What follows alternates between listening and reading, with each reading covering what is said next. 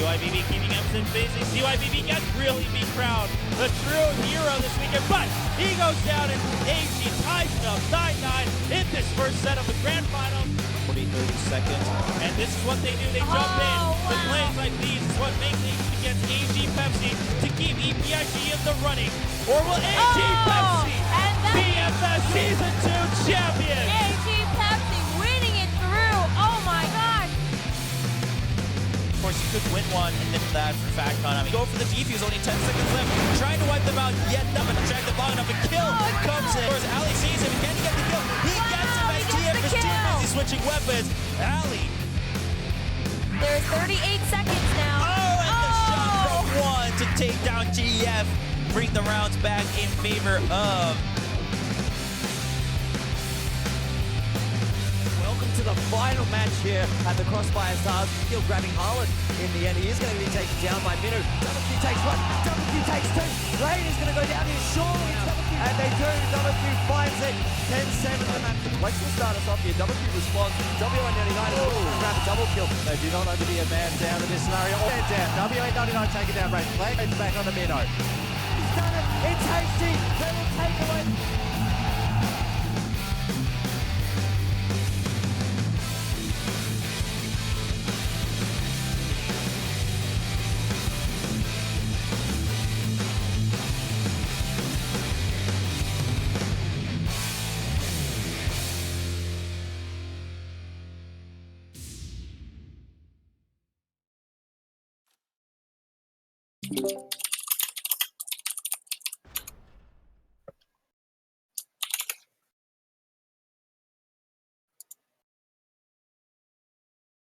All right, and it looks like we are just ready to get things underway here, guys. Everybody's here and ready to go. We just finished the knife round. Map number 1 going to be Port to kick it off today, though. Guys, this is the big day. We are here with our CrossFire Stars National Finals for North America. Today I have a special guest joining me, though. It's going to be Mr. Run on Flat, a.k.a. Danny. How you doing today, man? I'm doing really, really good. How about you? Pretty good, man. I'm ready to see the action here, so I'm definitely looking forward to this first matchup, though. We've got two very strong teams, and it's going to be Port today.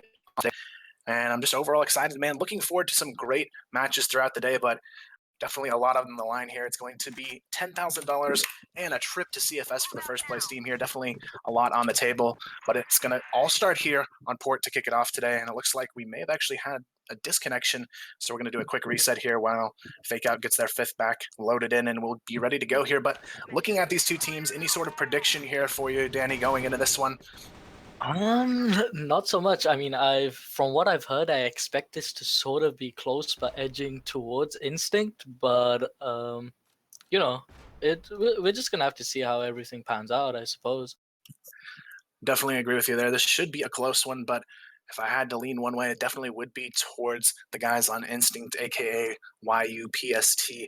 But they definitely have a little bit stronger roster and consistently have been performing a bit better in the pro league. So I definitely would say that they are the team to beat. But a lot on the line here. Anything can happen, and this is really where teams are going to put their all on the line here to try and make it happen for themselves and push themselves into that all-important grand finale here, where not only the first place team will go to CFS, guys, the number 2 team also gets a cash prize and a trip to play in WCA. So exciting things for both teams to make it into the finals. But obviously that CrossFire Stars pool is going to be a little bit higher. So definitely that $400,000 global pool for the finals is what teams are going to be looking forward to. WCA, though, it's still, I believe, a $50,000 prize pool for CrossFire. So still some good things on the line either way. But in the end, only one team will take home that first place prize here, guys. And this is going to be a big one to start off the day. Now it looks like we are just waiting on one player from Fake Out to get back into the lobby and ready up, guys, and we'll get this started. If you guys aren't familiar with the format, it is going to be a best of 3 in the upper bracket and lower bracket. Normally we do have a best of 1 in the lower bracket for the weeklies, but because it is our national finals here, it's going to be best of 3s all around, and of course a best of 5 finals here for the day, but it will be the upper bracket who does receive that 1 map advantage for whoever wins that upper bracket. So definitely very important for whoever wants to take that first place to have that upper bracket advantage. And going into it on the day, a lot of people have said that Team WoW is the favorite to make that happen, considering they do have a bye for being that number 1 seed overall. But definitely a lot of teams putting a target on Team WoW's back today, which makes it pretty interesting to see who might be able to challenge them and really reclaim the title here as we go into it. Obviously, we do have Carbon in the mix as well, sort of the reigning champion team. However, they do have quite a different roster than we saw in last year's national final, so there is quite a bit. So it's going to be a very interesting year. I know Carbon, they still have a chance here, but they definitely have a much different roster than we've seen in the past, and I really think it leaves a big opening for someone to come in and take it away. But now it looks like we are just waiting on one player here, and we can get things ready to go. But Fake Out, they had just a disconnection issue. We should be right into this one, guys, but definitely excited to get it kicked off on port. But Instinct, they do have the advantage here of starting on the global risk side today. Danny, do you think that is going to play a big impact here in map number 1? Global risk side? I don't know. I mean, to be like any sort of map, whichever you go into, T side, CT side always obviously starts off with advantage, due to no bomb control, etc. Oh well, no bomb going down. Sorry. But it's, I mean, this is the old, or you could say the new Instinct lineup. I mean, you don't know what they have in store for these upcoming games. I mean, I don't know if we're going to be seeing any snipers. Usually, I'd always expect to see a sniper A top, shutting down any sort of pushes, anyone peeking up top ledges. But honestly, I have no idea what to expect, but I'm ready. Let's just say it like that. I'm ready. I have no idea what to expect, but I'm ready. Definitely agree with you there. And just looking at these two teams too, I feel like this is one that really could go either way. I know Fake Out going into this hasn't had the strongest performances, but honestly, in these kind of events, Danny, I feel like those are the teams you really have to look out for. I mean, Fake Out, they don't have the highest of expectations, but I mean, if you underestimate a team that's still able to contest with the best, they may be able to take some maps off of teams that normally they wouldn't beat. Yeah, I mean, if for example you can't go into a game with the mindset of, oh hey, we can just rule out this team, they're nothing to us, we can easily win them over. You can't really go into a mindset such as that when you could say said team have came toe to toe against Carbon, for example. So ruling out a team such as Fake Out isn't probably or shouldn't be the good idea from Instinct, but nonetheless, so we'll see how it pans out. And it looks like we're just still waiting on, I believe Demolition is the player we're waiting on from Fake Out, but as soon as he's in the mix, we'll get things started here. But it is going to be Port to start it off. We've got Instinct on the global risk side, Fake Out on the blacklist side, and quite a big first match to start it off. The winner of this two is going to go on to face Team WoW, so not an easy task up ahead for whoever comes out on top in this situation, but I'm definitely looking forward to see who might be able to contest them here in the upper bracket. But Team WoW, they are definitely going to be the team to beat here today.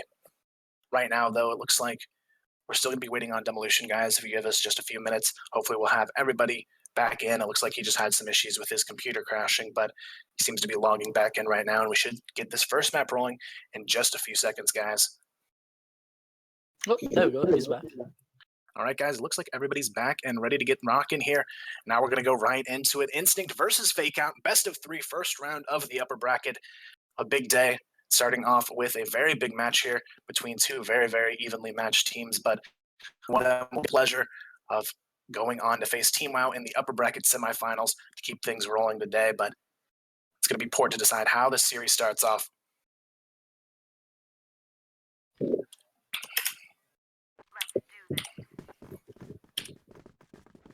Now kicking it off, though, it is going to be on the attack here. Fake Out, definitely a more difficult side to get things rolling on, but nonetheless, we'll see if they can make it happen here. Starting it off, it is just going to be sort of a pick setup coming out.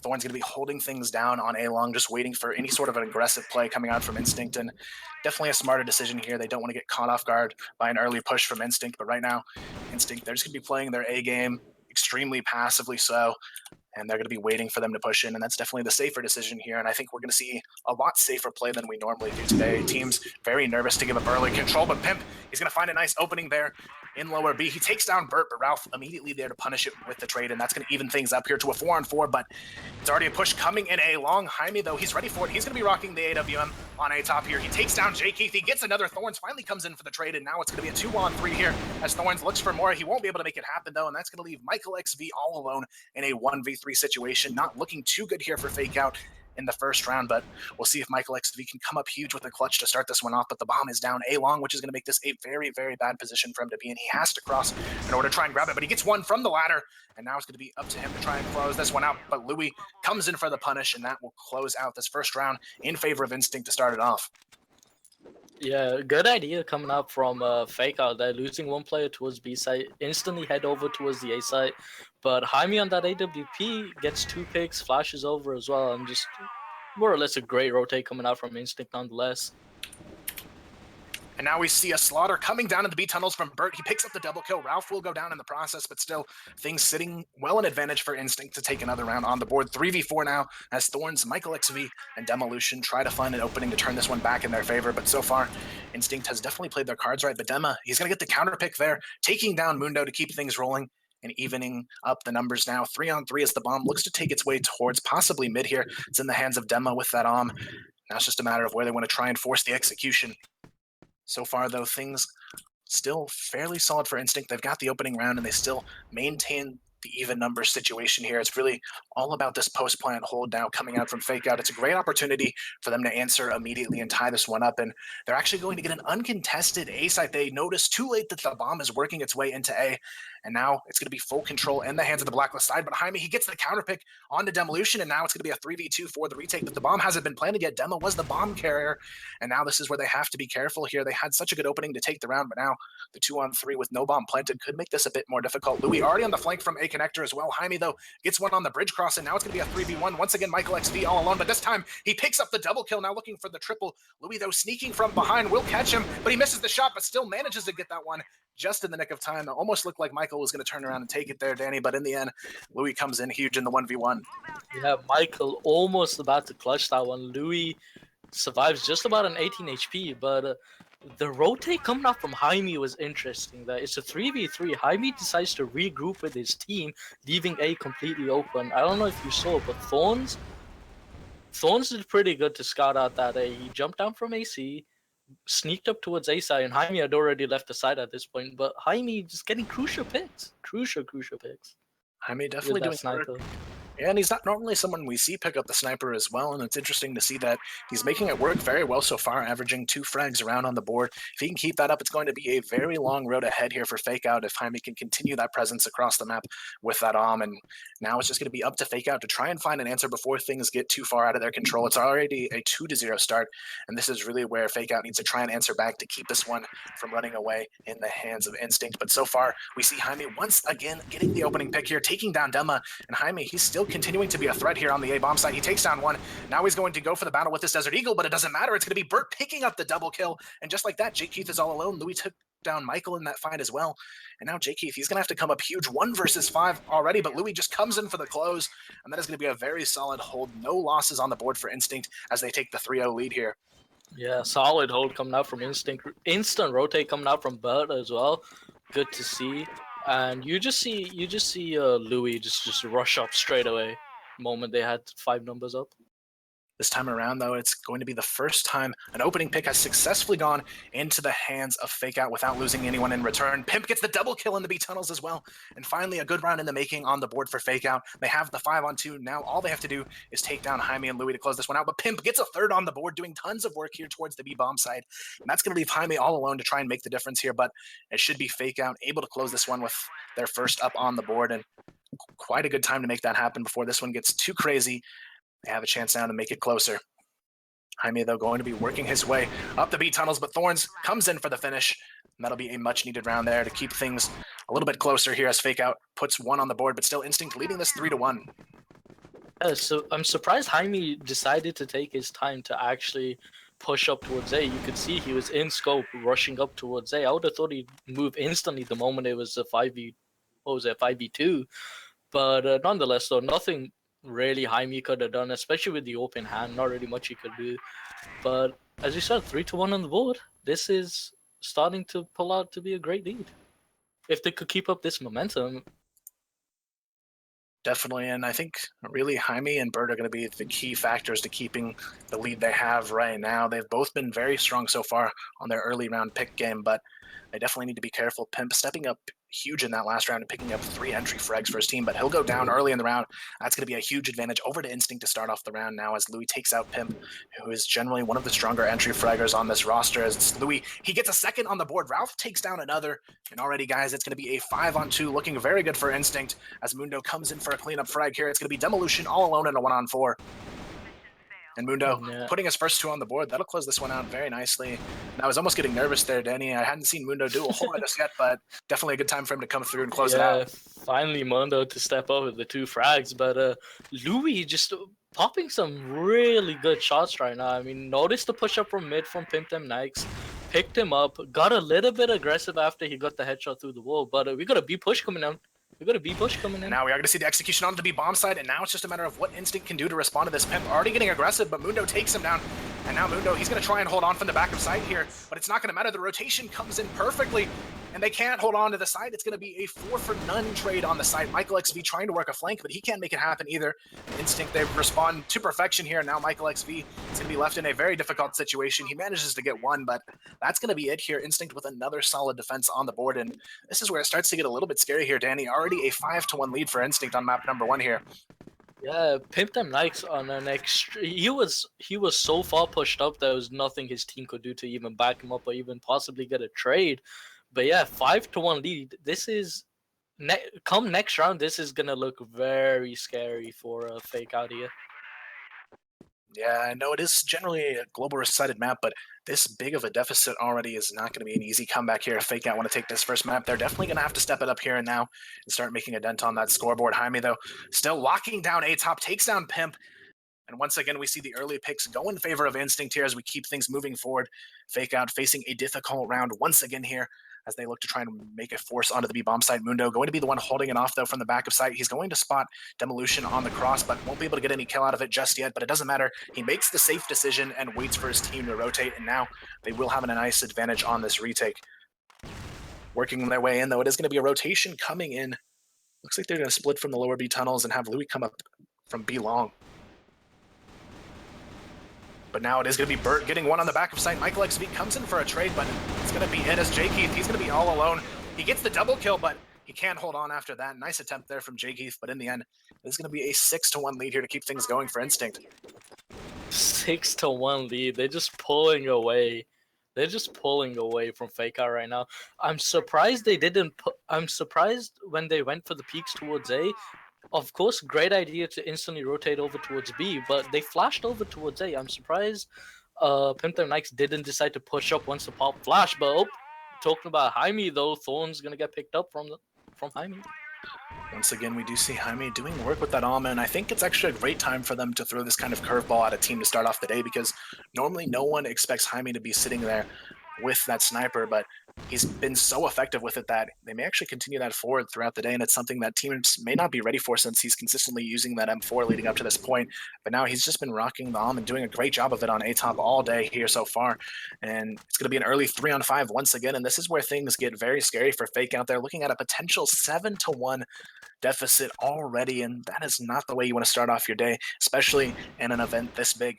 And now it's going to be up to Jay Keith, Michael XV, and Demolition to try and turn things around here. But Jaime, he finds another one here, continuing to do work over towards A. But Louis still doing a ton of pick work as well. He's going to have 11 on the board, and things just not looking good for Fake Out so far on this first map. Michael XV now with Jay Keith in a 2v5 as they try and make something happen here. But it's going to be a difficult situation because Louis picks up another frag here in mid. That's his 12th on the board, as now Jay Keith, he's going to be caught alone, but still will manage to get the kill there on Louis. But 4 more players left to work his way through.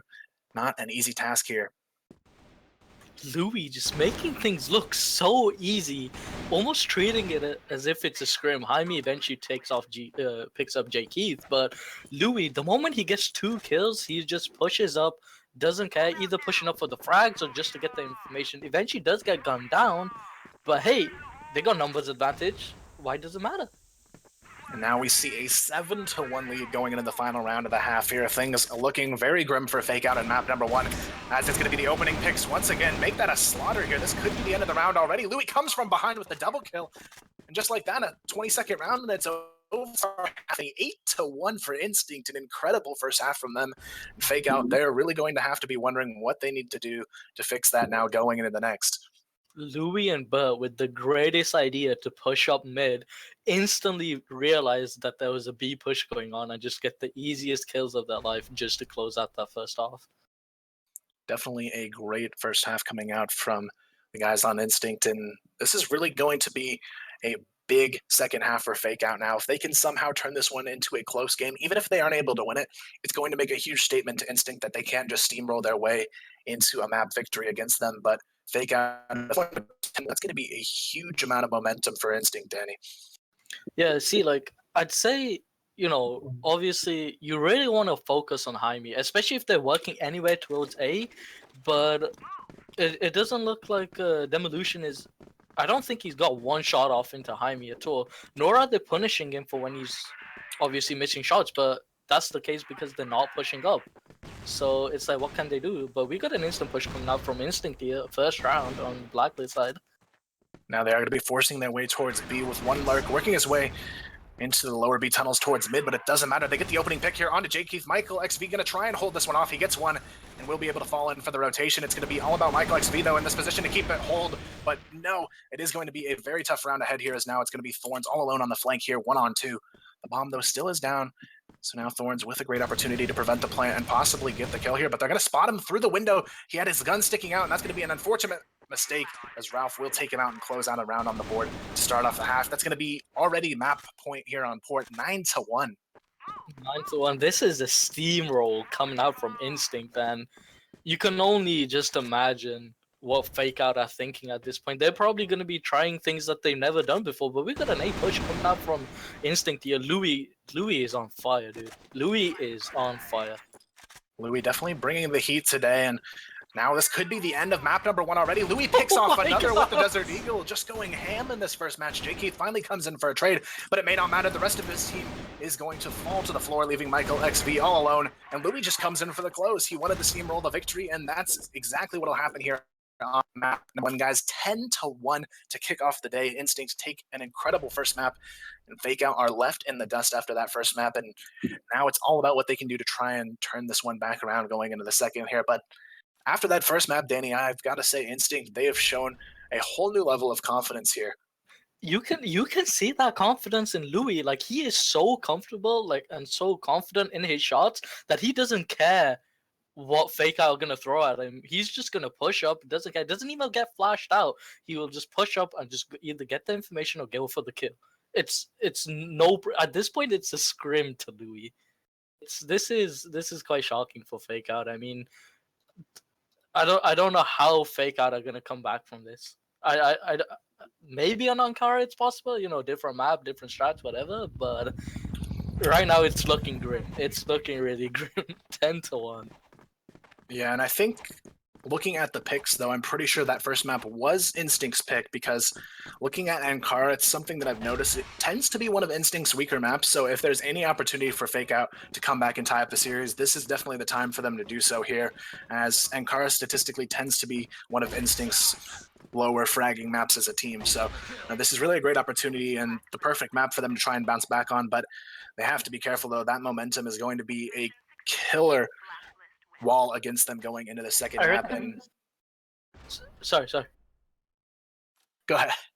I was gonna say, I reckon the moment we get, I think the moment we see Instinct take at least 2 rounds or possibly 3, at that point I don't necessarily see anything that Fake Out can do to stop them in this second map. Yeah, I definitely agree with that too. And it's really a situation where Fake Out, they have to make a statement right at the start of this map to really give themselves a chance to come back into it. If they give the same ability as they did in map number 1 for Instinct to start that steamroller, I have a feeling it's just not going to stop here. But nonetheless, we are going to go right into it. This time, Fake Out, though, will get to start on the global risk side. However, it is going to be quite the uphill battle for them after that first map. 10-1, guys, going in Instinct's favor. If you did miss it, it was a complete slaughter in the first round so far for Instinct, but it's not over yet. This is Fake Out's opportunity to respond with a nice second map here, if they can make it happen. Pimp, though, going to run into some trouble. Louis gets the opening pick as Pimp will take down Mundo in the trade fire, but it's still going to be a 4v4 here as the bomb works its way into B. Michael XV, though, picks up the double before he goes down. Thorns comes in for the trade, but now it's all on Bert here in the 1v3. They really need to hold on to this round. Fake Out looking to start things off right, which they will, as J. Keith comes in for the close there. And that's going to be a much-needed first round on the board for Fake Out to get the momentum started off in their favor here. Fake Out, if the one thing that was so beautifully done from Fake Out just then was those 2 or 3 nades in the B tunnels just lighting up Jaime, and I think it was Jaime and Ralph, I can't remember. But speaking of Ralph goes down to Demolition. Thorn's gonna pick up Louis as well. This is looking good. This is looking good for Fake Out. And so far, they were well on track to a second round on the board. It's going to be a 5v3. Thorns, though, only on 6 HP, but still, it should be a very winnable round here once again for Fake Out. And as I mentioned, Ankara, definitely the map that Instinct could be caught off guard on. They tend to have some heavy weaknesses on this map you don't normally see on their other maps. And right now, it's going to be the defense doing a great job of capitalizing on that. But now they do get the bomb down, and this is where Fake Out, they have to be careful. Instinct, they are a very solid post-plan team, and they're going to get a double kill on the hands of Bert, and that's going to make this one very difficult to retake. Thorn's still on very low HP as well. The HP advantage now actually sits in the hands of Instinct as they try to hold on to the back of A side. Right now, though, it's going to be the rotations coming in. Thorns working his way in with Michael XV here, who's flanking on Vents, but Demolition, he's going to be the one challenging this alone. And Michael XV manages to get one. Mundo takes down Thorns, though, in the trade fire. And now it's going to be a 2-on-2, but Dema catches them off guard, but he can't close it out. He misses the spray down. And that is going to be a crucial mistake there, Danny. It looked like he had the spray down, but he just missed the close on Bert there. Yeah, I think he did. That is unfortunate. Good idea. Good idea from J. Keith, though, to hold the defensive angle for A. You could obviously tell they were playing retake. I find it questionable that there wasn't an instant rotate the moment J. Keith spotted him. But mid push coming in here, Thorns gets 1 kill, Mundo goes down as well. Definitely a good start here for the guys on Fake Out. Once again, this is every round they've had the early advantage so far, but this is where they have to be careful as well. They don't want to give up that early advantage once again, and we've seen what Bert can do so far. He's definitely been the key impact for Instinct on Ankara. 5 frags in just 2 rounds as he's looking for more here. And in round number 3, he's going to be the one who can really make a dent on the scoreboard here for Instinct to keep things rolling their way. And right now, it's going to be up to J. Keith locking down A top with Thorns, but Thorns, he's actually going to get picked off there from Burt, who's continuously getting these entry frags to even things up here. And now it's already going to be a 3-on-3 once again. Things kept even. J-Keith, he has to come up big here, but Jaime, he's not going to be ready for it. J-Keith takes down one, and now it's going to be a 3v2 here, still sitting nicely for the defense, but J-Keith, he's going to be running into some trouble here, though. He's going to be split by the remaining two players. Burt going to be working his way up on the angle, but it doesn't matter. Ralph's already to answer and take it down. It's now Burt going to be holding the tight angle. The rotations do come in, but Burt going to get one, but can he get the double kill once again to come up huge for his team? This is going to be a big one-on-one here, but this time Michael XV will win it. That is going to be a big round here, going the way of Fake Out to keep it in their favor here, 2-1. Yeah, finally Michael clutches out the 1v1. Thorns, for some reason though, Thorns in 2 rounds has always seemed to be on 20 HP. I don't know if he's spawning on 20 HP, but he always seems to be 20 HP at the most crucial moments. And in those moments, he's in such a bad position that he just gets instantly picked up. Right there, you can tell aggressive in mid goes down, and already we're seeing a 3-2 situation here. Mid control in favor of Instinct. Looks like they're going to be headed over towards B side. But where is Fake Out? They're split right now. One in AC, one towards the back base. This is where Fake Out really needs to be careful. If they don't read this push soon enough, they could run into trouble, but Pimp has already read it quite well. He's already flanking from underpass. J-Keith working his way into the GR spawn. Should give them a decent retake position here, but it still will be a 3-on-2 with the bomb planted, sitting nice and favorably for Instinct. Pimp, he's going to have to be the one to come up big here from underpass, but he can't do it. Louis takes him out, and now it's going to be J-Keith all alone, looking for a big play here. Ralph, though, going to be isolated in the back corner of sight, but Jaime right here next to him to support, but not a lot of HP to do it with. But that flash will be devastating enough for them to take him out here. Ralph cleans it up, and that'll be another round on the board for Instinct to tie this one right back up 2-2. But looking at that scoreboard so far, just look at what Burt has done in 4 rounds. 9 frags on the board. That's over 2 frags per round for Burt. He still, even if he dies early, manages to get that 2 on the board before he goes down. And if he can continue that forward, Fake Out's going to be facing a very rough first half here. Yeah, definitely. Ralph, though, going to get the first kill straight away on Pimp. And Demolition goes down to Birdman as well. And it looks like this may be an uncontested B. Yep, J-Keith is still spawning A.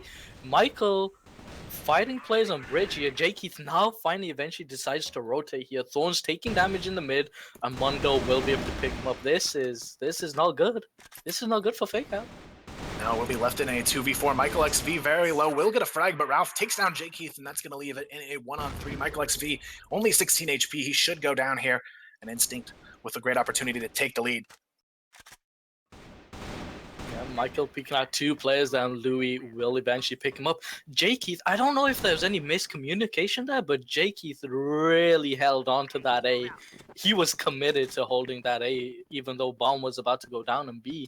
Probably a little bit of miscommunication. I feel as though if he did rotate, get in towards... What a shot from Mundo! Oh my god! Pimp gonna just get annihilated by Louis as well, and everyone else spraying towards him, and Instinct really favoring this beat. It looks like they found the opening. They found the weakness in Fake Out right here. Thorns goes down. Michael is going to go down as well, leaving everything up to J-Keith once again, their A player, who is probably going to take the obvious route, either AC or CT. And already you can see Instinct setting up Birdman on top of the box. J-Keith takes out Louis there, doesn't even bother checking the box, and Burt will get the simple trade. This is textbook Crossfire coming out from Instinct right now. Textbook Crossfire.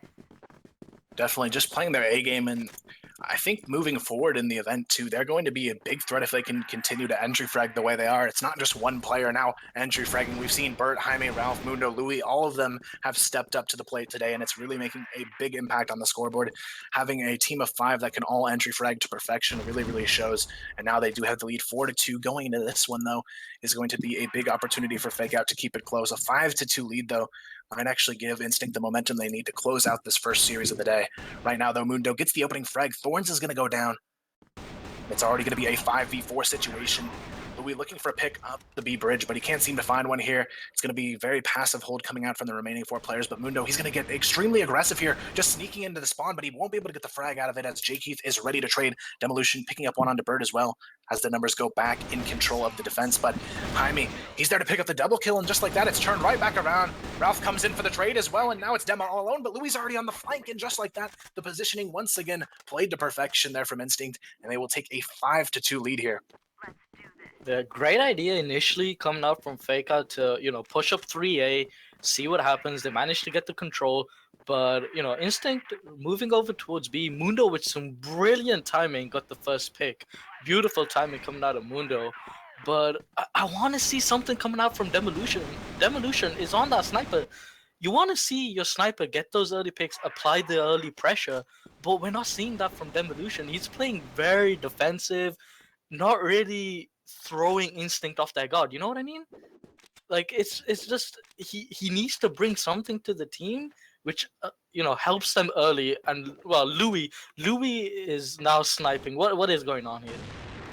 Louis definitely bringing the change up here, gets the aggressive arm shot there for the opening pick, but this time around Michael XV gets the double kill to answer back, and now it's going to be left up to Ralph and Jaime, but Pimp going to be lurking on a top here, taking down one of the last two, and now it's going to be Jaime all alone in a 1v3, and this would be a huge round to lose if Fake Out somehow cannot win this. It's going to be a very devastating way to go down, but Thorns will secure it with a nice cleanup frag there to keep it close, guys. 3-5 as we go into the final round of the half here. I was gonna say, if there's any faith I can put in an Instinct player, it has to be Jaime in a clutch situation, but unfortunately getting pushed out from behind and in front of him doesn't manage to pick it up. But yeah, one more round remaining here, and Pimp them next. This is what I want to see, some aggression in the mid. Early pick comes out from Michael here, Ralph goes down, and this is what you want to play off now. You want to play this kind of slow, but unfortunately Michael's gonna get traded up here. Thorns gets burnt though. Thorns, if anything, needs to back off, if not get a Jigger peek and a kill, possibly. Right now, though, Jaime actually going to get the nade frag there onto Thorns, and now it's going to be even in a 3-on-3 as they look to try and take this bomb over towards A. They do have to be careful. Demo holds top, but it doesn't matter. Jaime gets the quick peek, and we'll take him down. J. Keith quick on the flank, trying to make something happen, though, but Jaime doesn't matter. He just doesn't want to challenge this here. He's going to go for the plant onto A, but they're going to be getting collapsed on here, actually. Pimp has already rotated onto site, but Mundo is going to be flanking behind him, but Pimp, he's going to be sandwiched off there. That's going to be a great frag going the way of Instinct as J. Keith should go down, and Louis closes it out nicely there, guys. 6-3 going to be the score as we get into the half here, and Instinct still looking very confident in this one. Yeah, Instinct still looking very, very strong. Nothing they could do towards the end there. They already had a flank going on. Nothing really much they could do. But Instinct, Instinct are feeling really comfortable. I mean, Instinct is going to be really comfortable the moment Louis whips out the sniper. You just know. Yeah, that's definitely a play that they wouldn't make if they didn't feel a little bit safe in how they were playing so far, but it really just shows a whole. Yeah, I mean, looking at the past events leading up to this, I did not expect them to play this well going into it. I really didn't, but I think their confidence is just on a whole new level today, and they've really shown us that they are here to win it, and it's really changed my thoughts on them leading into it. I didn't think they were going to be a huge contender for this, but now I definitely have to say Team WoW has a lot to be afraid of here. If this team can continue this kind of performance moving forward, Team WoW is not going to have an easy task ahead going into the next round, but still, it's not over yet. Fake Out with an opportunity to turn this map back around on their blacklist half, but so far it's not looking too great, as it is going to be an early 5-on-2 in favor of Instinct here. Thorns finally gets the trade on Jaime, but it may not matter, as it's going to be just 12 HP on him, as Dema will go down. He's going to be the last one alive, and a 1-on-4 here. Mundo looking for the trade frag. And Mundo, he'll get the double kill, and that'll close out yet another round for Instinct. 7-3 as they lead this one pretty heavily once again. Yeah, and this is what I mean. The moment Instinct get into that, into that zone, feeling confident, Louis straight away just takes the peek out from AC into mid. They're feeling so comfortable. He gets the instant pick, and also tops it off with the nade kill as well. But now Jaime takes out Michael. We got a trade up on Louis though from Thorns, and now Thorns will, and two of his other teammates, including bomb carrier J. Keith, will go ahead and push up. Pimp Them Knights does go down though from the bridge, and leaving J. Keith and Thorns, last two left alive. J. Keith gonna watch behind whilst Thorns holding out this hotel.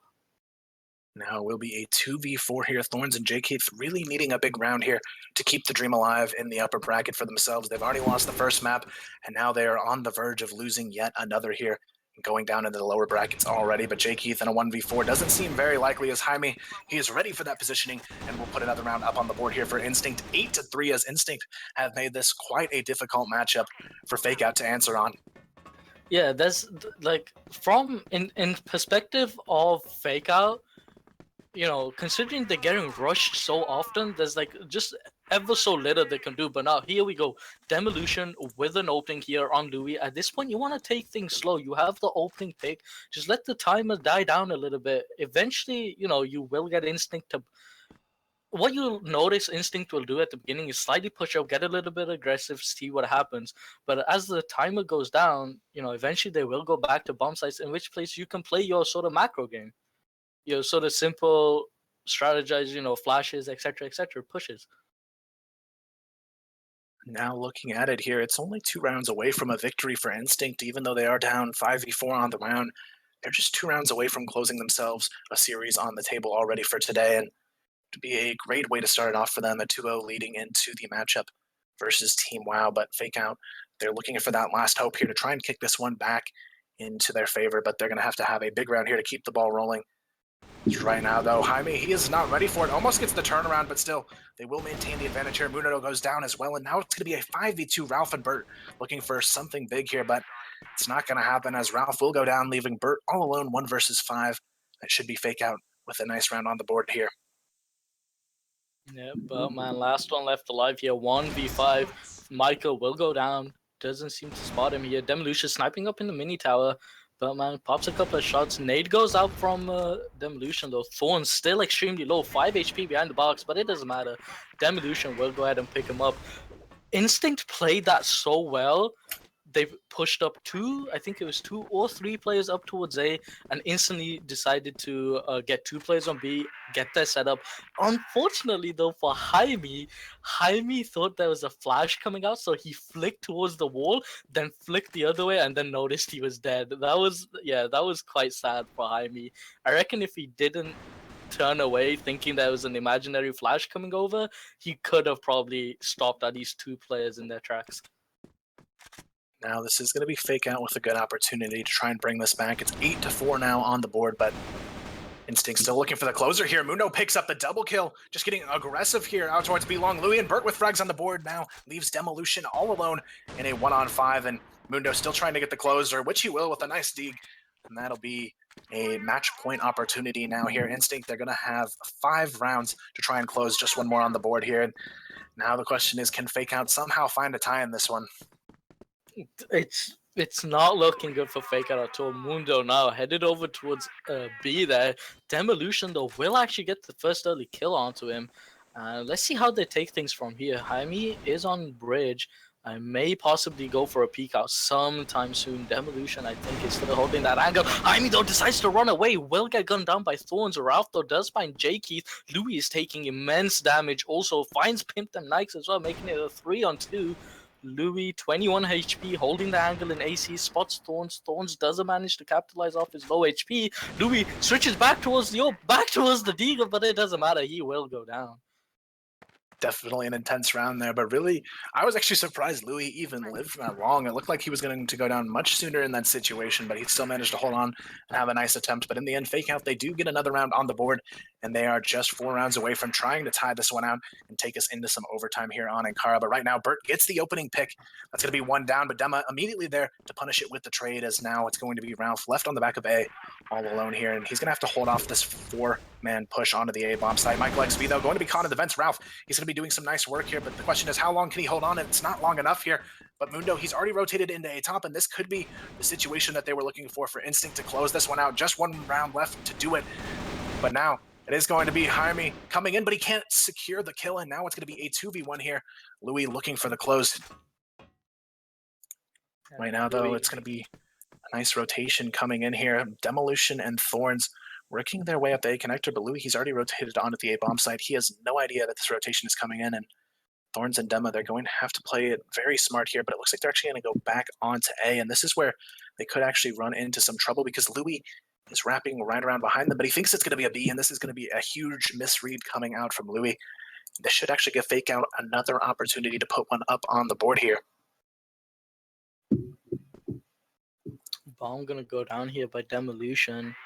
And Thorns is just going to play in the corner. Once again, Thorns, 14 HP. He always seems to do this, always seems to be in low HP at crucial moments.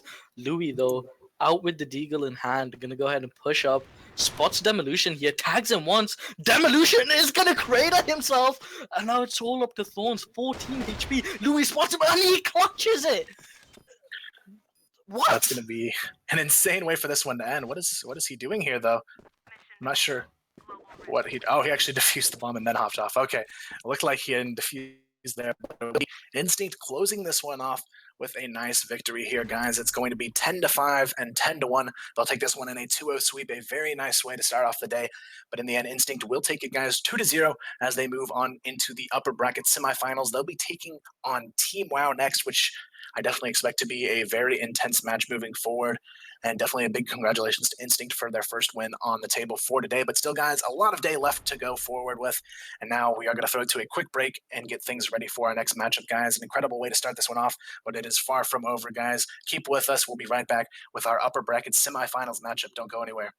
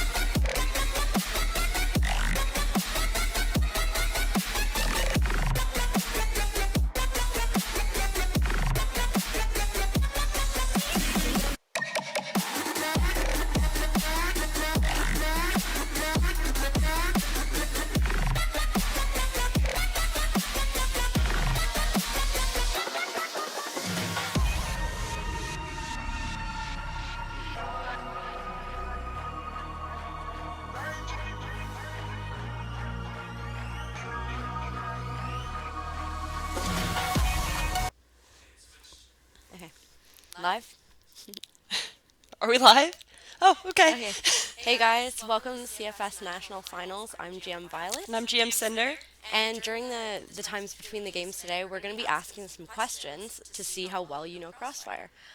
So do you want to expand on that? So basically, we're going to ask a question on here. So listen carefully to the question. If you know the answer, make sure you say it in the Twitch chat stream, and GM Canadian will let you know. He'll start a raffle for it, and if you win the raffle, you'll win some cool rewards. So Yeah. So it's going to be really fun. Yeah. So maybe we will start off with a question. Okay.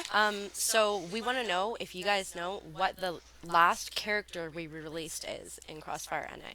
So you can tell Canadian in the chat, and he will tell you. Yep.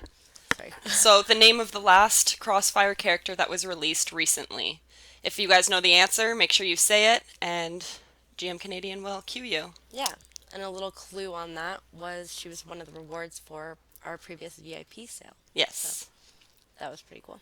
So that was a good round that we just watched. Instinct just pulled it out there. That Yeah. was pretty good. Really intense Fake stuff. Out didn't really have much of a shot in the first game. Yeah. That was like pretty owned by Instinct. So we'll see how that goes, I guess. Yeah.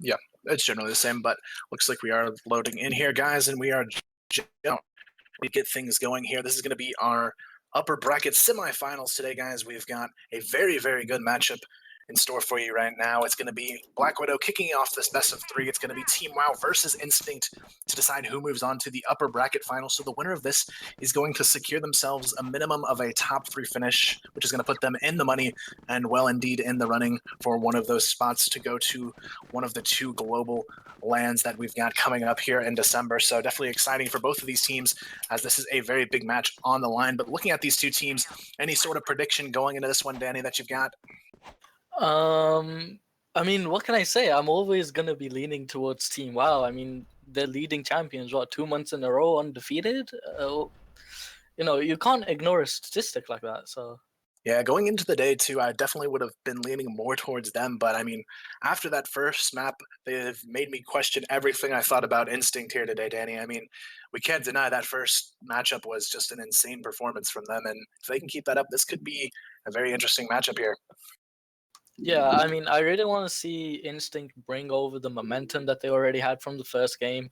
But this is Team WoW. This is reigning champions, undefeated 2 months in a row. Like, at some point you're going to see Instinct have that in the back of the heads. That's something no team should ever ignore. And plus, this is Black Widow. I don't know how Black Widow really fares for players in NA, but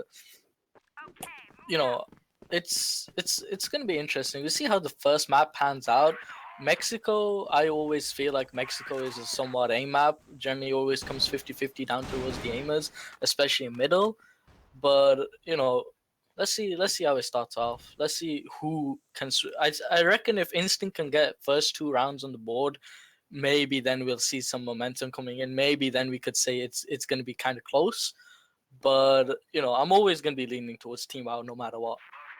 Starting things off, though, it is going to be a 3-man play towards A, and Juice has no idea this is going on. He's just going to be playing behind the triple stack here. He's just going to be waiting to try and challenge this, but he takes a ton of damage without even attempting to contest it here, and they're actually just going to fall off and rotate back to grab the bomb here, and Instinct, they're just trying to throw the early pressure back and forth across the map, but still they have to commit here sometime, and it looks like Ralph is going to try and charge back over towards A to see if he can find a pick here, but the bomb is actually going to be working its way towards Cat. Right now, though, it is going to be an A split in the making here. Louis sort of lurking his way over towards B, but he may actually come in and group up as well.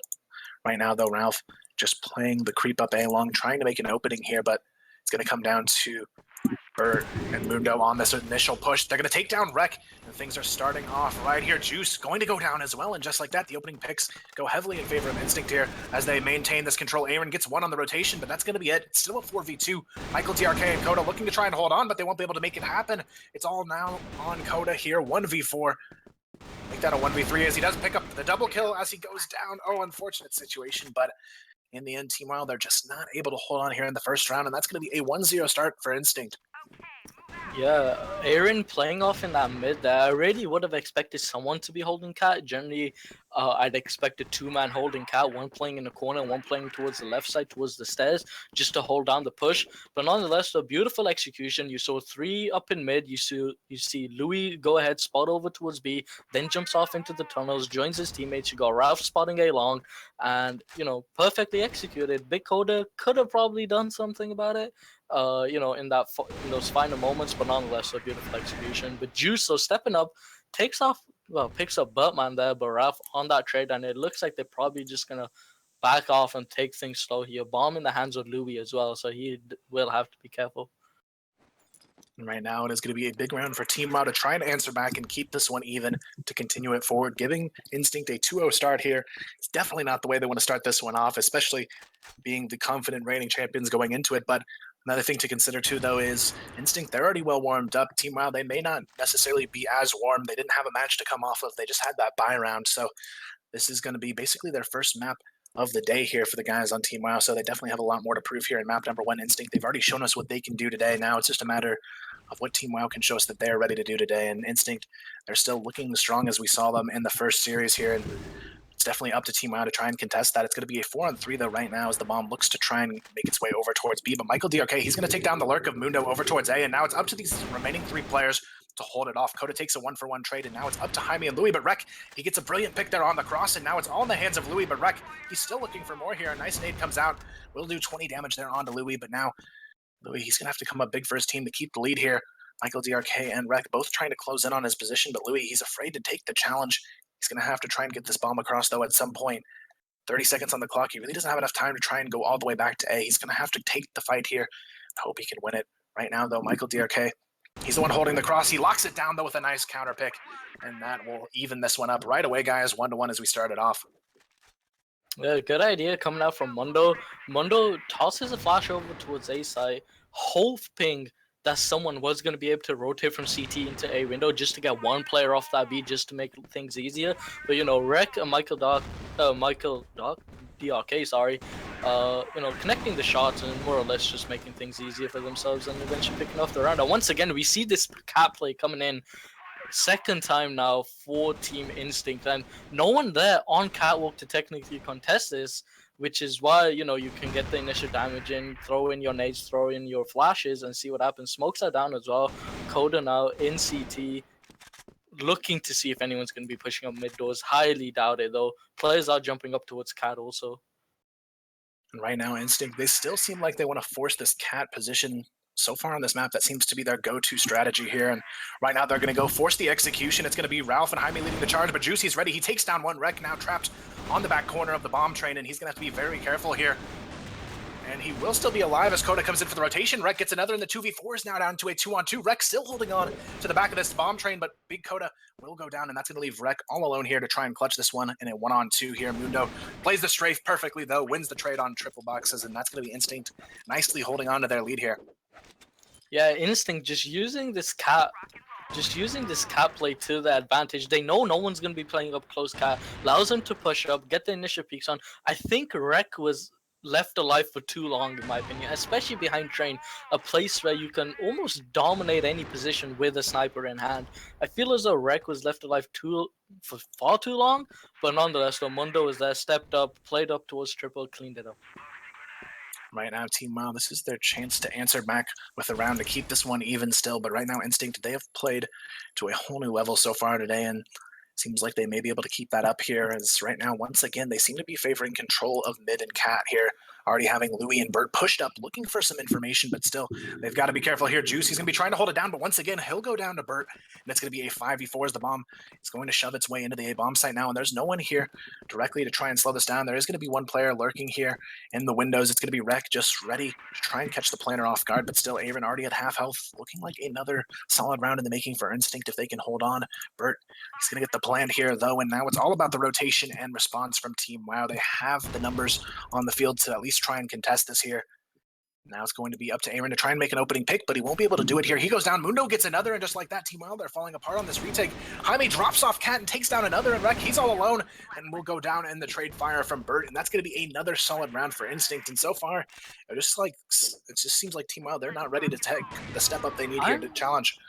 I'm really surprised from Team WoW that they had one player on A site, and well, I mean, they had one player on A site, eventually goes down. We see a very late push-up coming up from Aaron, who decided to go for an extremely long flank, but then we see Coda holding an angle towards Cat for some reason, but nonetheless, so we got a B push coming in from these guys, and already Big Coda gonna kick things off there with the nade frag onto Louis. And this is a round that they really need to grab onto here. Coda, though, gets the double kill. Rek gets another, and just like that, things are falling apart here for Instinct on this B bomb site push. But Jaime gets one through the box. Bert gets another. That's going to leave it in a 1-on-3, but he won't be able to make it happen. Juice comes in solid for the cleanup. And that'll get a much-needed round back on the board here for Team WoW. 2-3. Instinct still up by 1, but Team WoW definitely showing us a lot more life in that round there, Danny. Yeah, definitely. But yeah, I just want to go back to that last round. I mean, what is it, 3 times in a row we've seen aggressive catwalk coming out from Instinct, but the fact that Team WoW disrespect that and only leave one player towards A site and then have a very, very slow flank coming out from Aaron and have Coda watching catwalk for some reason, questionable, extremely questionable to me. Yeah, but I like the setup coming up now. I like this setup here. 3-man on cat, I like this.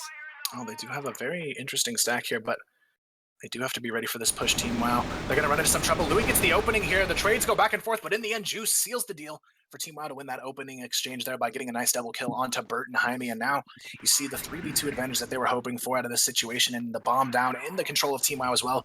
This should be a great opportunity for them to get a round on the board. But Mundo, he gets the nade frag. That's going to be a devastating blow to the defense now, as it's going to be a dead even challenge here now for the bomb. Mundo and Ralph versus Juice and Coda to try and make this one happen. Ralph, though, already working his way up A long with Mundo to try and challenge this, but Juice, he is ready here in the window to try and contest, but he actually backs off. I'm surprised they actually give up the bomb, and now they're just going to play for the B bomb side hold, and this is where the positioning can get a little bit questionable for Team WoW. They're very, very exposed, and they don't even have control over the bomb, but Ralph and Mundo are both very nervous to try and approach the bomb as well, so they may have actually sold this in a decent way for Team WoW, even though they may have not realized that the bomb is on Cat, and now it's going to be a very, very nervous Instinct. They don't know if someone's actually playing near the bomb here, and they're second-guessing themselves, and they're going to get caught by Juice. Ralph goes down, but Mundo, he still has a chance to grab the bomb without any challenge on it. And now Mundo picked up 2v1. 30 seconds left on the clock. This is cutting it tight. Mundo going to be working his way, though, back to planet on A. He will have time to plan it and get into a good post-plant position, but he does have to be careful. The rotation's already coming in. Coda and Juice very quickly working their way up Cat, and Mundo making the safe decision to quickly get into the window. But still, it is going to be a tough 2v1 ahead here for him. Otherwise, though, it will be Team WoW looking at the tie here. Mundo going to be trapped in the window, as he will catch on to the position. Team WoW not hesitating to make noise. They want to try and force a peek here. They will find it, but the trade comes through, and Juice cleans up nicely with his third frag on the board. Definitely, actually, that's his fourth on the board this round. Very solid round from him. That's a nice quad kill to even this one up. 3-3. Team WoW now starting to make this a very, very close match, guys. Yeah, Team WoW, like, adapting, finally realizing what was going wrong, especially in that Cat. And Juice here going with an interesting play to push a BC. Michael DRK gonna land sniper shot onto Ralph. Louis will go down as well to Coda. This is beautifully red coming out from another shot coming out from DRK and Coda onto Jaime and Mundo. Birdman, last one left alive, collects one kill. And this is really the Team WoW that we love to see. Even when they have a bad start, they're still able to rebound very quickly. It started off 3-1 in favor of Instinct, but at this point it doesn't matter unless Bert can make it happen. But Aaron saves the day there. It almost got a bit scary. Bert gets the triple kill spray down, but in the end, Aaron does hold on a very, very close round. But Aaron fortunately there to save the day from what could have been a devastating play coming out from Bert.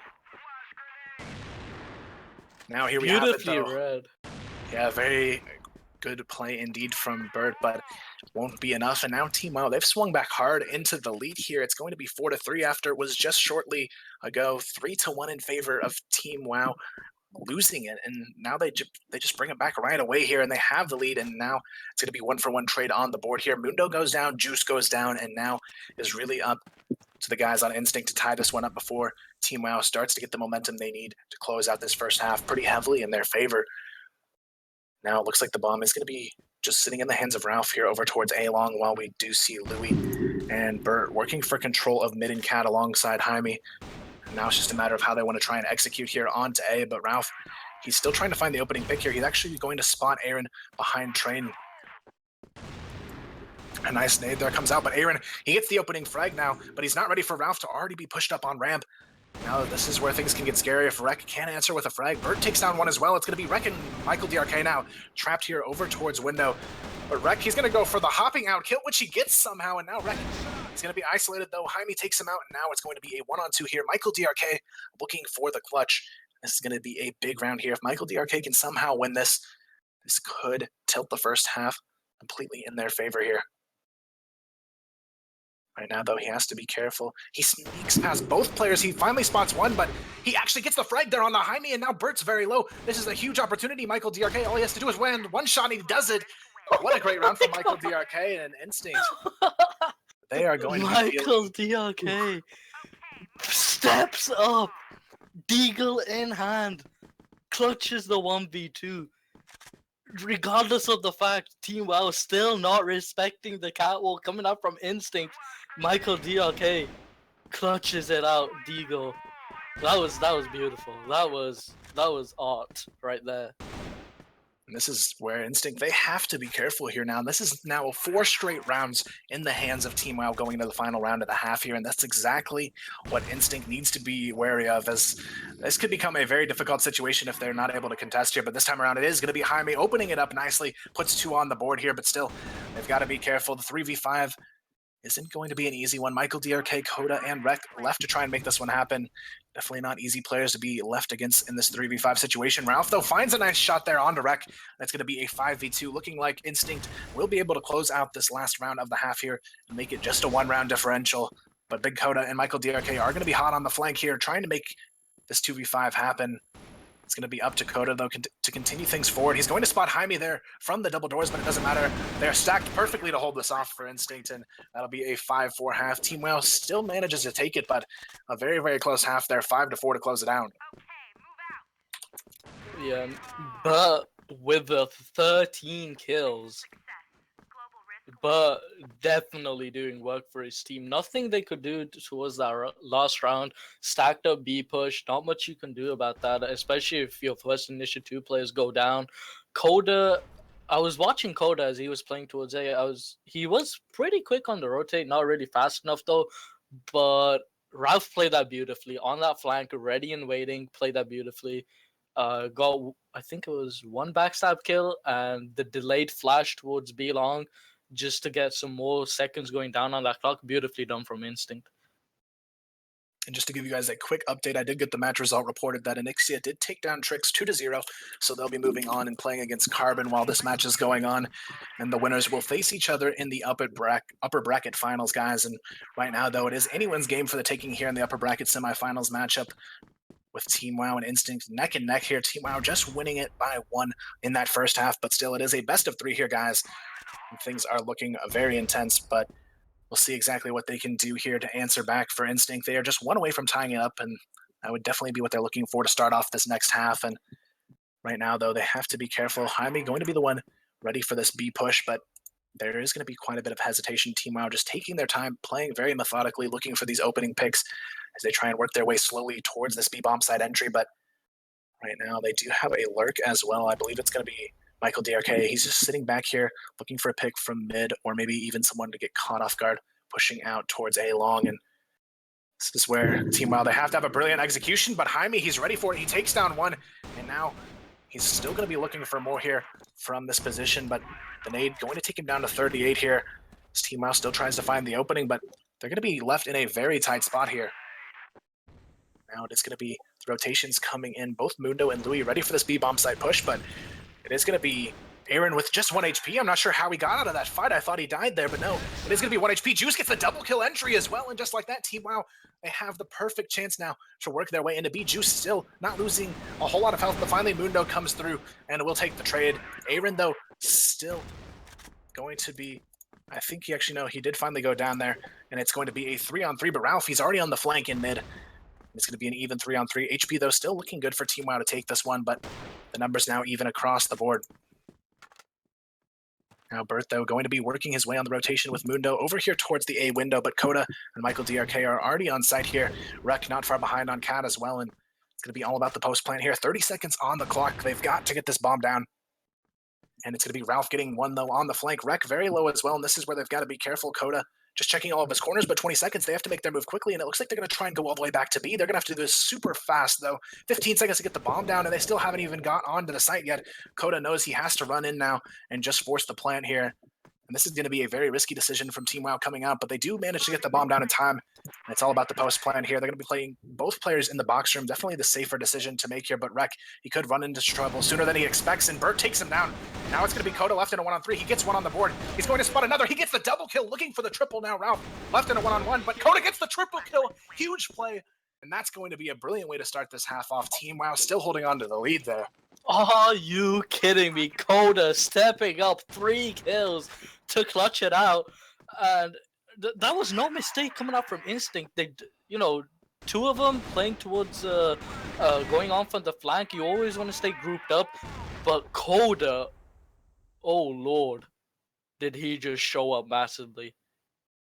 That's going to be a devastating blow to Instinct, who really should have been able to tie it there, but Coda comes up big right when his team needed it most, and That is definitely one of the reasons Team WoW is such a scary team to go up against. They've had 2 clutches now, and a game Instinct really should be winning. They're just coming down to clutch situations that Team WoW shouldn't be able to win, but somehow comes away with here. And once again, Team WoW getting aggressive here. Aaron gets the double kill to open it up towards A, and it's going to be a 5-on-3 already as Team WoW continue to punish the defenders here. Burt finally comes through with one. He'll take down Juice, but it's going to be a 4-on-3 Aaron left with 13 HP here still. A very winnable round for either team, but the bomb looking its way towards A long now. Positioning, though, going to be a bit more passive from Instinct. They're actually going to stack all 3 players towards B. An interesting decision considering the bomb is going to go over towards A long. They're going to have to play for a retake and a numbers down situation here in Instinct. They're getting a lot of information, though. They're already starting the rotation as Jaime pushes up mid.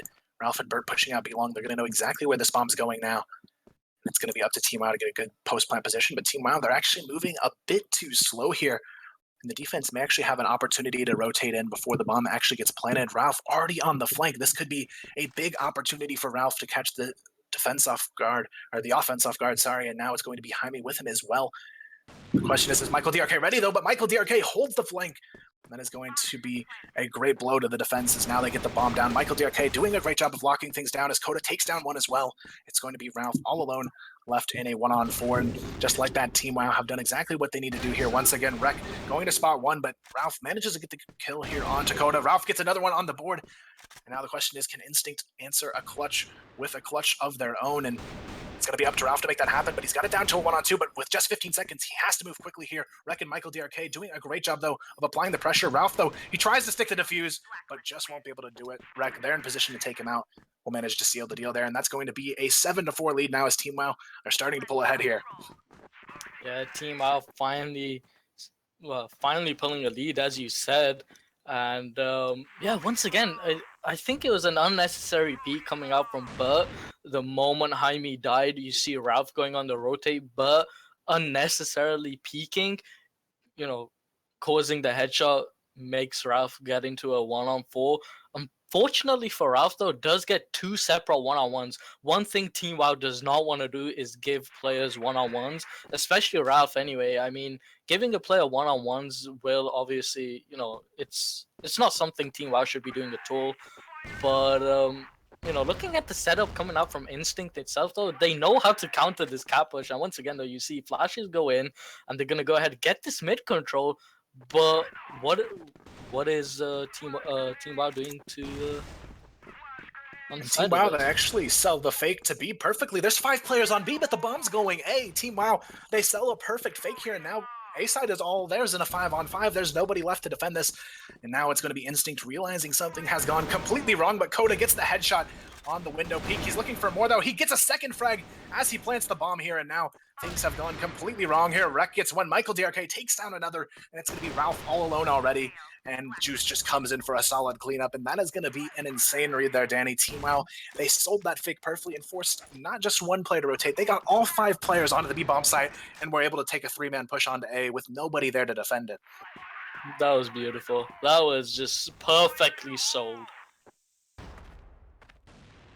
And now this is where things start to get a little bit scary here for Instinct. 8-4 going to be the score. Team WoW, they have won 7 out of the last 8 rounds, which is a huge swing considering how this game started. 3-1 in favor of Instinct. Since that 3-1 start, Instinct has only put 1 round up on the board since then. And this is where Team WoW's momentum really is shown, and they're just 2 rounds away from map 1 already behind them. Right now, though, it is going to be completely up to the defense to answer back and bring this one to a much closer game. But Team WoW, they have definitely come to life here. Aaron stepping up big in the second half. Coda obviously coming through with 2 triple kill rounds to start off the half as well. And now it's just going to be up to Team WoW to close this one out. But Instinct, they're looking a little bit shakier here. Right now, we haven't seen quite a bit from Louis, and that's actually a quite interesting change considering he was one of the impact players we saw in that first match of the day. But right now, Michael DRK finds the opening. Mundo goes down, and just like that, B is going to be completely stormed. And now Team WoW has control of the site once again, uncontested, with really only 1 player there to try and even stop it. Team WoW just doing a great job of reading the positioning of the defenders here. And now it's just going to be up to them to try and hold this retake off and get themselves 1 step closer to closing out this map. Right now, though, Juice already on the retake, takes down Jaime, and it's going to be a 5-on-3. Burt trying to work his way through the spawn, but Rek is already there to hold it off. He just needs to win the battle, and Team WoW should have their chance at a good round on the board once again, and he'll win the battle there. Coda takes down Ralph, and it's going to be Louis all alone, 1 versus 5. He'll manage to get one, but he will go down in the trade fire there, and just like that, this is looking like this half has Team WoW written all over it here, Danny. Yeah, Team WoW just really finding the momentum, and I find a little mistake coming out from Mundo. Mundo was playing double stack. He should have heard the flash coming into box room, at which point he should have called for a rotate, but it didn't seem to happen. Ralph just played outside the bomb site. I was also... Well, actually, never mind. I was going to say something about Rek, but it looks like he's going to go ahead and push up this mid. Louis guns him down. Michael DRK holding the angle as well. It decides to back off. Mundo takes out Aaron as well, and that's going to make things now a 5v3 situation. Right now, things definitely looking solid for Instinct to put an answer finally up on the board, but it could be too little too late at this point as they are already down on the map 9-4, and it's really just a matter of getting every single round at this point to even keep their dreams alive on map number 1, but it will be Mundo and Bert closing this one out. But something interesting I was going to point out, Danny, is the fact that I'm really surprised that Jaime hasn't tried to bring out that AWM here on Black Widow, considering how well he was using it on port earlier today. Yeah, I'm really surprised like Jaime isn't whipping out that AWP. We do see Bird on the AWP now, and there we go. Talk of the devil, gonna get the first pick. Almost lands the second shot onto Aaron as well. But the one player I was gonna question was gonna be Rek, but we'll talk more about that towards the end of the round. And now it is gonna be Juice. The nice pick there. It's gonna be 4v4 now. HP slightly in favor of the defense, but they need every single round at this point to keep their chances alive on map number 1 here. Team WoW already on map point here for Black Widow, and they seem very eager to close this one out, but they don't want to get too eager here and let some slip-ups give Instinct an opportunity to bounce back into this one. They really just need to play their A game and continue forward strong to close this first one out, and it's looking like they should be able to do just that. Right now, though, it is going to be the bomb working its way up towards Catwalk. It's going to be a 3-man push with a lurk here towards mid. Right now, though, Bert and Ralph are already ready to respond to this. They've rotated on the side, but Team WoW, once again, reading things very nicely. They're going to notice that rotation. It looks like they may actually back off here. They go for the re-engage. They take down Bert and now Ralph. He's the only one left to try and prevent this push. He takes down one, but Ralph, he's going to have to do more than that to make this one a winning round for Instinct, but he can't do it. It could be the end here. Mundo left in a 1v3, and it's looking like it could be Team WoW's map for the taking here. Mundo going to take a bit of damage off from that nade, and he's going to be left with 66 HP to try and clutch this 1v3. A nice nade around the corner, but it doesn't actually do any damage here. But Rek is ready for the engage there, and that's going to be Team WoW closing this first map, guys. 10-5. A very good start from Instinct, but in the end, Team WoW, as soon as they got that momentum, they just ran away with it here. Yeah, definitely. Team WoW stepping up, bringing it 10-5 on the first map, and yeah, I was gonna say that I really was questioning this double AWP setup coming out from Team WoW. I normally don't. I think it's quite rare, especially in EU. Personally, I think to see people run a double AWP setup. But I was really at one point questioning Rex AWPing around the map. I felt as though Michael DRK was bringing more of a presence. I'd rather see Rek on that AK, but there's at one point, like Rek was so focused, he flicked towards a smoke being tossed in mid. So, you can definitely see the focus is there, but still, I do question the double AWP setup coming out from these guys. But whatever they're doing, it's working. 10-5, first map. And now we go right into the second map, which I would say is one of the closer maps between these two teams. Instinct, they're such a team, but Team WoW, this is one of the maps where they shine as well. And the person to really look out for on Team WoW on this map is Aaron. He's always going for quick plays towards those B tunnels, and he's insane with pushing out to mid and pushing out into the lower B tunnels without players being ready for that reaction there. And I think if he can bring that to the table, he may be able to catch a lot of defenders off guard here, especially starting off on the Blacklist half. But looking at the global risk side, I mean, we saw how their global risk side went earlier today for Instinct, and I think they're going to be feeling pretty comfortable starting it on this half as well, considering how well they did against Fake Out on their global risk port just earlier today, with Jaime stepping up huge, holding things down with that AWM on A top. And on top of that, you had Louis and Bert playing on a whole new level. But I actually noticed in that first map, though, it didn't feel like Louis was much of a presence from what we saw earlier in the day. Louis did not bring much of a presence at all. It was more Burr and I'd say Ralph and Mundo doing more work than anything. Louis really needs to step up. Now, if anything, poor amongst any other map here, they want to put Jaime back on the sniper. They want him on A top. They want him back on the sniper. And at that same time, they need Louis, especially Louis, to step up at this point on this map. I mean, he did it. He did it in the first game we streamed, and he just went off the moment he found that momentum. He just needs to find it again and make himself a presence on the map. And Jaime needs to do his thing that he normally does with the sniper on A top. And right now, it does look like he's going to be rocking that once again here on the day on that A top hold. But this time, Louis, they have him in more of a roaming role, but he's not going aggressively for these peaks on mid this time around. He's going to be playing a lot more passive, and I think that's actually one of the bigger flaws I've seen in the way Louis specifically plays. When he plays a team that he knows can aim at his level versus a team that he knows he can out aim, he plays almost a little bit too passive because, I mean, against Team WoW, I still feel like those risky peaks could work considering how good his aggressive shot is, but right now he's just going to be playing and a lot more passive with his approach here. But right now, Team WoW, they're just looking for an opening here, and it looks like they're going to try and force their way over towards the B tunnels right now. But still, the clock is ticking, so they have to get the move on it here. And Michael DRK, once again, being in the hold of the flanks here, and he's been a very key factor in winning these rounds as he's able to catch off the early rotations very easily here, and he has such a good reaction to do it with as well. Right now, though, it's going to be Coda leading the charge here as they try and get control of the B barn and maybe even work their way into the B bomb site here, but they definitely have to be careful now. Juice and Aaron getting control of lower B as well. They have a lot of map control to work with, and this is going to give them some good information to possibly work out. And just as I mentioned earlier, Aaron, he's not afraid to go for these aggressive plays once they have control of the lower B tunnels here, and he's actually going to work his way over towards A connector just to flash out for Michael DRK. All right, it's actually going to be, no, there's no one A long now, so he's actually going to go for his own peek here. This is actually a little bit risky.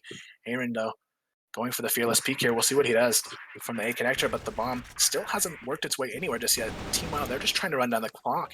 And this may actually be an interesting situation here if Mundo isn't ready for it. Mundo, he just has to fall off. He knows there's no way he's going to hold that in time, but he has a nice flashbang there for the rotation. But Aaron, once again, he locks down the lower B tunnels, and that's going to be Louis going down early. But there's already 3 players on the back of site. Bert, Ralph, and Monstar already in the back of site here, and it's going to be Bert coming in with a frag on the board. Juice gets the trade, though. Mundo goes down. Ralph there to answer back as well. Bert gets another, though, and still Instinct. They manage to hold on and make it a 2-on-3, but Aaron, he's on the flank here, and this is where things could get scary. Aaron, he gets one on the board, but no, he actually doesn't. Rek is there to get it, and now it's going to be Rek with another. Rek, how did he survive there?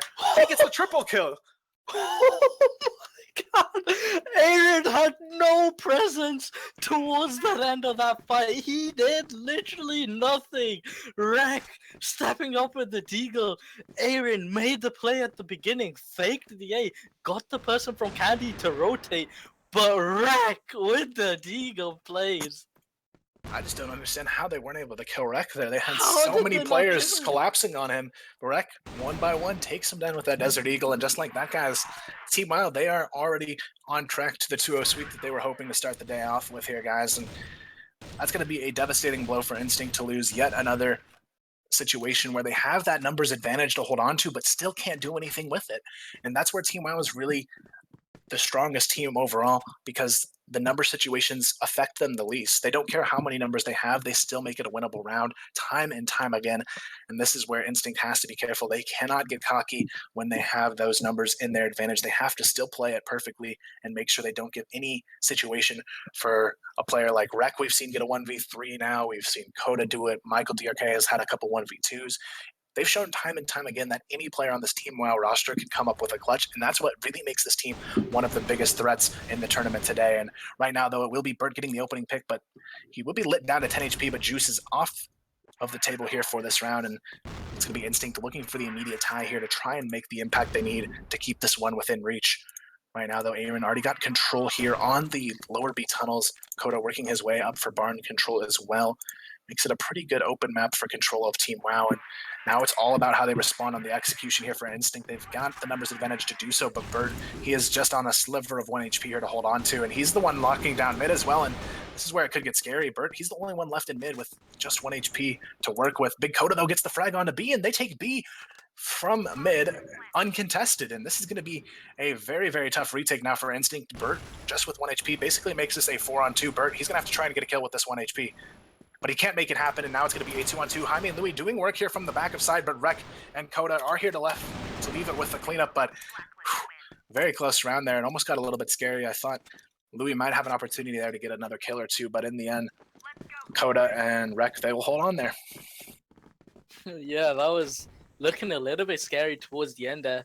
And I'm surprised. We had Michael DRK up in AC. He pops a one shot, causing Louis to rotate. Same with Burt. Then suddenly you have the mid push. I'm very surprised Burt decided to leave his position of watching mid from CT in order to move up towards A, which allowed Team WoW to set up, allowed the mid push to happen, get the flashes in, and so somewhat just overthrow their half. And now here we have it. It's going to be Team WoW looking for some sort of an A execution coming out there, grouping up here, but it's going to be Louis ready in A connector to take down one, but the trade comes in quickly from Aaron, who will get lit up in the process, and now it's going to be a 4v4 as they look to try and work their way towards the A bomb site, but still, there's a lot of hesitation. Coda with the bomb in hand going to be sitting back here towards the blacklist spawn, still very hesitant on this push, but they have to be careful here. So far, though, it's going to be a 4-on-4 situation. Aaron just sitting on a sliver of health, though, to work with, and now it's going to be up to Instinct to really put one up on the board here. If they haven't had a better opportunity, I'm not sure what else they can do here. I mean, they've had so many rounds where they have the early advantage to work with, and they just cannot do it here. Team WoW, they're 8 rounds away from putting themselves already into the upper bracket semifinals, and that is exactly where they want to be. Instinct, though, they've shown so much potential. It'd be a shame to see them let this one slip here without a solid fight for it. And Michael DRK gets a nice trade there, though, on the Jaime. He gets one on Dakota, but still, it's going to be an even number situation. Right now, though, the bomb going to be rotating back over towards B. Aaron still looking at just 9 HP to work with, but if he can get at least 1 kill with 9 HP, he will have definitely done his job on the round here. It's just a matter of what he can do with this lack of HP to work with, but they have to be careful. It's only going to be Mundo left to try and lock down the site. He has to get at least 1 frag here on the entry, but he can't do it. Rek takes down 1, and it's going to be a 3-on-2. Ralph and Burt now left to try and retake this one. They're going to have to come up big here with the clutch for their team. Aaron with low HP definitely makes it a winnable one, but Aaron, he's doing exactly what he needs to and make himself the bait for that trade, and Rek is there to get another one. Now it's just Ralph left in a 1-on-2, but Ralph, we've seen him be the clutch master before here, but now would be a time to come up big with it here, and Rek and Michael DRK have a nice crossfire setup. Rek goes for the peek, gets a 3rd frag. Rek definitely playing his A game so far here on port. Yeah, Rek definitely bringing his A game on board here, and yeah, Instinct. I don't know what they're gonna do here to switch up. Maybe possibly get. Yeah, this is what I was gonna say. I was looking for someone to get an AC boost here, but Louis, come on, you can do it. You can do it. Nope. This is a feels bad, man. Okay, nope, he got it. Okay, Louis finally up in the AC. Now maybe they can get some initial picks going on here. We do see Michael DRK favoring that AC, same as Aaron. Let's see if they can make a play off this, because so far what they're doing is not working. 3 rounds on the board here for Team WoW. What are they going to do to switch up? I guess this is a start for them. Right now, it's definitely a time for them to try and answer back. Team WoW, though, in complete control of the series so far, and now Instinct with a great opportunity to answer back, but Aaron and Juice once again getting very aggro here in the lower B tunnels, looking for that opening pick onto Burt, but Burt, he's ready for the challenge here, but decides to actually back off and try and bait them in towards an A take, but it's actually going to be a B take, preparing here with the bomb in the hands of Coda, just sitting here outside B barn, waiting to push in, but this is where they try to catch Mundo, which exactly happens there, right on time. Rek gets the frag to open things up, and this is where they see a very big opening. It seems like time and time again, Team WoW, they find a way to abuse the position of Mundo, who really hasn't been able to hold on his global risk half so far. 0 frags on the board, 4 rounds in. Definitely not a good hold from him, but Ralph being there could be a threat here, but it's already a 5-on-3, and it's not going to matter. Ralph does manage to get one, but the bomb's already down. Insight is in control of Team WoW here. Ralph lit very low as well, making this a very winnable round here for Team WoW to hold on to. But Jaime and Louis, they're on the rotation. Jaime hits a brilliant headshot there onto Aaron, and now it will be a 3v3. Louis and Jaime, though, they have to come up big here. Ralph doesn't have the HP to make it happen, but he still manages to get another one before he goes down, but it doesn't matter. Coda and Michael DRK come up big and win that 2-on-3 to close out the round. That's a 4th straight round here, Danny, and Team WoW look like they are well equipped to take this one in a 2-0 sweep. Definitely. Coda once again coming up with the 2 kills. Michael DRK to follow it up, closing out the round. But Jaime brought the fire there. Jaime got the initial pick, same as Ralph, and that could have been their chance to get their first round on the board. But it doesn't matter. Louis, once again, gonna get picked out by Michael DRK in that mid. And, you know, we said this at the beginning. Louis had no presence in the first map. Literally none at all. And right now, his presence in this one isn't looking too good either. Jaime, though, picks off Juice. Ralph finds himself a double. And Mundo cleans up onto Big Coda as well. Wreck, last one left alive, finds Mundo. And now it's a 1v3. And Wreck, there's really no way he should be able to win this. He's going to be collapsed on there. Burt will take him out. And finally, Instinct get one up on the board, but it's almost too late at this point. You've already given 4 rounds to the Blacklist side. They're really going to have to swing harder than that to make this half in their favor here. Team WoW, 1 round against them really isn't going to hurt them. Yeah, Mundo is just having a very tough game. Only now has he got his first kill on the board, but in all the moments that he's been holding down that B, he has been getting shut down exceptionally hard. And same with Juice. I feel as though Juice should be stepping up more to the plate than anyone else did. Right now, though, it's going to be Coda leading the charge here. He gets the opening frag there. Burt goes down in mid. And right now, things are looking favorable again for Team WoW on the round. They may have lost 1 round, but they're certainly well in control of this matchup right now, and they're well equipped to take another one here. And they just have to continue that momentum forward, and they'll be looking at a very solid matchup here to start their day off. And it's going to be up to these remaining 4 defenders to try and find an answer back. Jaime, though, going to be isolated here on A top. Louis comes in for the support, but it doesn't matter. Team WoW, they want to contest this. They're going to triple flash it here, follow it up with some nades, and just like that, they isolate both players, take him out. Ralph already on the rotation, though, tries to make it happen. He gets the double kill, but Ralph, what more can he do here? Aaron takes him out, and it's going to be Mundo all alone as Aaron cleans it up with the double kill. That's going to be another solid round for Team WoW, and just like that, it seems like Ralph is the one picking up the pace here, Danny, but, I mean, the rest of the team is sort of falling short now.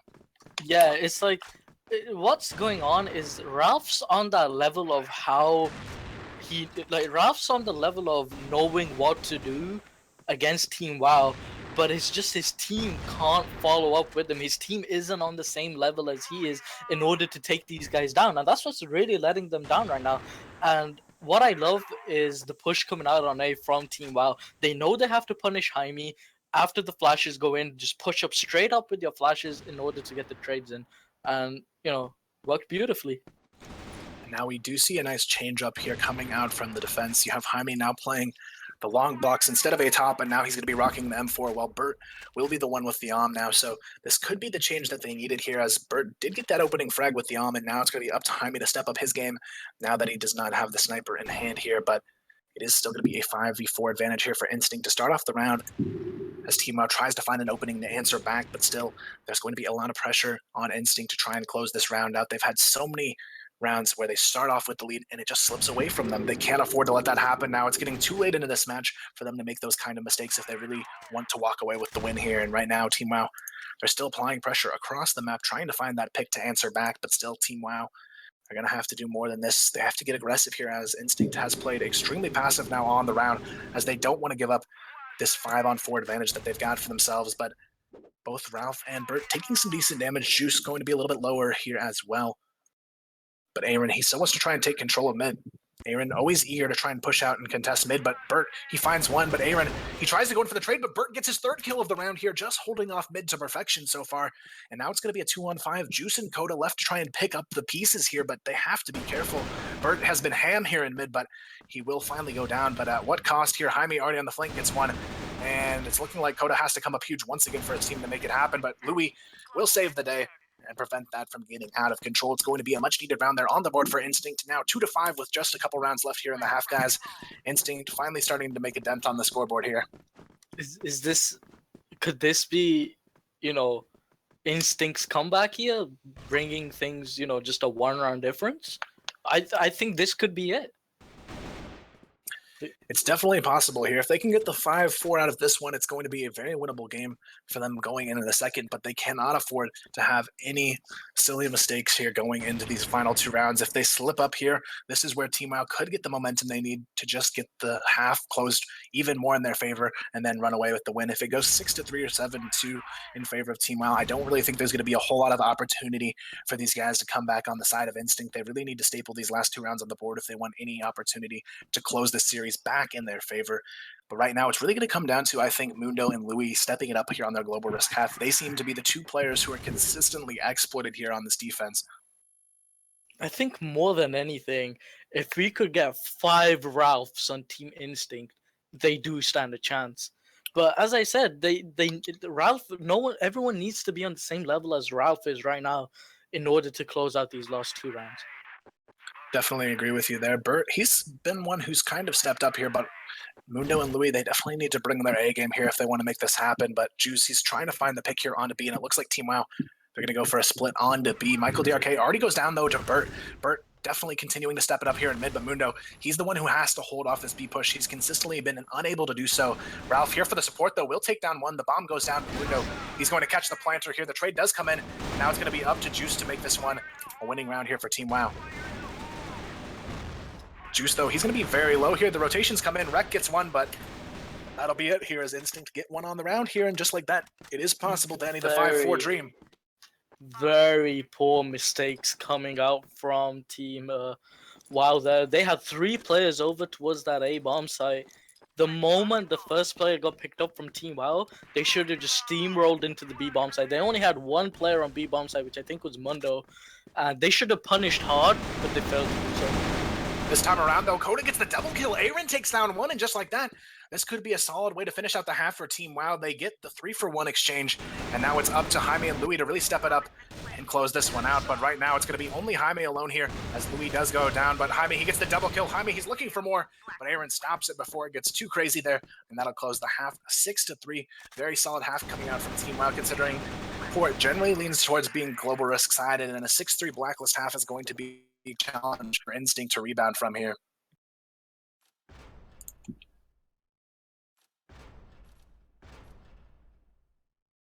Now, 6-3 lead here for Team WoW, and it's just, it's.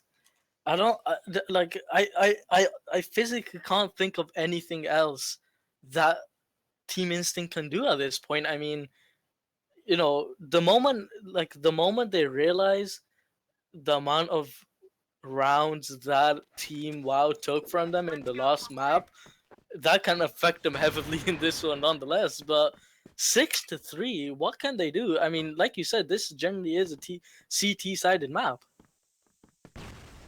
Right now, Team WoW, as long as they keep their confidence here and play very carefully, they shouldn't have a problem closing this one out in a 2-0 sweep. And just as I said that, it is going to be Coda starting it off right. He gets one on the board. Coda gets another as Juice takes down Bert in mid. Just like that, Instinct continues to crumble here under the pressure. Jaime now all alone in a 1-on-5. Aaron, though, just getting super aggressive on B-Long. Beautiful way to shut that down indeed. And now, Team WoW, that's the 7th on the board. This is what you want to see from Team WoW. They are 6-3 up, now 7-3 up, but the fact that they pressured the first round as much, just like that, just adds more and more pressure onto Team Instinct, and it will just make them crumble. You see Coda doing the aggressive play, gets the person to pick, actually got 2 picks, and now we see Juice stepping up, takes out Buzz straight away. And Dewey, though, eventually does find the trade. Wreck with the double on the Deagle. Flicks around, though, but Jaime will go ahead and trade. Now it's going to be Juice in the position to react here. Wreck, though, definitely getting a huge opening for his team. Aaron, though, comes in on the flank for lower B tunnels. Can he get them both, though? No, Jaime manages to get the trade, but it's still going to be a 1-on-2 with just 30 HP. It's going to be a difficult one to close out here in Team WoW. They're looking at a potential 8th round on the board already here. Right now, Jaime, he's going to have to come up big time here for his team. They don't seem to spot him just yet, but finally he will get spotted by Michael DRK, who takes him out with some nice Desert Eagle shots there, and that is going to be an 8-3 scoreline here. And it's such an insane score to see, considering that Instinct's first match they just completely annihilated Fake Out, but now the same is being done to them by Team WoW.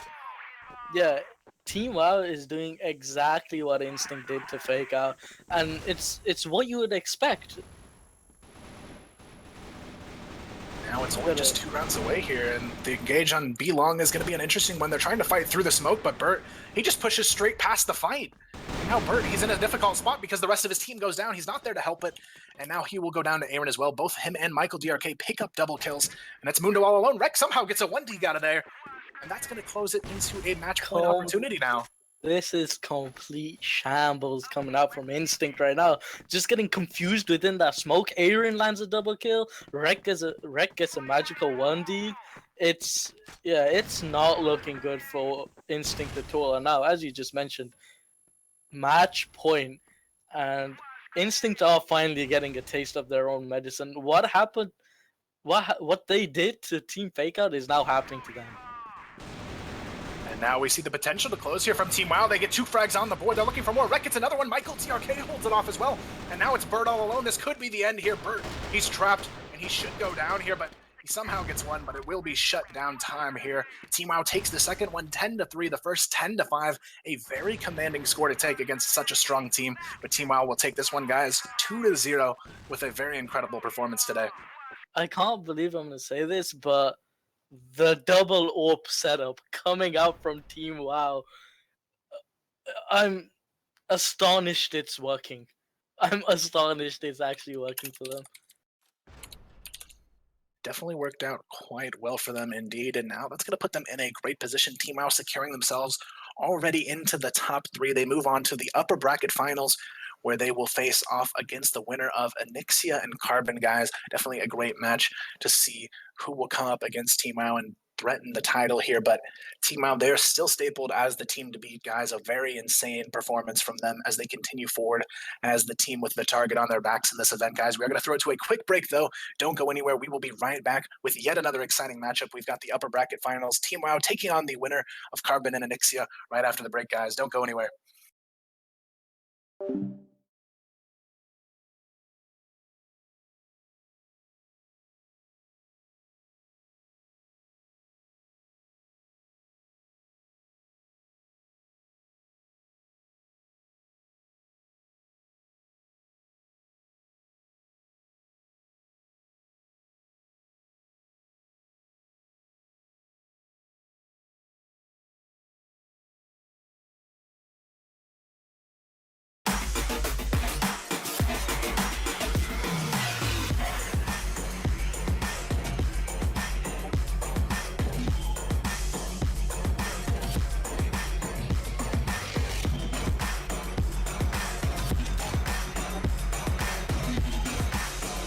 Currently streaming the CFS National Finals. So hope you enjoyed that last game between Team WoW and Instinct.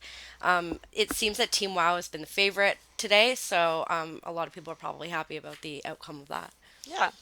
So Team WoW is one of the top candidates to represent CFNA and CFS Global Finals. They had a bit of a shaky start to begin with in CFCL, but Aaron joining the team back in September really dramatically made a difference with them, and now they are turning out to be one of the top CFNA teams in CFS. So we'll see if they actually get a chance. We're going to find out today who gets to go to CFS Global Finals in China and WCA. Yeah. So Instinct is looking back to get into the international CF competitive scene after they represented CFNA in 2014 in Korea CFS. They kind of disappeared from the competitive scene because Tyler moved to Carbon. So with most of the original roster now, we're going to see if they have a chance to get first or second today. And also, so now Team WoW, now that they've won, they're going to be either facing off against Anixia or Not Bad, previously known as Carbon, in the next game. So Anixia is a relatively new team. However, they have a lot of experienced players. So now that they've added Andre, we're going to see if they have a chance to get first or second and represent CFNA at CFS. Yep, it'll be quite the competition. Yeah, it's going to be a close one for sure. So I guess we'll finish off with a question. Yep. So again, guys, we're doing these questions today, and if we read the question and you get the correct answer, you'll be in a raffle to win a reward. So make sure you listen closely. Yeah. So our question today, or for this segment, is how many primary weapon categories are there in your storage? Yeah. So under the tab. Make sure you Yeah, check in the your tab. storage. In your How tab. many primary weapon Yeah. categories? Okay, see you Okay. guys after the next game. Bye.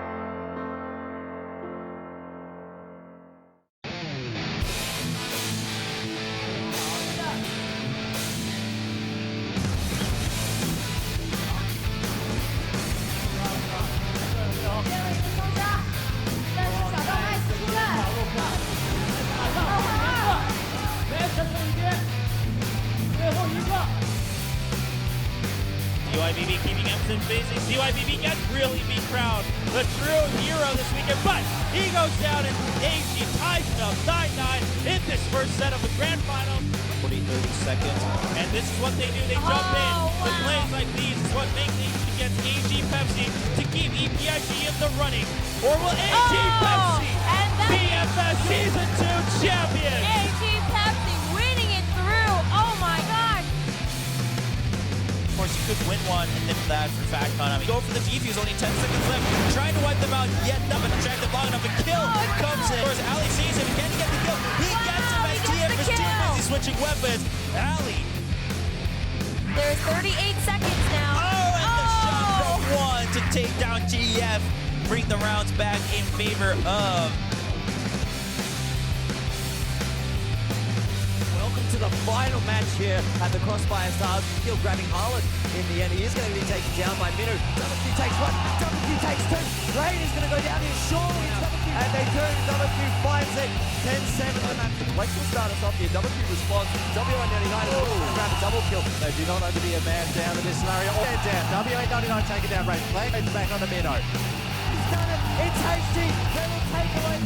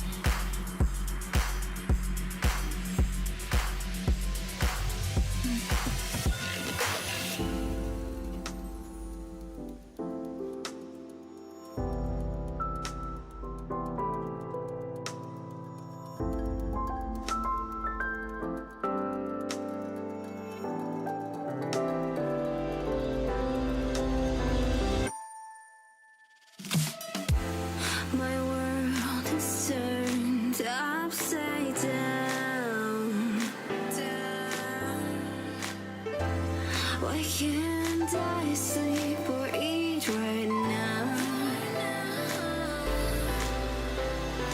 Ever since the day we both walked our separate ways, I'm better than okay. Better every day.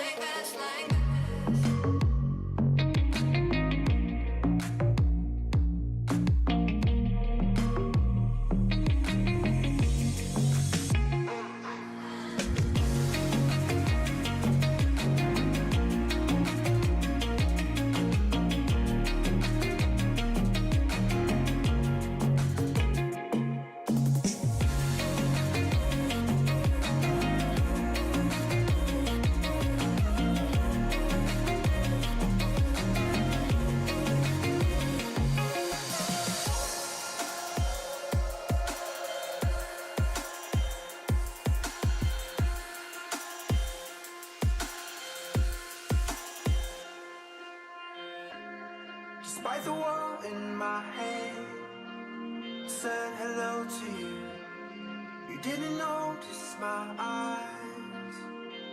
They were chasing yours all around the room, chasing yours all around the room. I used to be in love with heartbreak, but now I need drugs to ease the pain. I used to want to hide my love from you. I used to be in love with heartbreak and internal fires. Now those burning fires fuel my desire for you. Fuel my desire for you. Fuel my desire for you.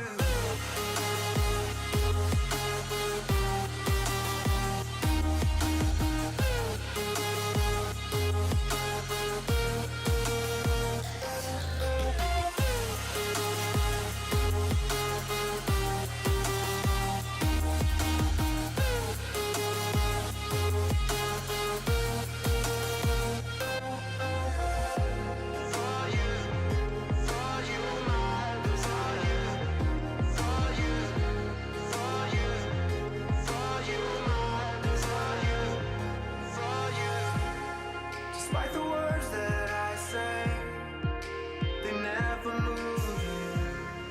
And all the milestones I break become smoke and mirrors, smoke and mirrors, smoke and mirrors, smoke and mirrors. I used to be in love with heartbreak and internal fires.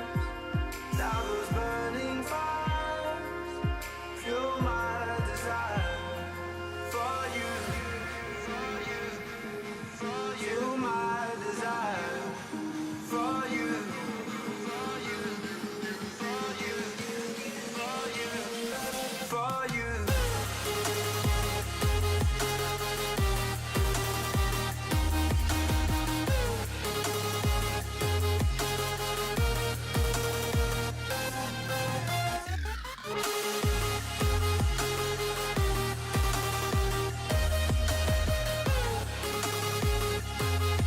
Fuel my desire for you.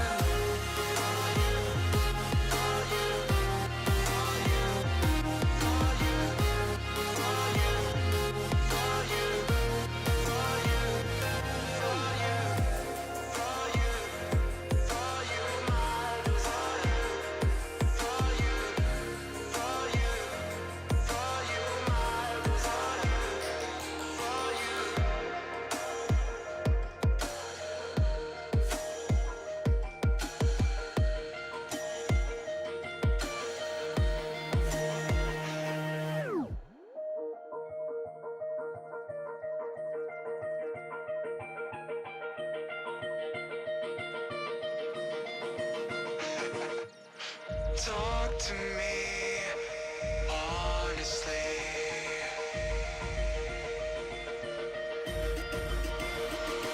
I'm here. I'm here. Talk to me.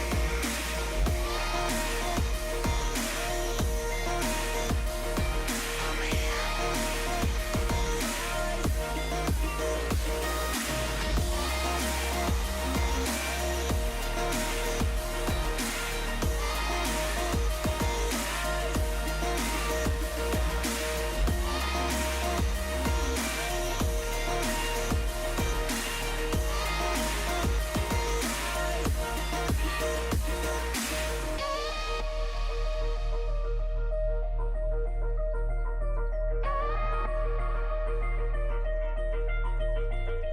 I've been so far away. I don't know when I changed. Your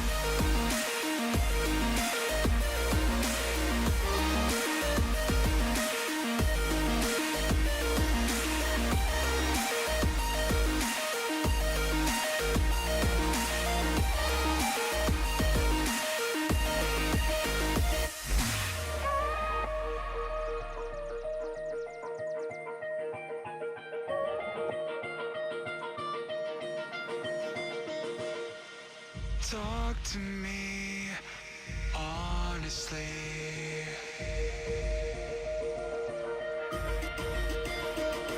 I'm here.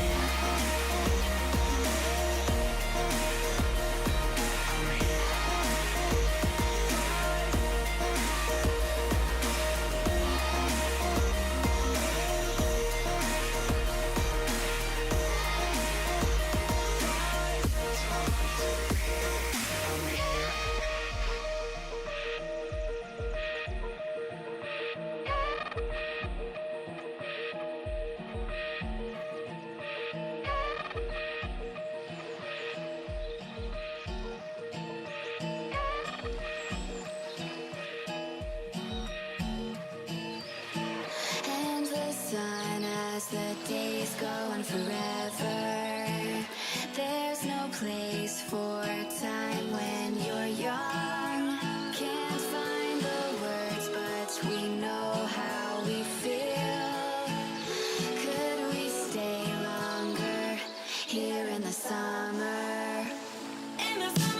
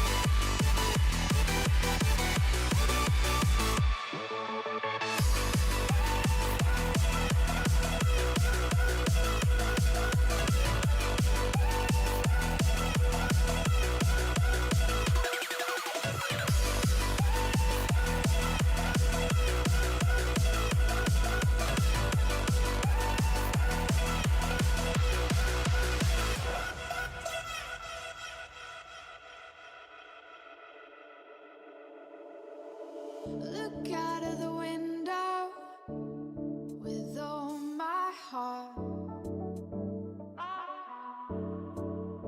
but I'll find love of the same sort and fall apart.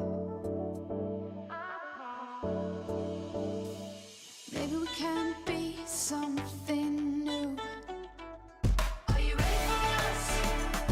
'Cause I'm ready for you. Are you ready for us? We can be something new. Are you ready for us? 'Cause I'm ready for you. Are you ready for us to be something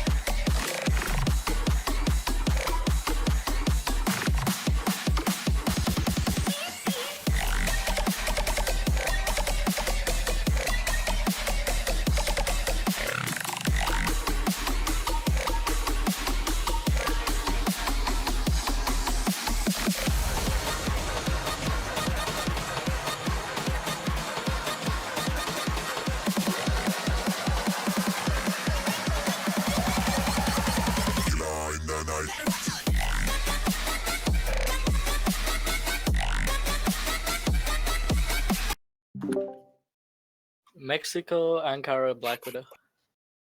Mexico, Ankara, and Black Widow. All right. All right, guys, we are back and ready to get things rolling in our map pool. We'll start off here on Mexico, and we're already into the upper bracket finals, guys, and we've got an insane match here for you. It's going to be Anixia Esports taking on Team WoW, and I definitely expect this to be one of the more intense matches of the entire event. And these teams are not only in the upper bracket finals, this guarantees the winner of the match a spot in one of the international tournaments because they would be in the grand finals guaranteed, the winner of this match, guys, and that's going to mean they get a minimum of $6,000 and a trip to China out of just this one matchup. And Danny, it's going to be a close one here. Indeed, it is. These two contenders are no strangers to each other. Absolutely not. So it's gonna be wild, and it's gonna be crazy. And now, guys, is going to be Mexico starting things off. Anixia on the global risk side here. And now it's all going to come down to this matchup for both these teams to seal their fate in the grand finals. But only one team will be able to do it here in the upper bracket. The loser obviously going to have a chance in the lower bracket to move forward here. But nonetheless, only one team can guarantee themselves off this matchup a trip to China and a chance to take that first place prize as well. A lot on the line here, guys, but it's going to be a big one here. Best of 3 in the upper bracket finals, best of 5 in the grand finals coming up later in the day. But now it's all down to this here. Any prediction to throw on the table here, Danny, before we get right into it? I honestly can't give a prediction. This is the first time it's happened to me, but I cannot give a prediction. From past pods I've seen, I don't know. I think both teams deserve it equally, but you know you can only have one winner who's gonna secure that spot. So I'm just gonna wait out, see how it plays. Maybe I'll lean towards someone after this map is done.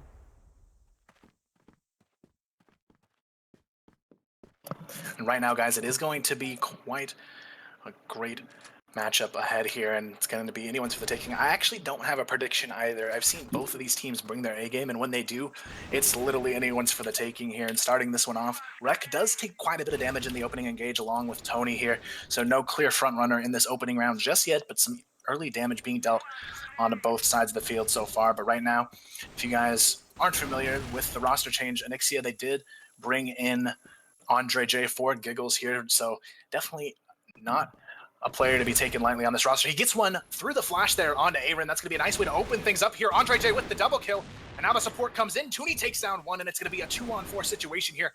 Michael DRK, the last one alive, as Anixia looks to hold on for the opening round.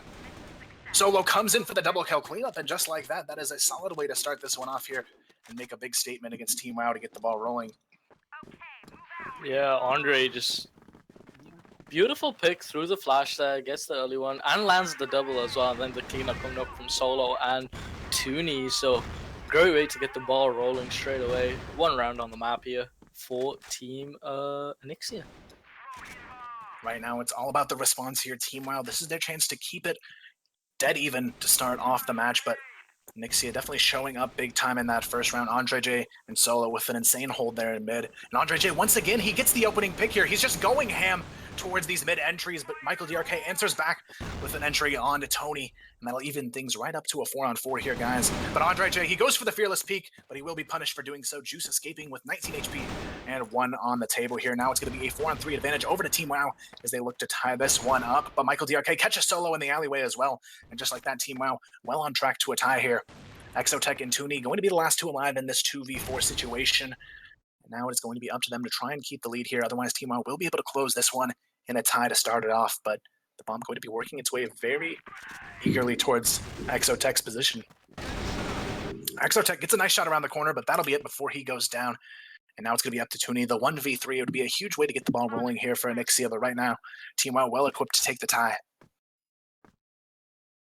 Tooney just looking for the opening here, but there's already someone hot on the trail behind him here, and it's going to be Michael DRK looking for the flank in mid. He's going to spot him as well.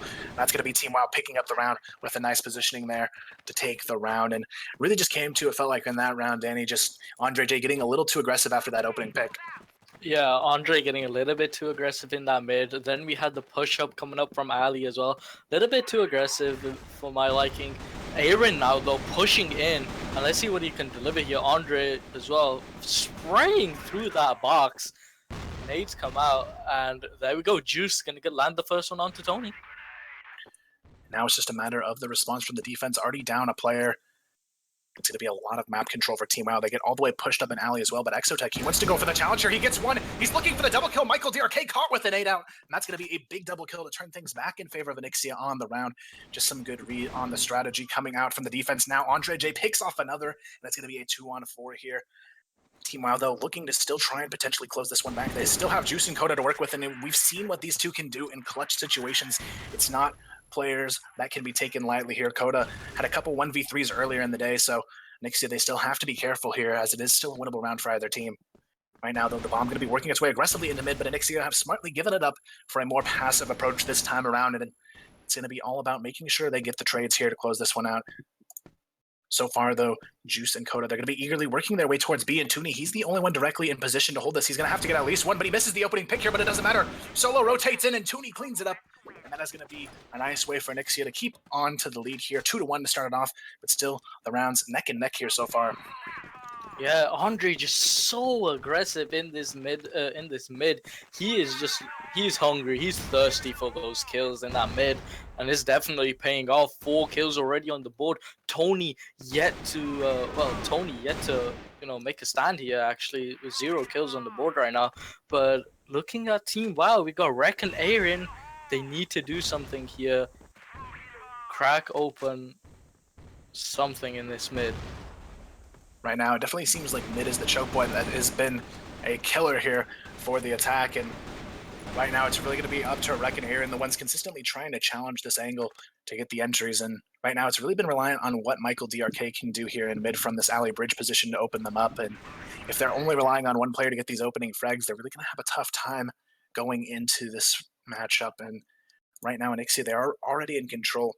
This is Team WoW with a great opportunity, though, to tie it up immediately and keep this one neck and neck, but right now it's going to be a very risky position here. Juice eager to push out of Waters, but they're going to spot Exotech's position, and he's not ready for it. It's going to be a nice opening pick here. Juice getting the headshot there, making it a 5-on-4 as the bomb works its way over towards B. Aaron takes down one as well. Solo finally comes through for the trade, but it's still going to be a 3-on-4, and Team WoW may have done exactly what they need here to close another one on the board.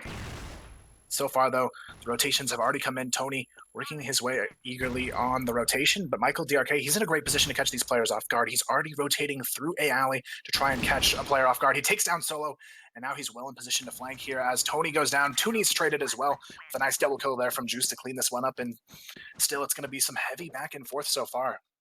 Yeah, 3 kills for Juice. Michael DRK with some great patience tosses a beautiful flash over towards water, allows his teammates to push up, and then has some beautiful positioning to at least collect a 1 kill off the rotate.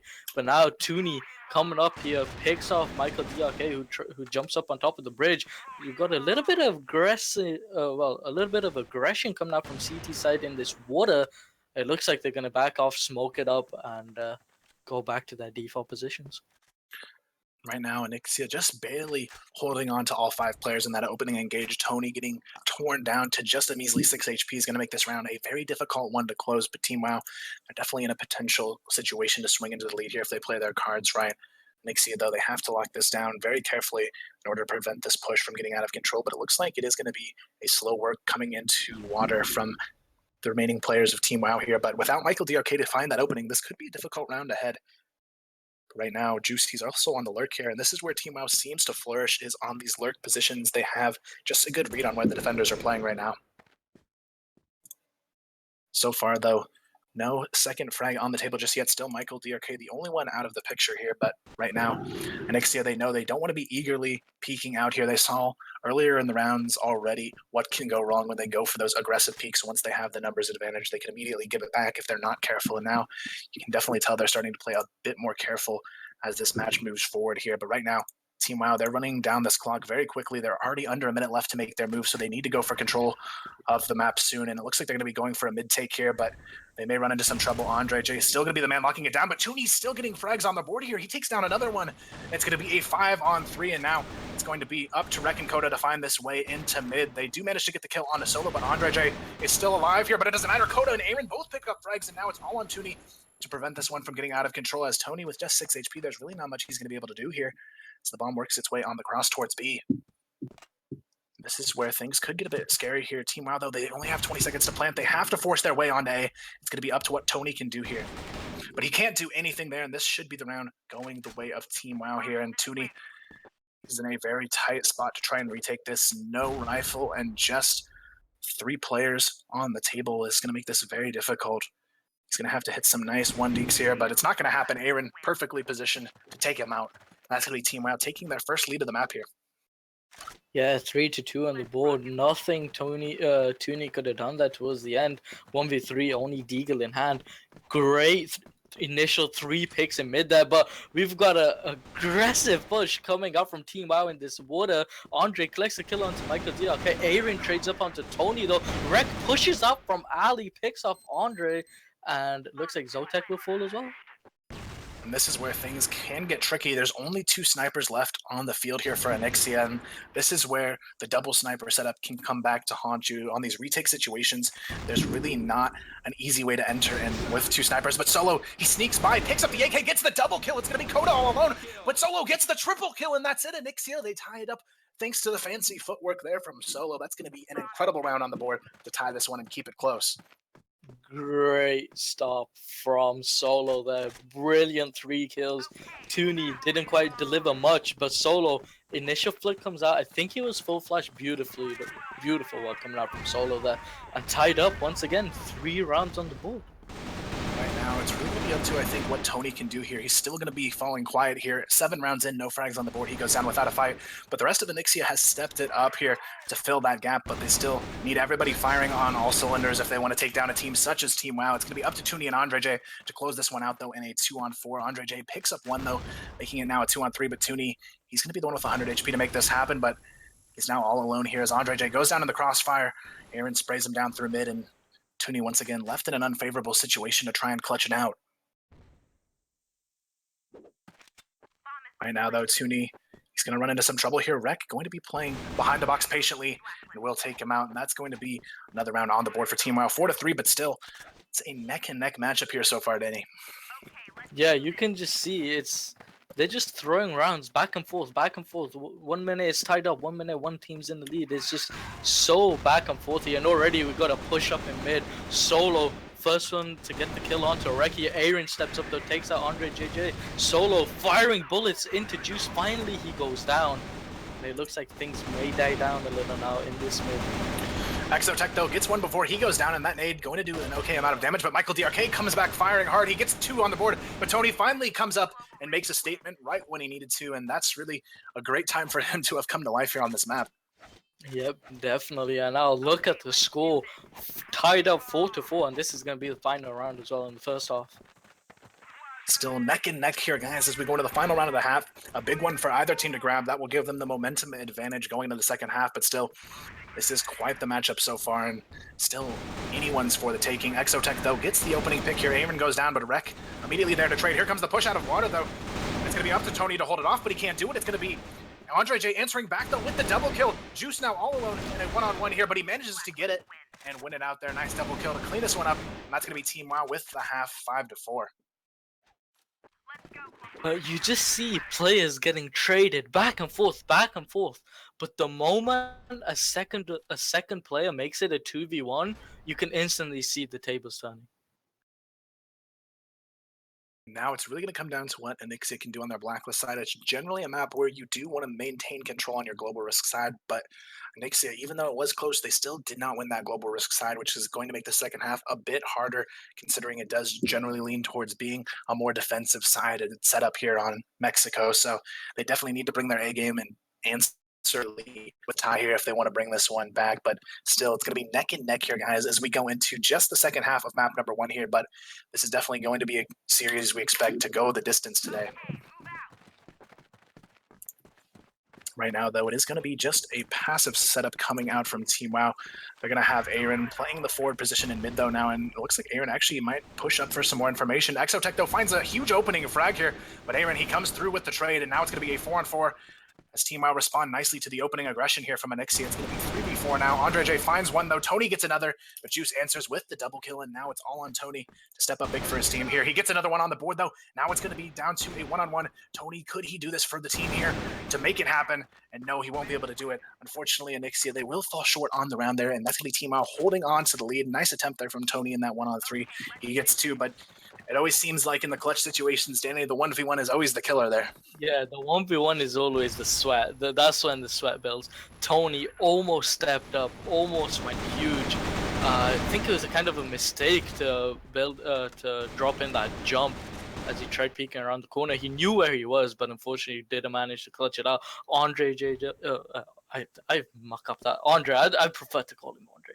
Andre though picks up the first kill onto Aaron. Instant 5v4. Now you see how the pace had just slowed down. Rek though pushes up. Somehow he's going to find a double kill, make that a triple kill out of that Rek. He just can't be shut down here, and he's still going to be looking for more. Tooney going to be the last one alive, though, as Juice takes down Solo. And now Tooney is all alone here once again in a 1-on-3, and this is where things start to get a little bit scary for Nixia. Losing the opening 2 rounds of the half, that's going to give Team WoW a 7-4 lead. And this is where Nixia, they have to start fighting back now. Otherwise, Team WoW, we've seen what they can do with this momentum, and they don't want to let this one get too far to their reach too soon. No, we don't. Flash goes off in water here, and doesn't look like anyone's gonna get aggressive though. Andre is just spraying through the smoke, hoping he tags someone. Nothing gonna happen though. Let's see. I'm waiting for a pick to come out from Tooney's side though, especially on this alley, especially on alley bridge. See what opening he can bring. It looks like he may have a chance to challenge this too. There's 2 players very eager over here to work their way in the alley. It's going to be Aaron and Michael DRK looking for some picks here, but no one seems to find it just yet, and they decide to back off here. And this is just a great job overall. Team WoW using the utility they have to apply the pressure right onto Onyxia. They keep things smoked and isolated to force Onyxia in an unfavorable pushing situation. But right now, no picks found on either side just yet. But Team WoW, they have to be feeling a little bit more comfortable here with that 7-4 lead that they built for themselves. It's really up to Onyxia to try and answer here. Otherwise, Team WoW will just continue forward with the momentum pushing behind them here. And looks like they are going to go for the mid take here. And Onyxia throwing the flashes out, but it's going to be a waste of utility basically, as there's no one directly holding mid here for the defense. And Aaron, he's going to find one through alley as well here, and that's going to be a nice way to keep things going. So now it is going to be a 4-on-5 situation. Andre J very low on HP as well. Things looking solid for Team WoW to pick up yet another round here, but looks like they may try and force the push on to B, but it's not going to matter. Juice is already there, and Rek and Aaron are rotating in for the support as well. It's going to be a 2-on-5 now. Tony and Tooney trying to find an opening, but they can't seem to do it. Tony, he's going to go down as well. Aaron picks up his 3rd of the round. Just like that, Tooney here, he's going to be caught all alone, and that'll close out the round, guys, with yet another one on the board. Team WoW now starting to run away with this one, guys. 8-4 going to be the score. Yeah, good sort of crossfire coming out from Juice and Aaron there as well. Aaron getting some good backup. And yeah, they're just starting to pull away here. Big Coda gonna land the kill onto Andre here. Coda gonna get traded up by Tony. Solo hits the shot with the up onto Rek. Aaron though gonna push in forward, picks off a kill onto Tony. Tooney whips out the Deagle, trades him up, and that's gonna be a 2-1 situation. Oh, sorry. Now it's going to be Juice all alone here in a 1-on-2. Solo and Tooney both fairly lit up, though, so it's still a very winnable situation here for Juice to hold on to. But Onyxia, they desperately need this round to keep things within reach, and Solo will be the one to close that out as Onyxia get a much-needed round here on the board, going to make it 8-5 here as Onyxia push slowly but surely back towards a potential tie situation here.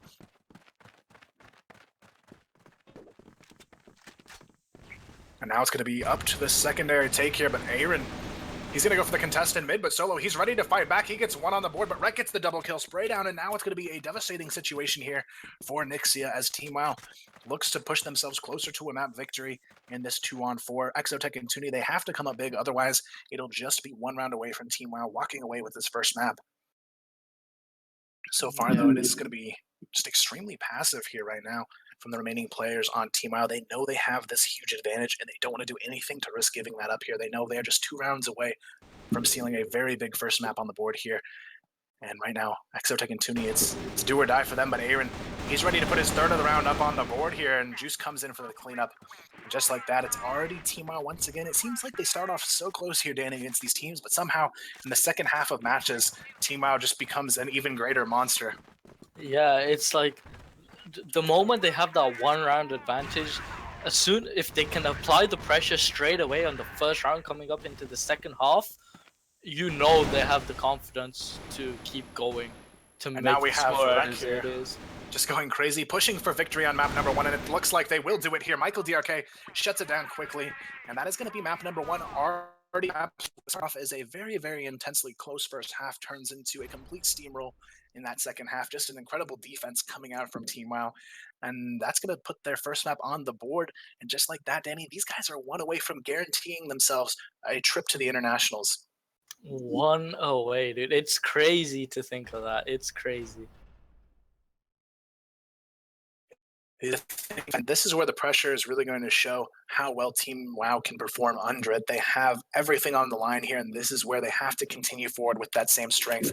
Everything on the line here, guaranteeing them a shot at not only CFS, but this would put them a guaranteed top 2 finish and minimum guarantee them at least a trip to an international here. So this is really a big chance for Team WoW to prove that they can still make it happen under pressure here. But Anixia, this is a great opportunity for them as well to answer back and take this into a third map and maybe even surprise us with a victory against Team WoW, which seems to be the hardest task for any team so far against these guys. The crazy thing to look at too is even though they've had in that 2-month period, sometimes they have lost a map in series, but they still actually haven't even lost a map today yet. And last week in CFCL monthly finals, they didn't lose a single map either. So Team WoW as a team has actually won something around 20 maps in a row consecutively in events without actually giving a map up, which is pretty insane in itself leading into an event this large. Yeah, I mean, it's like how I was saying, like off stream. It's like, you know, there are little things, you know, rounds that should have gone that way but don't happen. But then overall, you look at the bigger picture, and you know they're leading 2-0, 3-0, whatever, you know. So it is crazy how they do it. Team WoW definitely piecing themselves together with a great potential victory here, but Anixia, this is their chance to contest it as we now go into Black Widow. If you guys are just tuning in, this is our second map in the upper bracket finals. Team WoW winning the first one 10-5 on Mexico over Anixia. And now this is what it comes down here. Will Team WoW continue to stay undefeated on the day, or will Anixia give themselves a chance to take this into a third map and bring it back with the upset here? And right now, Solo does find the opening pick here, but Rek is going to punish Andre J for getting a little bit too aggressive once again, and now it's going to be a 4-on-4 already, as both teams lose one to start this one off. Right now, though, it's going to be Anixia looking for an opening here on their defensive side, as Tony is going to be the one holding down the B push, but there's still no commitment from either team just yet on an aggressive play, but it looks like Tony grabs the opening shot there on that B take. It looks like Juice was trying to get the vision, but it doesn't matter. Aaron's already snuck his way up into mid, and Exotech had no idea there, and it's going to be a 3v3, and just like that, Aaron works himself into a beautiful position to turn this one around, but Tony will punish him there. It's going to be Anixia holding on to that one-man advantage as the bomb looks to try and work its way towards B. Right now, though, there's no direct defender on the bomb site, and this is a great opportunity for Rek to get in and get this bomb down, but right now, Michael DRK, he's going to have to hold off this window peek. It looks like they will scare Tony off there, but Tony, he still wants to eagerly peek this. But they have to be careful. The rotations are already coming in, but Michael DRK, he's trying to challenge Solo here, but it's not going to matter. Tony's already got one on site, and it's going to be Michael DRK trapped all alone here. Solo flanking, takes him down, and it's going to be the opening round going the way of Anixia to start off the second map here. Yeah, great job there coming out from Anixia there to close out that first round. Good flank coming out from Solo. Was a little bit late in my opinion, but a good flank nonetheless. Though at that point, when you know that the second, like at that point, you should know the last person is gonna flank you. At which point you would want to push up for that kill to the person who's in front of you, then worry about who's behind you. But nonetheless, so beautifully done there from Anixia, and that's one round on the board. And now what they really need to do is work hard to keep Team WoW behind, and that's really how they have to win this one. If they keep it close, it seems like Team WoW, they can always bring something to slide themselves into the victory, no matter how close it gets. The second half is where they thrive, but that just means Anixia, if they don't have a big first half, they could be putting themselves in a very risky situation going into their blacklist half here, but right now it is going to be Team WoW looking for an opening here towards B. They're going to have 3 players sitting outside of the B box room trying to find some sort of an entry frag here, but looks like they're just going to call for the rest of their team to group up here, and they may just try and force their way onto the site, but it's going to be Tony, the one looking to try and hold this, but he peeks a little bit too eagerly. He's taken down. Rek finds another, and just like that, B is completely theirs for the taking now. This Team WoW look to answer this one immediately with the tie on the board. Exotech trying to sneak his way in, though. We'll find Aaron there. That's going to be a nice refrag from Coda, though, to trade it out, and it's going to be Solo and Andre J left to try and pick up the pieces here. Andre J finds one, but he will be traded out as well. Solo now left all alone in the B window as the bomb will go down here. It's looking very solid for Team WoW to tie this one right back up. Now Solo, though, going to be looking for some vision here, but with just 63 HP and a sniper in hand, he's going to get challenged by Michael DRK, who comes big with the trade, and that'll be 1-1 here. This Team WoW does a great job of keeping this one from getting out of their hands. Tied up 1-for-1 here. Great execution coming out from Team WoW as well. Good shots coming out from Aaron as well.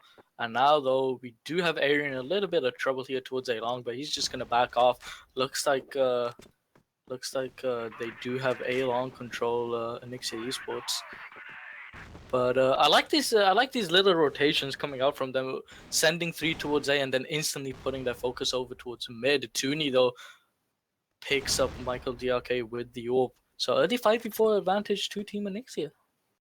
They do have quite a bit of map control as well. Andre J already forced his way up to A-Long, and this time he's not going to be getting too overly aggressive here. But just as I say that, he might actually end up going for the push, but at least he does have Exotech there for the trade here. Now, Aaron, he's going to be spotted, but it's going to be up to Exotech to get the trade, but he can't do it, and that's going to be a devastating loss of players here for Anixia, and one that they really shouldn't have risked. And now it's going to be a 3v4. Tony, Solo, and Tooney have to close this one out, otherwise it is going to be Team once again in the lead here. Right now, though, it's going to be up to Solo to find the entry onto Cat. He finds one. Tony going to be looking for the other here as he works his way back. But now Solo, he's going to run into some trouble. Those nades almost putting a devastating blow onto him, but Juice comes in for the trade, and now Tony, he's going to be late to get onto site here, and it's going to be really up to Tony. He gets the double 1 deegs, though. Could he get another? He gets the triple deegs. Oh my goodness. God. And that is going to be a huge play coming out from Tooney. Completely unexpected there. It looked like they had just lost the round due to Tony being so far behind, but Tooney, he just goes in and frags them all out, and that is going to be a brilliant way for Anixia to move back into the lead here, guys. 2-1 as Anixia pushes further towards winning the second map here. All I gotta say is hashtag the Deagler. That's all I gotta say on that one.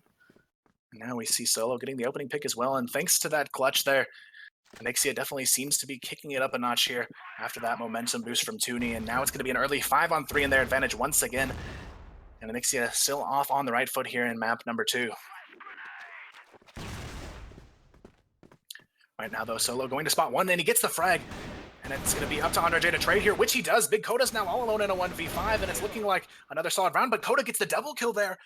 And now it could be a chance for Koda to do something insane here. He's got 2 on the board, but still a 1v5 is something we have yet to see so far on the day. But Koda, we've seen him have a lot of success earlier in these clutch situations. He gets a 3rd on the board now. He's going to throw a nade there onto Exotech as well. Could he possibly do this, though? No. Tooney and Exotech will seal the deal there. That's going to be a 3-1 start here. And it's looking pretty positive, but just as I say that, we must remember exactly how Instinct versus Team WoW started earlier. It was this exact same scoreline, 3-1, the opposing team in the lead, and Team WoW still won that map 10-5. So Anixia, they still can't take this lead lightly. They need to make sure they're continuing to staple these rounds up onto the board and really come out with an overwhelming first half in their favor if they want to keep the dream alive here in the upper bracket. Yeah, most definitely. We do have Team WoW here circling over towards the say here. Looks like flashes and smokes will go in. Andre gets the first kill there. Looks like Juice is gonna collect himself a double kill. Juice actually finds himself a triple, and now it's all up to Tooney and Solo here. 2v2 coming up. Michael DRK with the bomb in hand, spots Solo. Gonna move over towards the bomb train. Tooney though gonna jump up, peek out from the window here. Has the deagle in hand. Now just gonna fall off. And it looks like they're going to get ready to group together. Right now, I definitely like this approach from Anixia. They know the bomb hasn't been planted, so they're not trying to get too eager, and they're actually going to give an opportunity for Solo to go all the way up A-Long, and this is where they have to be careful, though. Michael DRK is in a pretty bad position if someone rushes him from A-Long, and that's exactly what Solo is going to be prepared to do here, and it's really up to what Solo can do from this position. Tooney, he's really just in the cleanup scenario here, but he's going to be spotted, and Michael, DRK, and Juice peek together. Very nice timing, and they will take him out. Tooney, once again, though, can he be the Deagle Master for his team? It would be an insane thing to do, back-to-back clutches, but we'll see if he can make it happen here. He finds 1, though, and now it's going to be Michael DRK versus Tooney for another big round on the board. Tooney, this would be an insane play to get. Can he do it once again? But no, this time Michael DRK shuts him down in the one-on-one. A nice attempt there, but in the end, this time Team WoW does win it in the one-on-one. 3-2 going to be the score, though. Anixia still up by 1, but Team WoW starting to make it a bit closer here. It's so satisfying to see people land those 1Ds. Definitely, and Tooney, he's stepped it up big time here in the second map. He definitely doesn't want to go down here without a fight. And so far, it's going to be a nice opening exchange here for Anixia, but Juice, he's done a great job throughout this matchup of answering back with insane counter frags here. That's a 3rd time in a row he's gone. Just an insane counter frag, 3 in a row on that triple kill spray down, and now it's going to be a 2-on-2.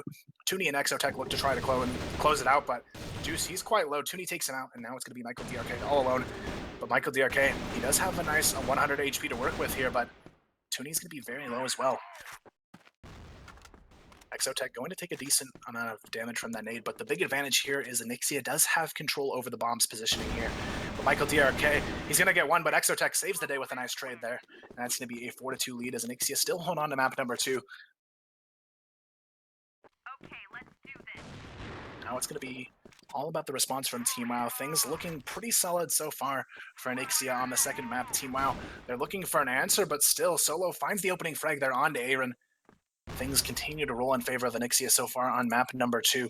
Team WoW still trying to find their opening over towards B, but they still can't seem to get the entry frags that they've been looking for in this matchup. Right now, though, it's going to be Onyxia just playing very passive now that they do have control here, but Exotech goes down as Juice continues to be the counter frag machine here, but Solo, he's making it a very difficult round as he takes down yet another over towards B. Now as they look for this 3-on-4 situation, Juice goes down, Solo picks off a third, he takes down all 3 players positioned over towards B. And now it is going to be Toonie who goes down in the trade fire, but Onyxia, all they have to do is hold on, but Koda's making that extremely difficult. He picks up 2 frags here on the entry to A, but Solo is still alive on site, but he can't make it happen. Tony comes up from behind, though, unexpected spray down, and gets the double kill. Tony reading the situation to perfection there to save his team from sure devastation. Yeah, good read coming out from Tony. Comes in from behind, collects the 2 frags. Koda, though, almost got it for his team there. Got the 2 entries. And, but yeah, good step up coming up from Tony, though. Solo, though, taking a little bit of damage. But speaking of Tony, pushes up A-long all alone. And looks like Juice will shut him down. Exotech, though, a little late on the trade, but he does still manage to get it there. But definitely at a cost. His HP quite low, along with Solo taking a lot of damage in the early trade fire as well. But Solo, he finds an entry. Solo gets a double kill. Andre J takes down another, and that's going to leave Michael DRK all alone. Solo, he's looking for another frag, but he can't do it. Exotech, he's trying to find the close here, but he can't seem to close this one out either. Michael DRK trying to bait out these final few players, but it's going to be a very difficult situation. Just 42 HP, but he does have the bomb in hand to work with, so it's still a very winnable round. But right now, Onyxia, they have completely come to life here on the second map, showing us that they are not about to let this one go without a fight. Right now, though, it's going to be a 1-on-2 here. Exotech and Andre J looking to put the pressure here on Michael DRK, and Andre J comes in for the cleanup spray down.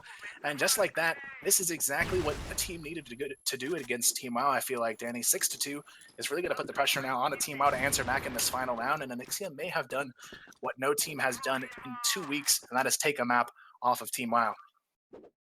Yeah, this could be, history as we know it. And Juice is just going off. Aaron is getting shut down as well. Juice will finally gets traded up by Tony after getting the initial pick, but it looks like the fake as well. They're headed over towards A. We saw this fake earlier today. They do the 3-2 fake, and it seems to work so well against the North American playstyle here. They just get full control of A. But the question is now, can Onyxia form a retake? They have a 4-on-3 advantage here to do it, but with full control over the A bomb site, Team WoW has been very successful on their post-plant lockdowns. This time around, though, they're going to have to be careful. Onyxia going for the split retake here. Tony in a great position to maybe catch a player off guard from under Cat. Toonie coming in from behind with the support as well. But so far, no luck on the retake just yet. Toonie, he finds one, though. It's going to be up to Andre J to get the frag A-long, which he does. It's going to be a 2-on-1 now. Rek, it's do or die for him, but Toonie, he's still going for the aggressive play. Andre J comes in for the support, though, and Toonie may have sold it perfectly here. He stalls it out, waits for the support, and that is going to be a big first half coming out, guys. Onyxia take it 7-2. 7-2 is quite a statement against Team WoW. And Toonie just right at the end played that beautifully. And now we see a very great first half. Now all they need is the follow-up here, and we're going to be going into a third map. I don't even know how long. I can't even think of the last time I saw Team WoW go into 3 maps. That's how well they've been playing lately. But Onyxia, they have stepped up their game today and may be the team to do it here. And it's going to be going into the second half. Onyxia just 3 rounds away from pushing it into a map 3 scenario here, but it's just been an insane match to see unfold. After that first map, I was a little skeptical of what Onyxia would be able to do, but after that, they seem very, very confident still. Yep, they have stepped up massively, and 7-2 just shows it just proves it. It's just a matter of fact now, can they maintain what they've done so far and close out this map. Right now, though, Michael DRK opens it up with a huge double kill over here towards B Long. And that is going to be a devastating blow to the attack here. Juice finds one as well, and just like that, Team WoW, they find their footing to perfection here in round number 1 of the second half as they look to put a third on the board here. But still, Nixia, they have to be feeling pretty comfortable with the lead they've created for themselves. But unfortunately, they won't be able to keep that momentum to start off this first half. It's going to be an uncontested first round here, going the way of Team WoW. But still, they're going to be on the struggle right now. 7-3 going to be the score, still in favor of Nixia, but Nixie, it's not a situation that they can take lightly. They don't want Team WoW to have an opportunity to make this a close map because, as we've seen in the past, when it gets close, Team WoW always seems to be the team that can step up and close out the map. So Nixie, if they want this one, they definitely need to maintain the lead they have throughout the matchup and just close it with a big victory here. Otherwise, Team WoW, they may be able to snag it back to their favor if it does come down to a close match. Yeah, they can't afford to give up 2 rounds in a row right here. If they do, their momentum will drop, and then we can only dream of what will happen. Right now, it looks like Nixie is going to be going for the execute on A. Tony finds one with the lurk too, and Tony's just in a great position to stall these rotations off. And now Nixie, they may have put themselves in a great position to put an 8th one up on the board here. Andre J going to find one. He makes that a double kill here. Aaron going to be isolated on a catwalk as well, and or actually, he's going to be up long here. Aaron working his way up long A. Could run into some trouble as he's the last player alive. Tooney is going to spot him here. And Aaron actually struggles, but still manages to get one. But it's a 1-on-5 situation now for a 1-on-4. It's looking like Anixia will have it again. And there you have it, guys. That's going to be the close to another round on the board. 2 away from Anixia, putting it into a third map here. And they may be able to do it here at this point. An 8-3 lead is exactly what you want to have against a team like Team WoW to feel comfortable. If it's ever close, Team WoW, they still feel like it's within reach, so they still bring their A game to the table. But it almost seems like Team WoW is starting to realize that this map may be gone for them. Maybe they do. I mean, I'm really surprised they're leaving this A long open, but it doesn't matter though. Aaron and Rek both pick off plays here. Andre now steps up to finds the double kill onto Aaron and Michael DRK. Juice left in the corner there. Rek is coming up the stairs. Andre decides to drop down Tooney with the sniper in hand. Same with Solo. And now it's tied up 3v3 with the retake. Now Tooney going to be taken down. Solo gets the trade, though, and now it's going to be down to a 2v2, but Juice gets one. It's up to Andre J, and he can't do it. And that's going to be a big round going the way of Team WoW. Andre J almost tilting it back in Anixia's favor, but in the end, Juice comes in for the close here with Rek, and they will seal the deal to keep Team WoW's hopes at a 2-0 sweep alive here. It's not over yet. Anixia, they have to be aware of that to make sure they don't let this one get too far out of control and give Team WoW a chance to snag it back in their favor. But right now, guys, it is going to be 8-4, still in favor of Anixia, but Team WoW doing a good job of fighting back here. Right now, though, it is going to be a aggressive push to split onto A. We have 3 going up long, 2 up cat here, but right now it's going to be Team WoW once again holding things off nicely to start off the round. As the push does come in from ramp, Exotech finds one. Andre J going to spot 2 players, but still manages to not get any kills just yet. But Tooney, he's going to take down one. Exotech here to help with the cleanup as well, but still, it is going to be a 3-on-3 situation here. Nixie, they can't find what they're looking for on these entries, but finally, it will be Andre J getting one, but it's going to be 2 very low players, but it doesn't matter. Andre J with 3 HP gets another, and it's going to be down to the 2-on-1 now, but Juice finds one. It's up to Exotech to close this one out, but it doesn't matter.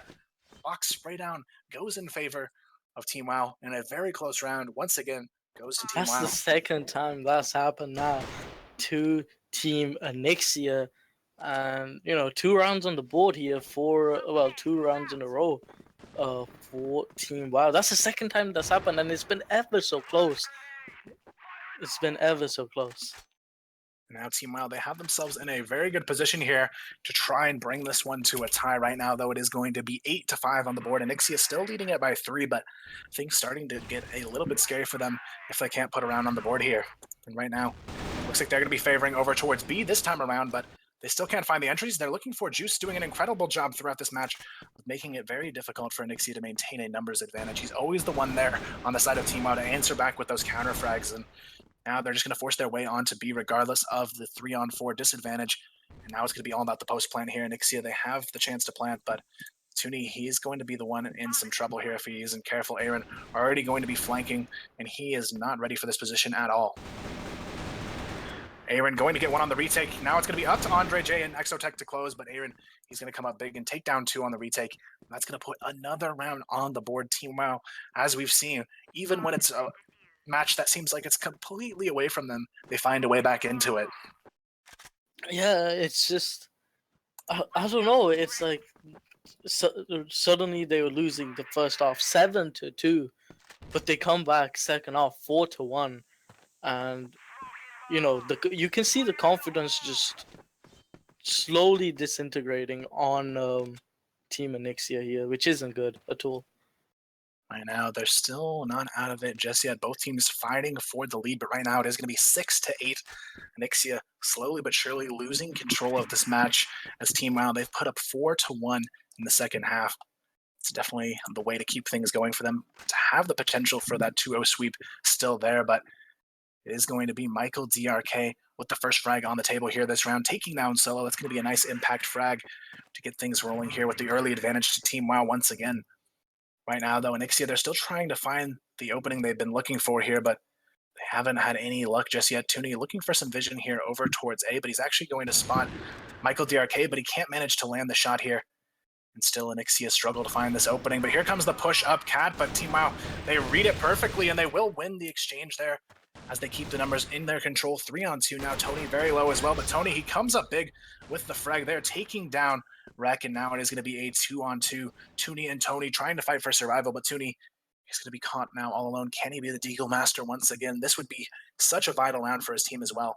He spots Michael DRK's feet under the trade, but now he has to be wary of where Aaron will be coming out from, and this is where it could get a little bit difficult here, but he does manage to get one, and now he's going to be down to the one-on-one here, but Aaron in a very sneaky position here, but Tuni is going to spot him, and this is his chance to get the shot, and he lands it. That's a huge 1v2. Tuni may have just been the hero that his team needed at this point, and that is going to put it onto map point now. 9 rounds on the board for Anixia, 6 in the hands of Team WoW, and this is where Anixia has to close this one out. They have 3-round opportunities to do so, and they're going to go for the full force B play, and this is where they have to be careful, though. Team WoW, they know that's exactly what Anixia's plans are. They're going to have a 3-man stack, but it doesn't matter. Anixia steamrolls their way through it.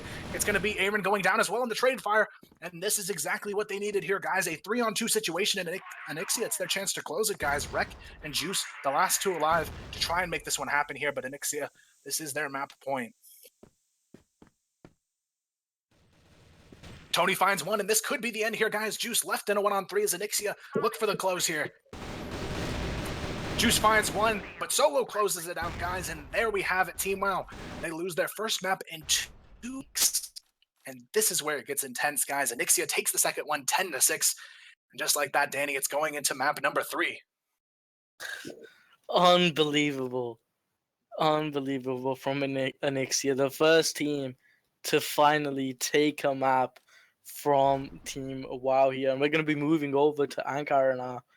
That was phenomenal. The one round that they needed Tuni to step up, and he did it just because Aaron made a slight mistake in his peak, over-peaked a little bit, and Tuni landed the shot.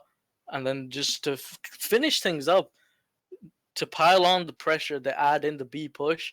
Perfect. And right now, it is going to be the decider and Ankara to come down to it, guys. And this is going to be an intense finish. Teams have played out of their minds, but I definitely have to give the MVP of that last map to Tuni. He stepped it up big time going into the second map, and he put on 2 of the most vital rounds that Anixia needed to really close that one out. I think my MVP would, for Team WoW, would have to be Juice. 100% would have to be Juice. Definitely. If there was ever a way back into that map, Juice had so many good opportunities, and he gave them so many opportunities to make it happen there, but the rest of the team just couldn't come through and close it out. And now this is where we are, guys. A 3rd map situation, not at all what I was expecting after that first map, but Anixia, they shatter all expectations here and put themselves in a position to potentially get into the grand finals here and be the first team in 2 months to beat Team WoW.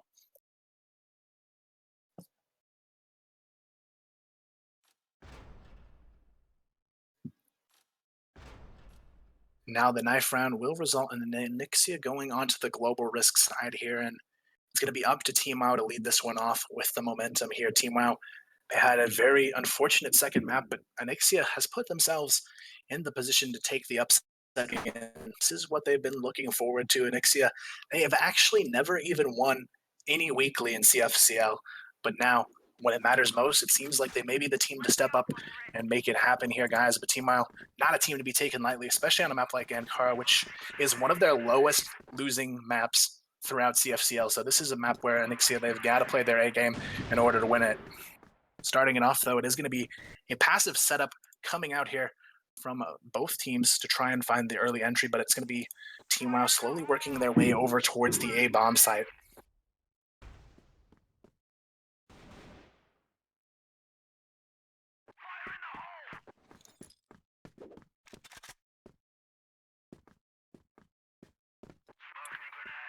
Right now, though, it is going to be very, very slow push coming out here from Team Wow, trying to find their opening onto the A bomb site, but Tony, he's going to be lurking here, waiting for that push. Andre J here as well to try and stall it off, but it's going to be a 1-for-1 trade here. Make that a 2-for-1 in favor of Team Wow as they work their way successfully into the A bomb site. Now it's all about the retake, as it will be a 3v4 here. Exotech leading the charge onto upper A. Exotech, though, finds one immediately, and now it's going to be a 3-on-3. Nixia doing a great job of evening things off. But Solo, he's going to be very slow on this rotation, and this could come back to haunt them as Rek is now in a great position, but Exotech takes down another. Exotech picks up a third before going down, and Tuni comes in for the trade. That's it. Nixia put the first round on the board and move themselves one step closer to victory here, and this is where things could be problematic. We saw how good of a defensive half Nixia had against them on Black Widow. If they can do that again on Ankara, Team WoW is going to be feeling under pressure more than they ever have. Yeah, indeed they do, and props there to Exotech there, reading his angles beautifully, pushes around the box, gets the initial kill, then finds the double and allows his teammates to trade up. Beautifully done. But yeah, first round on the board here for Team Anixia, and Andre already here actually taking a little bit of early damage though, but looks like this is probably going to be an A setup once again. And now we do see a great start to this matchup here, as it is going to be a 1-0 scoreline. But Team Mao, this is a big opportunity from them to tie it up here, but it's going to come down to Andre J and Tony's hold here on the A-bomb side. But Tony, he gets the opening frag, and there's no one there to trade, and that is an unfortunate way to start it off. But Michael DRK finds the rotation on Exotech and will even this one up right away. But still, Team WoW favoring this push towards the A-bomb side. But Andre J, he wants to get this frag on Aaron, but they won't be able to find it. Both Tony and Andre J go down. And now it's up to Tuni and Solo on this retake to really make the impact. But Team WoW looks like they may have done what they need to put a tie right away on the board.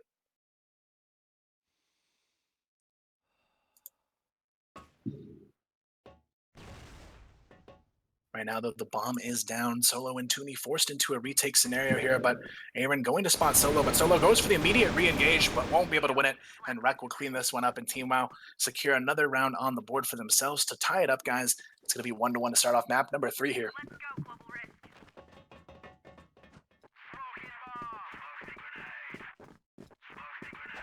Right now, though, it is going to be a very big round on the table now. Who will regain the lead here, or who will push themselves closer to victory? Starting it off, though, Aaron finds one in the opening frags, as he does manage to fall off without the trade going the way of Anixia either. Team WoW are off to a great start to take the lead back into their hands here. Right now, though, they do have to be careful. Aaron getting a little bit tagged up on that engage. So far, though, the bomb going to be rotating its way back over towards the A-bomb side. Still a very close round in the making, but Team WoW holding on to this early round 5v4 advantage, but still a lot left to be done here as they work their way over towards the A-bomb side. Tony and Andre, the players on it once again to try and hold this one off. This time around, though, Nixia already down on numbers, so they do have to be careful. If they get caught off guard, it could mean an easy sweep of a round coming out from Team WoW here. And it's not the situation they want to put themselves into here. They know once Team WoW holds on to a lead, it is very hard to take it back from them. Starting it off, though, the engage comes in onto A, and it's going to be completely in favor of Team WoW. Tony only gets one. Andre J not able to get anything at all done there, and it's going to be Solo and Tuni 2v4 once again, but Solo this time around much quicker on the flank, but they're not even going to try and challenge him. They all pile onto Tuni. He goes down, and now they're going to be able to isolate him in this 1v4 and take him out there. It's going to be 2-1. Team WoW moves back into the lead. Yeah, Team WoW just playing this A side beautifully. They know if Team Anixia don't have a third player positioned in CT and or a connector, then they will always win the trades the moment they push over on towards the bomb side. They will always win the trades and get the bomb down. And you can abuse that every single round. And Wreck, what a headshot through the smoke there from Wreck, just pre-firing away. Exotech, though, does trade up onto Juice. And it looks like he survives just on the skin of his teeth, though. Aaron going to push up mid. Trades up on Exotech, and Solo will be able to trade up, though. But it's tied up, though. 3v3. Now the bomb is going to be working its way back toward A long, but this is still a very intense round. Anyone's for the taking, but both teams wanting to be very careful. And Ixia, this is definitely the round they need to tie it back up. TMO getting that early 3-1 could mean the beginning of the end here. But the bomb actually rotates its way over towards B, and Ixia may be in some trouble here as they are nowhere inside of this bomb. And now here we have it, guys. It is going to be a push onto the B bomb site. All three players from Team WoW working their way into it, but the question is, will Anixia be ready here? And Tuni, he's actually already rotated into a great position to try and watch the cross here, but he's actually watching the wrong angle. He's going to have two players cross through his scope without him having the slightest of clue to what's happening here. And now it's all about the retake. 3-on-3. Team WoW in a great position to put one up on the board here.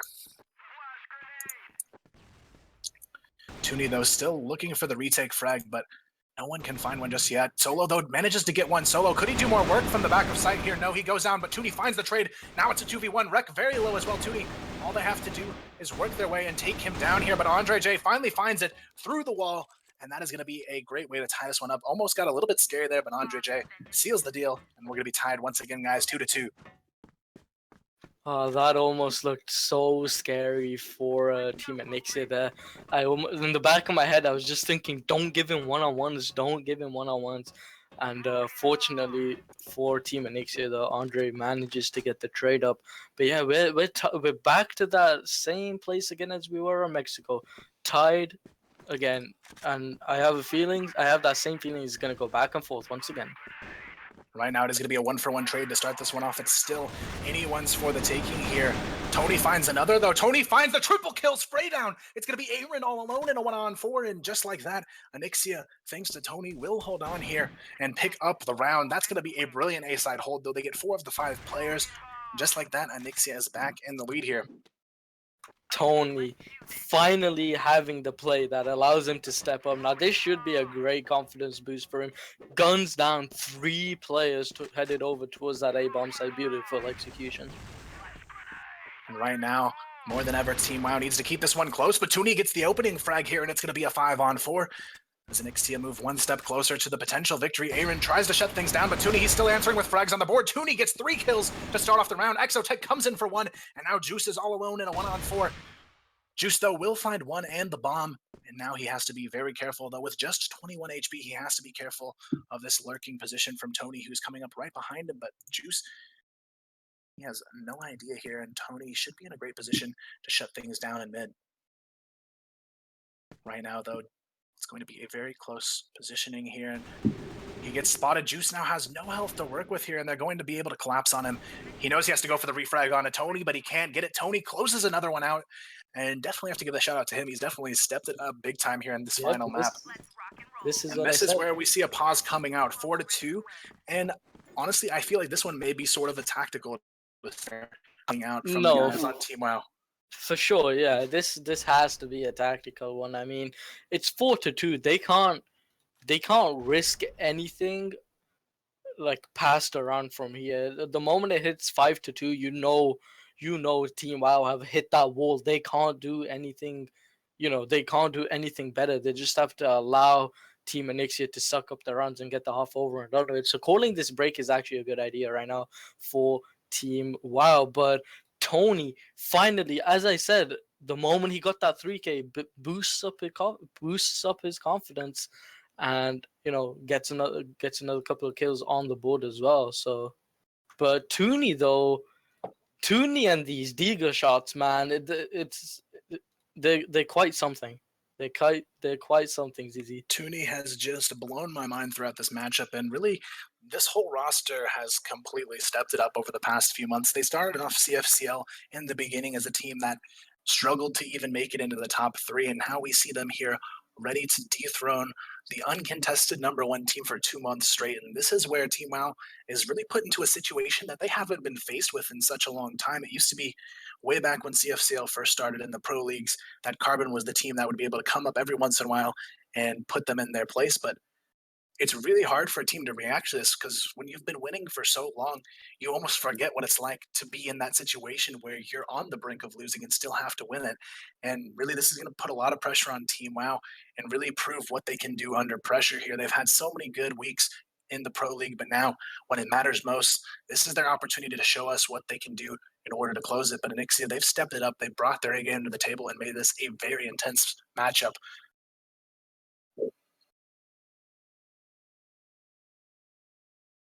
So it looks like Coda did disconnect on the side of Team WoW, so it may actually be a connection thing as well. Or maybe they just had to have someone take a quick breather. But it's definitely a lot of pressure. It's definitely a good time, like you said, for them to hit the reset button. And if they can start turning things around here, it's still a potential win for Team WoW. And it's really going to be an interesting way to keep things moving forward. And Onyxia sitting in a great position, but now it is really up to Team WoW to make the impact here. And I guess looking at what's been going on so far, what do you think Team WoW is lacking that's really allowing Onyxia to come in here and take these rounds?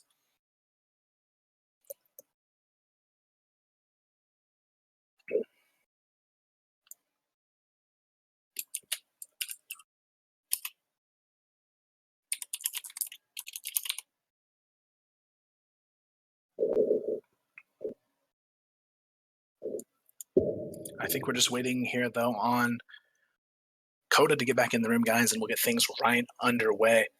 And right now, it is still anyone's for the taking. Everyone's back in action, and we are ready to go, guys.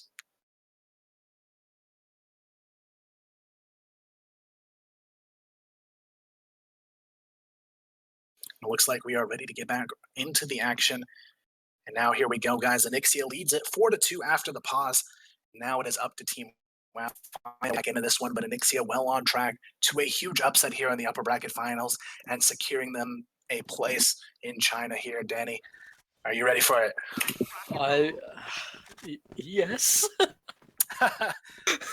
It is gonna be an intense finish here, Team WoW, though. This is a huge round. It determines if it's going to be a 3-4 or a 5-2 scoreline here. And that 5-2 in favor of Onyxia could make this a slow decay here for Team WoW. And just like that, though, Exotech finds Aaron to start things off and continue the devastation towards Team WoW. Right now, though, the trade does come in. The counter frag warrior Juice there to answer with one of his own, but Juice only escaping that with 2 HP still means the HP is in favor of Onyxia just slightly here, but the flank comes in, but Juice still somehow gets out of that. And now it's all about this execution onto the B bomb side. Onyxia, the response has to be flawless here, but Andre J is already on the flank. He takes down one. Andre J doing work on the backlines. He stalls off the push. And this is exactly what they were hoping for, but Rek comes back with a frag of his own, and it's going to be a 3-on-3 now. Solo, Tootie, and Tony looking to close this one off, but the remaining 3 players are very trapped here. As now Solo is in a great position to stall any rotation from occurring. Tony, though, going to be spotted. So now Michael DRK could run into some trouble here. Solo going to find him in the trade fire. Now it's going to be a 2-on-2 situation. Onyxia looking for a big round, but Team WoW looking to finally answer back. Solo, though, looking for the frag here. He can't seem to find it, and they may go for the refrag here. Tooney nowhere near to support, though. Tooney, though, he's read the situation quite well. He's going to work his way back, but the bomb has already forced its way on to be in Tooney. He knows he's going to be late on the retake here, and it's going to be all about this retake fragging here for Tooney. Solo already very low, means a lot of pressure on the shoulders of Tooney to find the opening pick here. Right now, though, it's going to be up to Solo to try and make an impact here from the back side of sight. Tooney, though, he's going to be working his way in with the Desert Eagle, but he's all alone. Now it's going to be a 1-on-2. Could the Deagle Master make it happen once again? Or will it be Team WoW holding on for another round, which they will do. And there we have it, guys. It is going to be 1 up on the board for Team WoW. 4-3 going to be the score as Team WoW come back strong after the reset. Yep, exactly what Team WoW were looking for. Just take that little bit of a break, and then on the reset, get that 1 round just to build up the momentum. And let's see if they can snowball it from here. Good nade coming out from Andre as well. Does a little bit of damage to Juice. And let's see what happens from here. Solo taking a little bit of damage as well, 75 HP. Right now, though, it is going to be Onyxia looking for an opening here, but Exotech goes down. It's Michael to DRK. He's going to get a very aggressive pick here up mid as he looks for more to potentially get Tooney as well. He takes him down to half HP, and Team WoW, after the reset, they have came back full force, ready to try and swing back into the lead. Right now, though, it is going to be Onyxia facing a potential lost round, which would result in a tie here. And that would basically reset the lead that they created for themselves. And right now, it is going to be a big hold here. It's going to be a 3-man stack towards A, though, which actually could pay off for Onyxia as the bomb looks to be working its way into this site. Here come the nades, though. It's going to be Andre J really in the position to try and slow this one down. Solo finds one, but it's going to be Andre J who finds the double kill, looking for more. He won't be able to make it happen. It's going to be up to Toonie, 1v2 now. Here comes the rotations, though. They're going to catch him, and he should go down. And that's going to be Team WoW, resulting in a tie here, guys. 4-4 as we go into the final round of this first half. It is still up in the air as to who may be able to close this one out. Yeah, and it's like every time they have Toonie left to clutch, so long as it's a 2v1 for, or even a 3v1 for Team WoW, all you gotta do is, so long as you're grouped together, there's no way Toonie will win unless you give him the one-on-one, or unless he hits the nuttiest Deagle flick of his life. So far, so good. This break coming out from Team WoW has really been, like, it was a really good decision to make.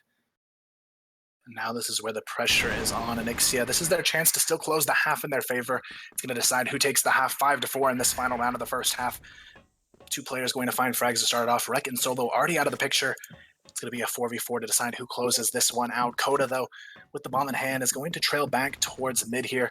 Team WoW not trying to get too antsy on the push just yet. They want to try and catch some players off guard before they work their way into a bomb site, but still Onyxia not really sure to where this rotation may be coming in for, as the bomb really hasn't committed either way just yet, and they may have actually read things quite well on the side of Team WoW. It's going to be Michael DRK and Coda working their way up mid, and this is going to be a great chance for them to catch some players off guard here. Right now, though, it is going to be a 4-on-4 situation. The bomb looking towards underpass here. They're going to be going for the lower B take. And now it's going to be all about the response. There's no direct defenders on this site, and this is where they have to be careful. Toonie's the first responder, and he is not in a great position to try and stall this one out. But now it's going to be Toonie. He doesn't see anyone on the B cross. There's nobody actually watching the B bomb site. This is where they have to be careful, and he misses the shot on Aaron. That's going to be an unfortunate mistake. Juice gets a pick in mid as well, and just like that, Team WoW may have won themselves a half if they can hold on to the site. Nixia, though, trying to work their way around for the retake. Tony, though, late on the rotation as well. There's only 30 seconds, and Onyxia still has yet to find an opening onto the site, though. Tony finds the frag there on Aaron. It's going to be a 3-on-3 now. Andre J trying to force his way in, but Tony is still lagging behind on this retake. Andre J, though, misses the shot. Now it's going to be a 2-on-3. Tony nowhere near to help as well. There's 15 seconds. They have to force their way in. Toonie, though, going to run into some trouble here, but he finds a frag out of it. It's going to have to be a 1-on-2, but it doesn't happen. And Team WoW hold on to somehow take this half away, 5-4. Just an incredible half there, though. After that reset, though, Danny, they definitely came back in a whole new way. That reset is exactly what they wanted, and it was perfectly done. I mean, just buying out the time on that last bomb plan, beautifully done that from Coda and everyone else that was left alive. And now it just comes down to the second half. How is Team WoW now gonna play this second half, and what can Team Onyxia do to bring back the momentum that they first initially had? Now it is going to be a big half on the line, guys. This decides who gets into the grand finals and who guarantees themselves a spot in one of the internationals. And this is what it all comes down to, guys. One half to determine who's going to make it forward here. Team WoW leads it 5-4, as it is still anyone's game for the taking here on map number 3. This match has definitely gone the distance, but now it's up to Onyxia to try and dethrone the 2-month reigning champions, or will Team WoW once again make it into a grand finals here today? Right now, though, it is going to be an aggressive start in mid here, as Onyxia tries to take control of the lower B tunnels. It's going to be Tony and Andre J pushing their way up here. Andre J almost runs into trouble, but it's actually going to be the flank from Juice on Connector that takes him down, and that's going to be an early start here. 5v4, Solo already out of the picture. And Onyxia look to try and find an opening 4v5. Andre J takes down Rek. That's going to be a great counter frag here to even the score. 4-on-4, Juice very low as well. That's actually going to put the HP advantage back over into the hands of Onyxia to start off the round here. Still, though, this is a very big round. Phoenixia want to take this one back in their control. They definitely need to start it off here with the tie to lead off this second half. Michael DRK, though, going to be spotted, and the HP advantage still continues to hold on for Phoenixia here, but they have to be careful. With that information, Michael DRK can definitely call for a rotation here. That's exactly what will happen. Juice works his way back, but Phoenixia reads the rotation, and it looks like they're going to be working their way back over towards the B-bomb side here, but still, they've got to be careful. They're making a ton of noise here, and it's going to give Team WoW a great opportunity to read into the strategy. So far, though, it is going to be a very passive set of Team WoW. They just want to try and fight on the execution here. They don't want to go for any fights in mid this time around. They're just playing passive, and now that they know they have the lead in their hands, they don't want to give that up. They're going to do whatever it takes to prevent Onyxia from taking this one away. Right now, though, it is going to be execution coming in towards the B-bomb site, and Coda, he's going to be the one to try and hold this off, as it is going to be another player close by. I believe it's going to be Michael DRK. He's going to be playing from the GR spawn. He actually spots Tooney, and that is going to be a huge chunk of information for him to work with here, but it's still going to be on Coda to hold off this initial push. Michael DRK, though, finds one. Coda in a great position to catch the planter. He takes down another, and now it's going to be a 4-on-2. Things have completely fallen apart here for Onyxia, as now Tooney is all alone once again. He manages to put one up on the board, but a 1v4 would just be insane at this point. And Tooney will go down, thanks to the brilliant flashbang from Aaron to close it out. Guys, it's going to be a 6-4 lead now. Team WoW pushing themselves closer and closer to the finish line here, and closer to that grand finals. This is exactly what happened on Mexico for Team WoW. I mean, they won the first half 5-4, then got the second round in the second half. Well, sorry, the first round in the second half. From there, just built the momentum that they needed. But Andre starts things off here with the first pick onto Juice. And early 5v4 advantage here. Bomb headed over towards A side, it looks like, though. Smoke is down towards A entrance also. Right now, this is a brilliant opportunity for them to work their way in. Exotech, though, he has to win this initial fight, but Andre J is there to support it and will take him down. It's going to be up to the A hold here, but Michael DRK gets caught with an A out. It's going to be a 4-on-2, and Onyxia have a great chance to put one up on the board here. Coda and Aaron left in a 2-on-4 as the rotation does come in. Coda going to hear a lot of players misstepping here and could have a chance to catch them off guard. Andre J going to go down, but the trades come in, and Onyxia close out the round. And just like that, Danny, it's still going to be close here. Definitely, it will be not much you can do in that type of situation when both your remaining players come up from CT. I mean, especially if you're down on numbers, unless you hit some nutty shots, there's no way you're going to be able to win those trades. So yeah. And now here we have it, guys. It's going to be 6-5. Team WoW up by 1, but this is still an insanely close game, and it only continues to go the distance here, guys. And now it's going to be up to Onyxia to tie it here and see what they can do.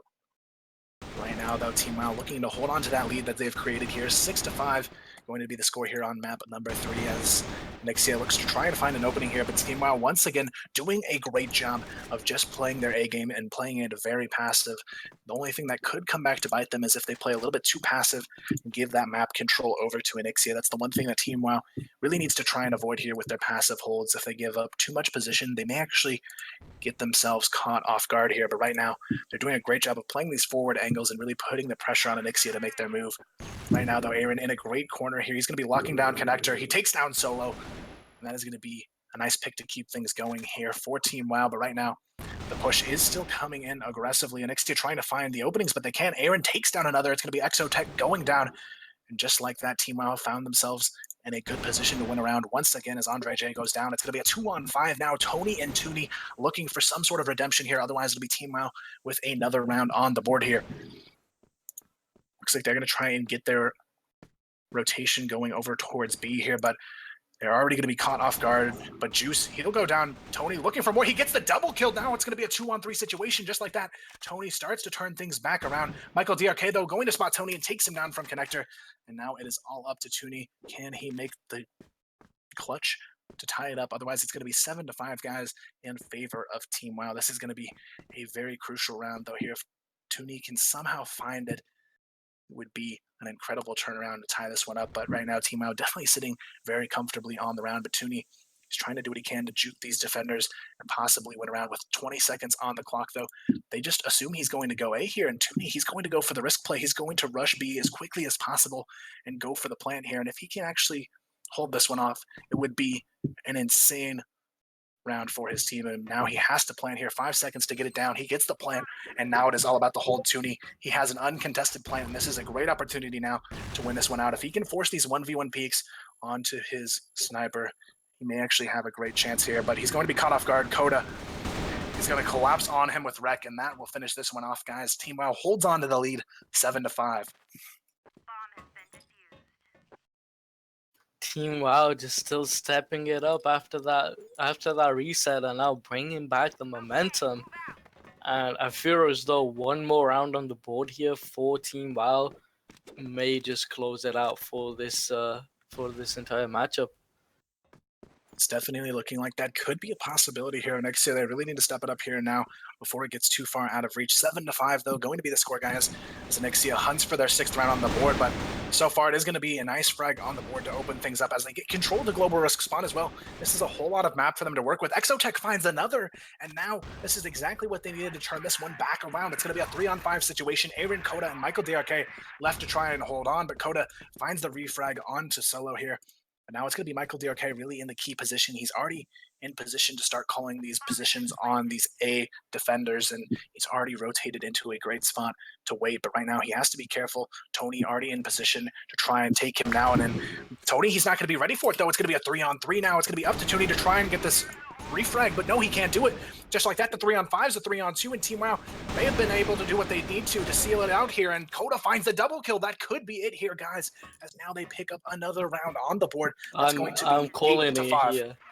I'm calling it here. I think, yeah, I now this is my prediction. I think Team WoW have got this in the bag.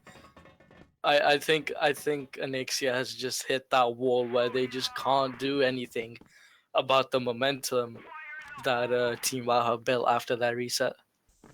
Now it is going to be only one round on the board actually since the reset here from Anixia, so definitely a good decision from Team WoW there. But Anixia, they're not out of this one just yet. It's going to be 5-8 as Team WoW look to close this one. They are 2 rounds away from sealing the deal here, but Anixia, they start off with a 1-for-1 trade here. Juice and Andre J already down as they try and find an entry on the side here, but this is now every round of the utmost importance. Otherwise, Team WoW will push themselves into match point if they can put another one on the board here.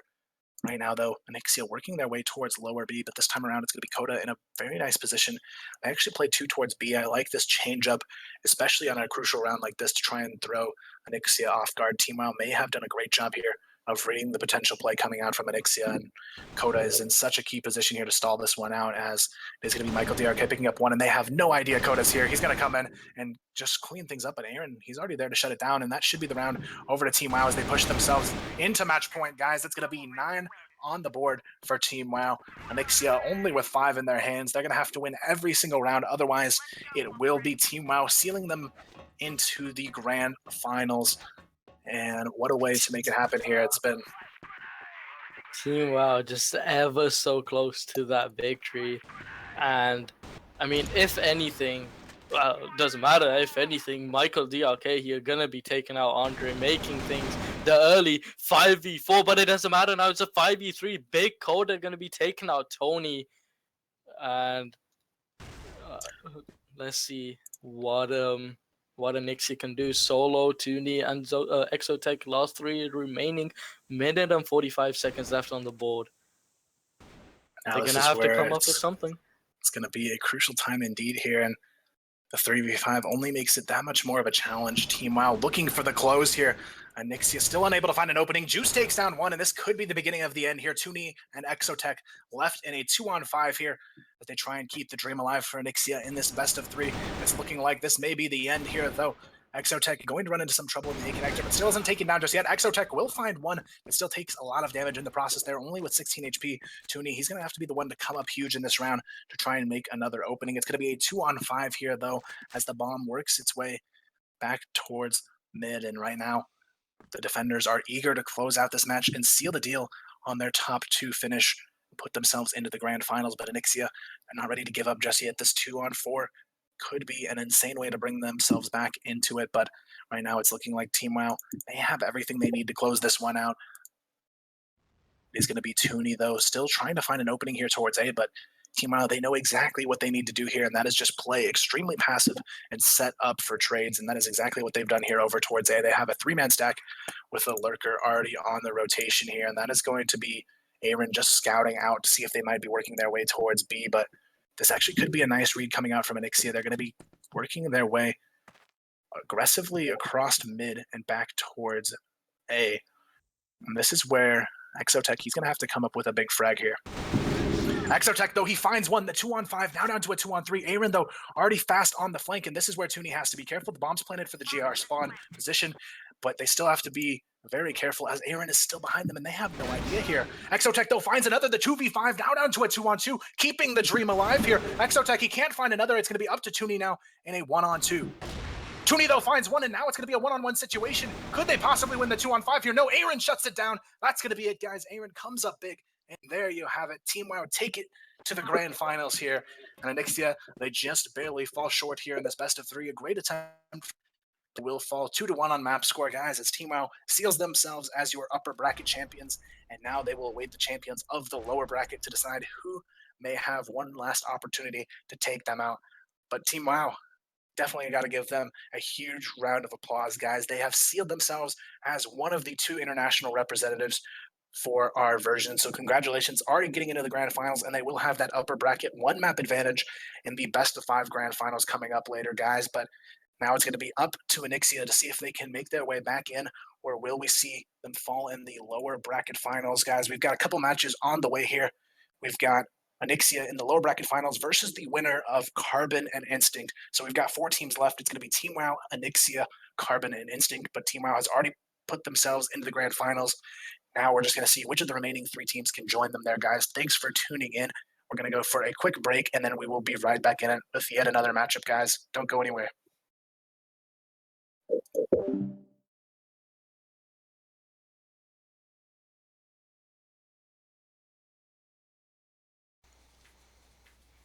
Hey guys, welcome back. You guys are enjoying watching the national finals.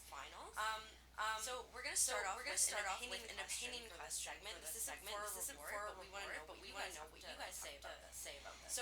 So as a little refresher, the 5 official maps for competitive Ankara, Black Widow, and Sub Base. Now, if you could remove one of these maps, which one would you remove, and what would you replace it with for the competitive scene? This is actually going to happen. The decision hasn't been made yet, and we're interested to see what you guys have to say about that.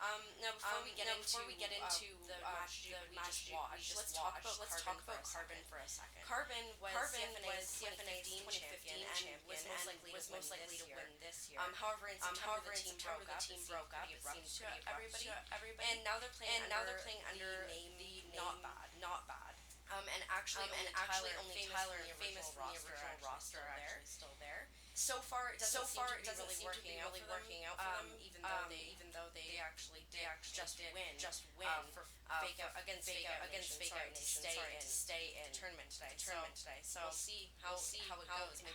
Maybe get a little better working together soon. Now I guess we can talk about what just happened in the previous. Well, Team WoW is again dominating in the competitive scene. They're advancing undefeated to the finals. The only question that remains is who's going to advance to WCA and who's going to advance to CFS. Yeah, it looks like they're taking the lead on that. Anyways, so now we're going to go on to some of the questions you guys had for us. So I guess I'll start. Sure. Ducky said, is there any difference between the CFS and the normal weapons besides the logo? Other than the logo, they look the same, and they have the same functionality, but the CFS weapons have less ammo. Yep. All right, so Timo CF says, how come our CFS guns have the logo instead of the CF Star 2016 logo? So this was a design choice instead of the CFS logo that changes every year. We decided that the CF logo is just a little more generic and it'll be the same across all regions. So just something a little more for consistency. Yep. First one is a lot of players want more maps map for skate mode, etc. Is this something that you guys have considered? Yes, we are aware that new maps are very popular, and there actually is a new map for ghost mode coming up really soon. Yes, so stay tuned for that. All right. Abel's other question is, will the EP shop ever get any perm items? So this is a high possibility. It's a high possibility that the CrossFire shop could get perm items. If you wanted to suggest that, you can always let us know in our suggestions forums. Yeah, let us know. I guess actually we'll save some. Yeah, sounds good. I'm gonna ask you this is for reward. So how many VIP weapons are in the item shop? So answer this in the Twitch chat, and maybe select to win a reward. See you guys after the next match. Bye.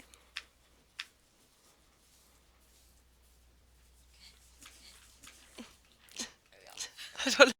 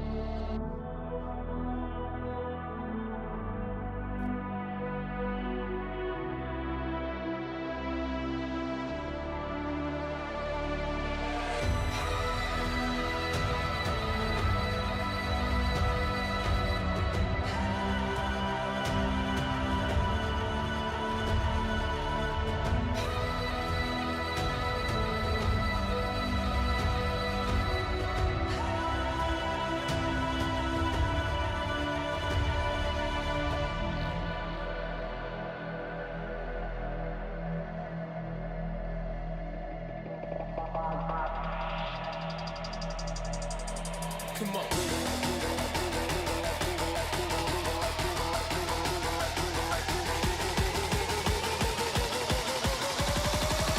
Moving like a soldier.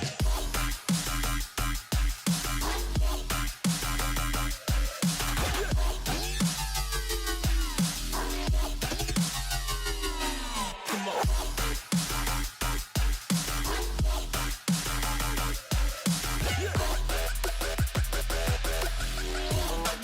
Moving like a soldier.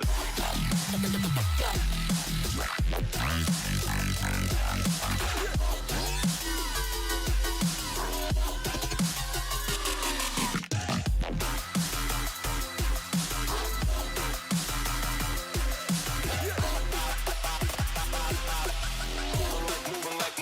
like a soldier.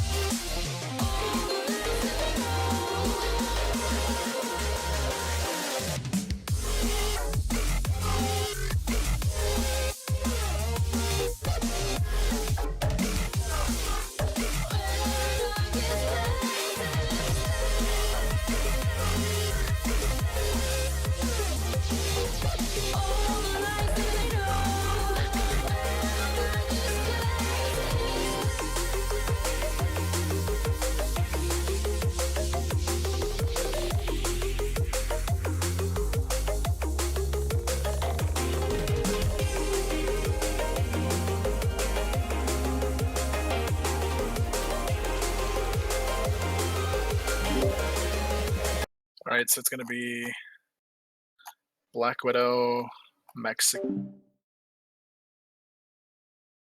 Before. Yeah, basically.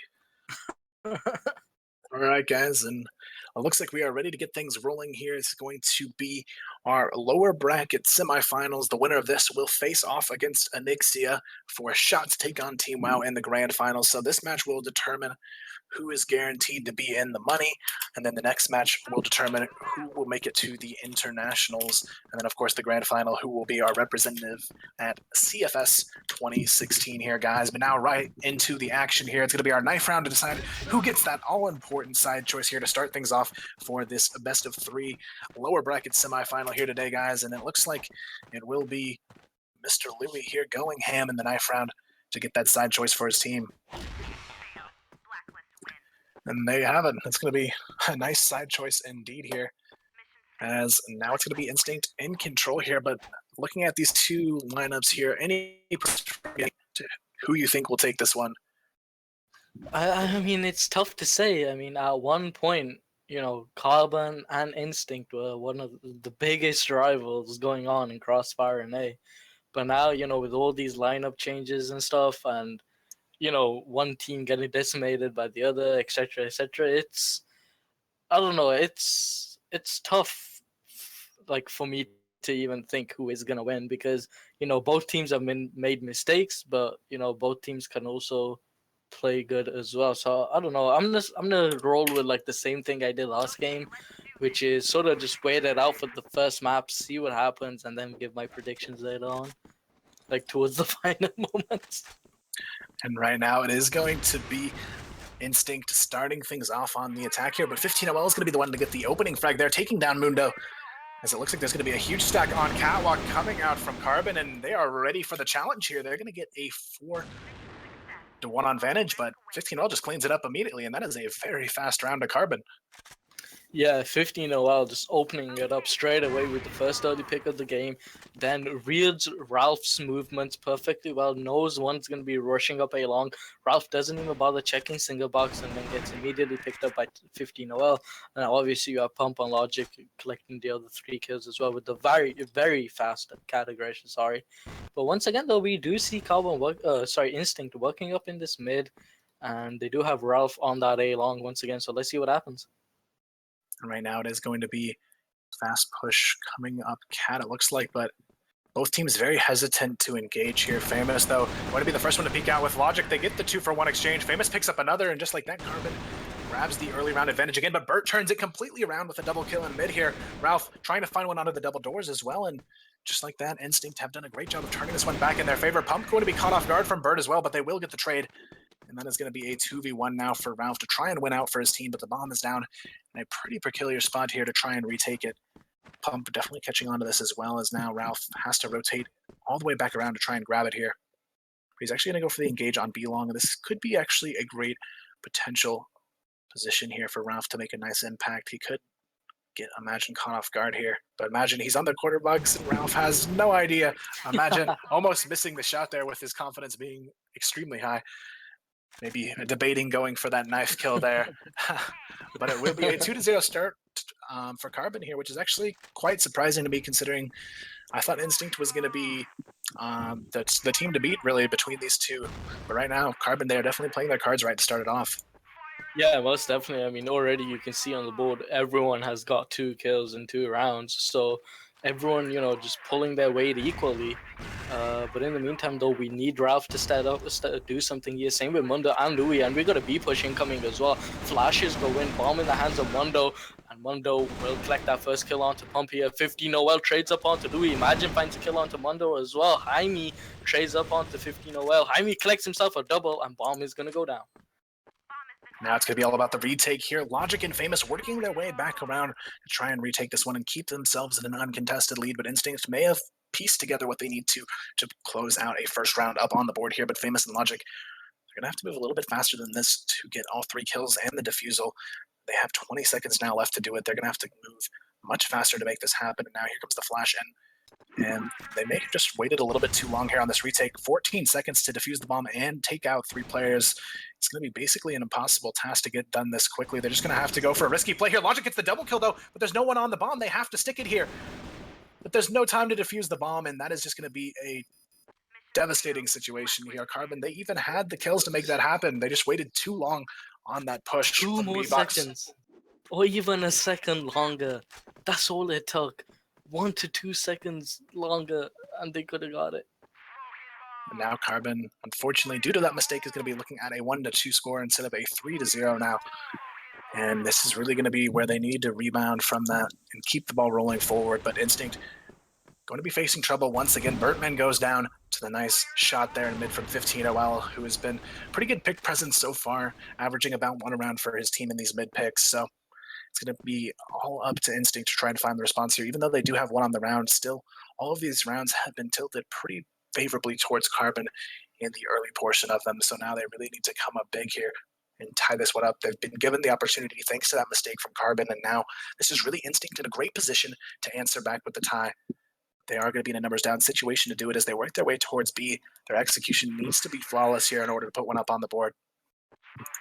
Here come the nades, though. It is going to be a push here into B. It's going to be Louis and Jaime leading the charge here, but they have to be careful. They don't want to get caught off guard by these 2 players on the hold here. Pump going to go down fairly quickly here. Imagine going to be caught in the corner as well. Mundo with a nice double kill there. But 15 OL, he's already on the flank. Logic's there as well. It's going to be a nice 2 kill on the board. And it's going to be the bomb down as well. And just like that, it's going to be Carbon getting control back into their hands here. Right now, though, it is going to be a difficult situation for Instinct once again. Carbon doing a great job of turning things back around here. 15 OL, though, not a lot of HP to work with, but he's actually in a pretty safe spot considering it's going to be a double push coming out from the doors here, and Logic cleans it up nicely. And that'll close this one out with Carbon getting another on the board, and it seems like every round so far has been pretty favorable for Carbon, even though they haven't got all of them due to that mistake. Full flash coming out from Ralph. Didn't get it into box room. He actually hit off B doors and flashed himself, and allowing Logic to pick him up. But yeah, as you said, I mean, this is a somewhat lead coming up from Team Carbon, and also 15 OL with those with those picks at least consistently getting 1 around, more or less here. Right now, it is going to be a catwalk engage to start this one off, but Carbon, once again, they are ready to answer here. Logic picks up 1, Famous picks up another, and Bertman is already all alone here and forced to back off. It's going to be a 2-on-5 situation, and Carbon, they're just holding this quite perfectly on their defensive half so far. Famous picks up a double kill to close this one out. Carbon, they lead this one 4-1, and definitely surprising me so far on how well they're playing this. Yeah, Carbon playing this really well, especially on that cat, really holding down that cat. So, I mean, if they can just keep the game like this, I see them somewhat winning the map at least. Definitely in a great position to win the map. They've already got a 4-1 lead. The only round they lost really is a round they could have won anyways. So Carbon definitely in full control here, but Ralph opens it up with a nice pick there on to 15 OL. Ralph is going to get very aggressive here out of mid. Famous going to be caught as well. Louis finds 1, and just like that, Instinct finally piecing together a solid round here. This Logic will be left in a 1-on-4. Should probably go down here. Ralph, though, goes for the peek. But there's no one there to support it just yet. Jaime hesitating to go out for it. But now Jaime will come out. Logic going to run into some trouble, but he gets 1. But the trade comes through from Louis, and that'll be another round on the board for Instinct. Now 2-4, Carbon still looking pretty solid. Yeah, Carbon's still looking pretty solid, even though they just lost a round. But it's everything is there. It's just they can't afford to make these little mistakes. And Ralph once again failing these flashes. Flashed himself the 2nd time now, so it looks to be like he's in shambles really. Right now, he's definitely gonna have to come up big with these utility plays. Ralph and Jaime both haven't been doing very well hitting these flashes, and they're going to get counter flash perfectly, though. Logic takes down 2, Imagine gets 1, and just like that, Carbon throwing this random burst aggression has caught Instinct completely off guard once again, and now Ralph is going to be left in a 1-on-5 clutch situation, and really not a whole lot he's going to be able to do here. Famous will spot him as well, and that's going to be the round. 5-2 now, as Carbon continues to maintain a pretty dominant lead here. Yeah, Carbon really are filling out a great lead against Instinct right now. And for sure, if this momentum continues, we'll definitely see him next on our screens. Bomb will get dropped over towards bridge here. Two players going to be dropping down into BC and working their way up here. Probably going to be spotting middle as well. Smoke is down the mid, so this probably may just be a cat hit. Double flash goes off into cat, but they're actually going to drop down in mid. Right now it is going to be Ralph picking up the entry here. Still the trades try to come in from Carbon, but they actually can't seem to find anyone just yet. Birdman picks down Pump. Mundo takes down another, and just like that, Carbon's defenses have completely fallen into the hands of Imagine now. 1 versus 5. He does manage to get one, but he may not be able to do a whole lot more than that here. He's going to be left with a difficult situation as Jaime takes him out. And Carbon, just like that, is starting to falter here as we get to the close of the half. It's going to be a 5-3 here, just 1 round left. But if Instinct can pick up this 4th round, we're going to be looking at a much closer game than it was starting off.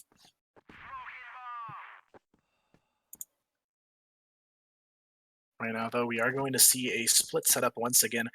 Instinct just trying to spread out and get some early map control, maybe even look for an opening pick here towards A. Ralph getting eager to peek around the smoke and try and find someone, but Carbon, they continue to play extremely passive on A with their focus mainly shifted towards Catwalk here.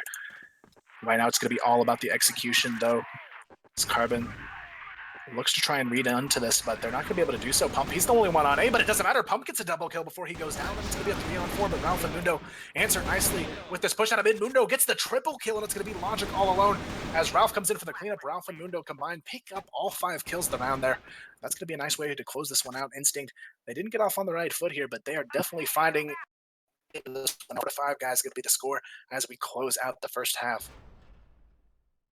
Yeah, finally Instinct finds some footing here, bring back and only behind 1 round. But yeah, good effort nonetheless though coming out from Instinct. Mondo going up huge right towards the end with that 3K.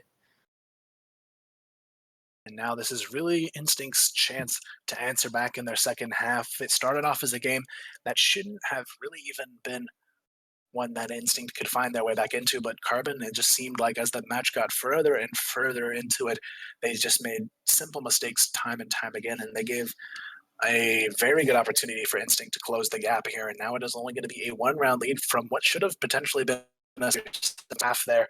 It is only going to be a 5-4 half here, so things still looking positive for Carbon, but they definitely have to step it up if they want to close this one out here. But going into it, it is going to be 5-4, guys. Instinct down by 1. Could have been 6-3 if Carbon didn't decide to delay on that B retake. But yeah, 5-4 it will. And now it is going to be a aggressive play coming out from Famous here. He's already going to be working his way into box room, and he's just disconnects. They got disconnects. It looks like we do have a disconnection here, guys. It is going to be Instinct, so we'll go ahead and give everyone a chance to get reset here. Looks like we did just lose a player there from Instinct, but we will see.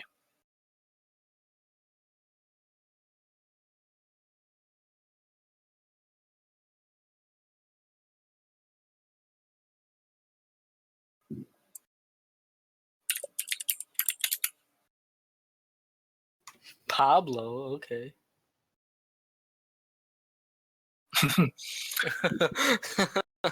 I was really confused there for a second. I was like, Pablo's not playing. But it is going to be a 5-4 at the break here, guys. Instinct, they're definitely not out of this one yet, but Carbon, they had a lot of mistakes there, Danny, towards the end of that first half, which makes me question their stability now going into the second half. We saw a lot of good things from them starting it off, but it seems like they got a really, really shaky finish to that first half. Yeah, definitely. It's not the sort of half that they would have wanted to end on. Regardless of the fact that they finished 1 round up, it's, the fact that Instinct managed to climb back up, making it 5-4. So I guess we can sort of expect that coming up into this next half as well. So I wouldn't be surprised if Instinct do take this first map due to, Carbon just throwing away silly rounds that they should be winning. Now it is going to be just one player we're waiting on. It's going to be Jaime waiting to get back into this one, guys, and we'll see exactly what Instinct can do to bring this one back, but still definitely anyone's for the taking here in the lower bracket semifinals, and definitely a lot on the line here. This determines who's in the money and who's not here, so there's a $4,000 difference between winning and losing this matchup, so definitely a lot on the line for just this match. But not only that, the winner having the potential to take down Anixia and put themselves into the grand finals and work their way into an international spot, and would be a pretty interesting turn of events here, as we've seen sort of Team WoW and Anixia dominating the competition throughout the day. But I'm interested to see who may come up against them and give them a nice challenge in the next round here. But Team WoW definitely sitting in the grand finals, guys, as the team to beat. They really haven't shown us any major weaknesses just yet, but Anixia still doing a great job against them earlier. They did take a map off of them, which is something that going into it, we didn't even expect Team WoW to really have any trouble closing out maps, but it's really going to be an interesting way to close out the day moving forward. But sort of looking at what's left in the lower bracket, Team WoW aside, what are your thoughts of moving forward? Who do you think might be the better of these two teams to possibly contest Anixia for that grand finals position? I want to say Instinct, but after they got decimated, I don't know. I think like when a fresh team comes to light, like I can't see Instinct winning this game and then the inevitable happens and the same thing happens to them again as it did before, when they got steamrolled by who was it? Was it Anixia or was it WoW? I think it was WoW. Right? Yeah, by WoW. I don't see that happening again. I see like them sort of losing this ever so closely by Carbon, and then Carbon, being sort of fresh, having not had that sort of defeat happen to them before, recently, facing up in the finals. Now here we have the guys. It's going to be 5-4 as we kick off the second half. It is going to be Instinct down by 1 here to start it off, but Carbon looking to close out a first one in their favor. So far, though, it's going to be a lot of damage onto Imagine, but no trades on the field just yet. Right now, though, the push is going to be coming in towards the B-bomb side. Mundo going to be left in a difficult position as he goes down. Louis does manage to take down one as well, but it is going to be a difficult site to hold on to. But Ralph is still in position there to try and hold on, but Famous picks up the double kill, and now it is going to be a 2-on-2, but the HP is going to be in favor of Instinct here, so they're still feeling pretty comfortable for the retake. But Logic, he does have 100 HP to work with, or 15 oil, sorry, has 100 HP to work with. Logic with the bomb in hand. He's going to have to go for the plan here soon, but Jaime and Bert are both close by for the retake here. Bert sitting just outside of the B window, but right now is a big potential round for Carbon. This would establish an even greater lead for themselves to lead off the second half, but right now Jaime going to be eager to try and peek out on the double doors here with Bert, and looks like they're just going to try and work their way in very quickly. Logic, though, finds one, and now it's up to Jaime to close this out in a 1-on-2. Jaime, though, finds one. Can he get the double kill, though? 15 OL, trying to stall this one out. Now Jaime, he's going to have to come up big for his team here. And he finds the headshot out of nowhere there. That is going to be a big round for Instinct as they tie it up to start off the half. Yeah, not quite 15. The 15 OL that we know missed 3 shots there, plus the Deagles as well. Not quite the 15 OL I would expect, but yeah, Jaime coming up big there, wins a 1-on-1 and gets the defusal just in time. And now Instinct are 1 round away from moving into the lead here. It's all tied up, guys, 5-5, but definitely Instinct has stepped up their game here. Right now, Carbon, they're definitely looking for the response. They started off this game leading it 5-2. Now they are down well, they're not down yet. They're tied right now, but if Instinct keeps this up, they could be down already 6-5. But Carbon, this is their chance to keep the lead within their control. Definitely would be the round to make it happen here. So far, though, the pace has been slowed down, but it looks like we are going to see Carbon looking for a potential take here on the B-bomb side. Bert and Ralph going to be the ones close by to stall this. Smokes come out, though, and it looks like we are going to see the execution. Carbon throwing some nice flashbangs there to work their way into sight, but still no kills on the table just yet. But Ralph finds one through the smoke. Ralph finds the double kill here. Ralph looking for more. Bert comes in for the assistance, but doesn't matter. Ralph gets 3. Bert and Mundo each with 1, and that'll clean up nicely to put around on the board for Instinct. And now they move into their first lead of the map here, guys, 6-5. Yeah, Ralph coming up big there around that double stack, collects the 3 kills, and yeah, as you said, 6-5, and it looks like now just Carbon resulting to like just simple pushes, but very slowed down here. Looks like they don't really have much to work with anymore. They got Logic on the sniper as well, interestingly enough, Famous with bomb in hand as well. So let's see what they come up with. Right now, though, it is going to be a very important round for Carbon. They really need to try and hold on to pick up a round here, but Instinct, they have just been the much more dominant team in the second portion of this map, and it's really going to be up to Carbon to find their answers soon. Otherwise, Instinct could get in a position where they can just run away with this map and put themselves up 1-0 in the series. But right now, Imagine he's going to be trying to find an opening towards A, leading with the bomb here towards Catwalk. Looks like they're going to go for a very aggressive stack here, though, towards A. But Logic finds the opening frag there. Ralph goes down. Burt immediately trading, though.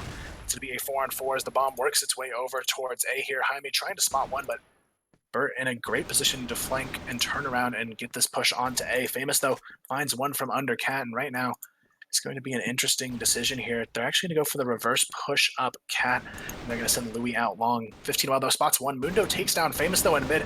Mundo still looking for more as the bomb is dropped under Cat. Imagine tries to grab it, but Burtman, he's already picked up one on the flank as well, and just like that, the rotations have worked out perfectly here for Instinct, but they still have a little bit to do to close this one out. Mundo very low as well. Could make this a bit difficult. Imagine, though, still trapped with the bomb in hand. Burt looking for the exchange here, but still no one wants to engage, and it's going to be the bomb forced into a difficult position here. Louis still playing the flank, though, could be peeking now at the perfect time. But still, he's not going to go for it just yet. Louis just playing hesitant here, but Mundo going to go down. That's going to leave Burt and Louis left for the retake here. Toonie, or not Toonie, Imagine. I don't know why I said Toonie there. It's going to be Imagine planting the bomb there, and now Louis and Burt looking for the retake, though. Now here we have it. The nades do come in, and it does get Imagine down very, very low here.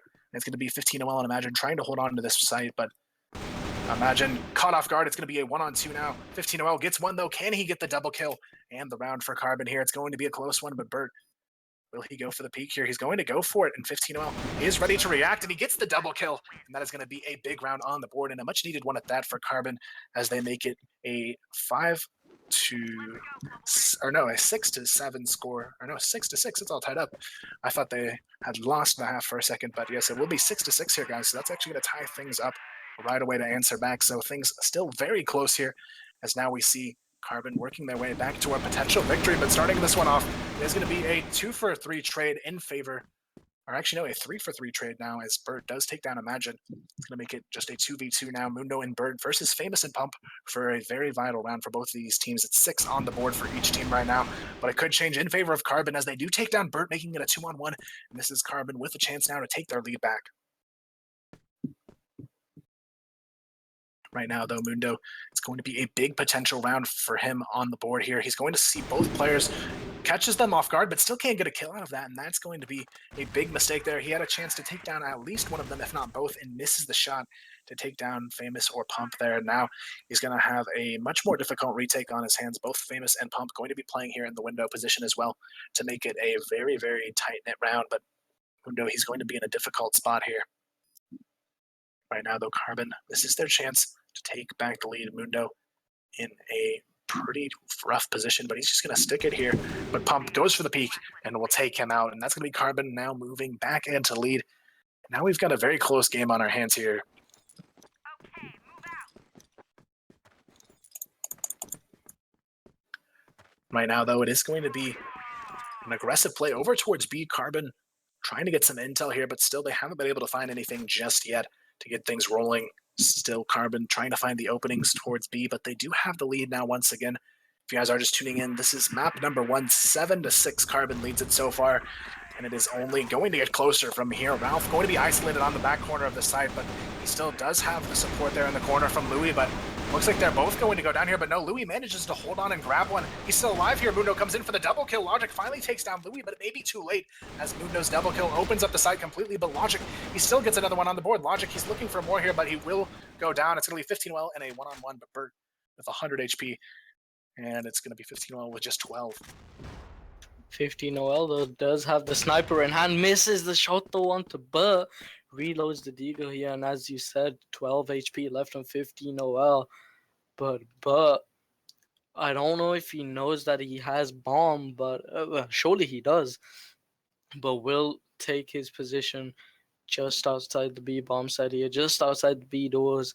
And let's see what 15 OL is doing here. He has 15 OL does have a minute and 5 seconds to work with. He has plenty of time, but it all comes down to Bert and what type of play he will decide to make. Bert still playing the very passive position here. He knows that 15OL has to challenge this bomb position, and he's going to be doing a great job of forcing that peak here. He knows he has the advantage if 15OL goes to grab this bomb, but 15OL, if he can just slide in, grab it, and back off, he might actually have an opportunity to catch Bert off guard here. But 15OL, he has no idea that Bert's just going to be sitting behind the doors here, and this is where things could get difficult, but he's not going to actually go for the bomb first. If he can hit this reaction shot, this could be a big pick here. And he gets the reaction shot there. Hey! And that's going to be the 15 15OL we've been waiting to see throughout the day here, and he's going to come up right at a crucial moment there, and that's going to give Carbon an 8-6 lead here, and now they're just 2 rounds away from closing out this first map as Instinct is still struggling to find their answer here. Yeah, Instinct definitely are struggling. Smoke goes down in Cat here, but they're just going to overthrow this Cat. No one even looking towards it. The focus was towards a long. 2 players go down here. Jaime does collect one on the refrag here, but Famous coming up from behind trades him up, and that's going to be a 4v2 situation. Never mind, make that a 4v1 situation. Ralph, the last one left alive here. Can he do it? And now it is going to be Ralph looking for a huge play for his team, but the bomb will go down, and it's going to be up to Ralph to make the difference here, guys. Carbon looking at the potential map point on the board, but they have to be careful here. Ralph can definitely do some crazy things in these clutch situations, but Famous is in a great position, but Ralph gets the headshot. He's looking for more, but it won't happen. Logic there to successfully trade it out, and that's going to be Carbon now on map point here, guys. 9 rounds on the board for Carbon, Instinct only with 6, and it's looking like they may have turned things back around to try and close it here. Yeah, for sure. It looks like once again, though, Carbon gonna head over towards this B bomb site. 15 OL on the sniper. Once again, Logic gonna be the first one to rush in. And let's see what happens here. Nade's going out already. Now here comes the push. Pump gets one, Famous gets another, and this could be it here. Bert finally gets one on the cross, but it may not matter. It's gonna be a 4-on-3 situation. The bomb looking to get downed here, but so far, Instinct is still at a disadvantage. 15 OL could run into some trouble though. Ralph on the flank here. Jaime pushes his way and gets one as well. They are not ready to respond here. Logic, he's all alone. He has to hold on here. Otherwise, Instinct will have an opportunity to win their way back into it. Logic, though, gets the double kill, but Ralph comes through right when it matters most. And there you have it. It's going to be Ralph saving the day for Instinct and keeping the dream alive here on this map. And that'll make it now 9-7. 2 rounds left for Carbon to close this one. Instinct making it extremely difficult, though.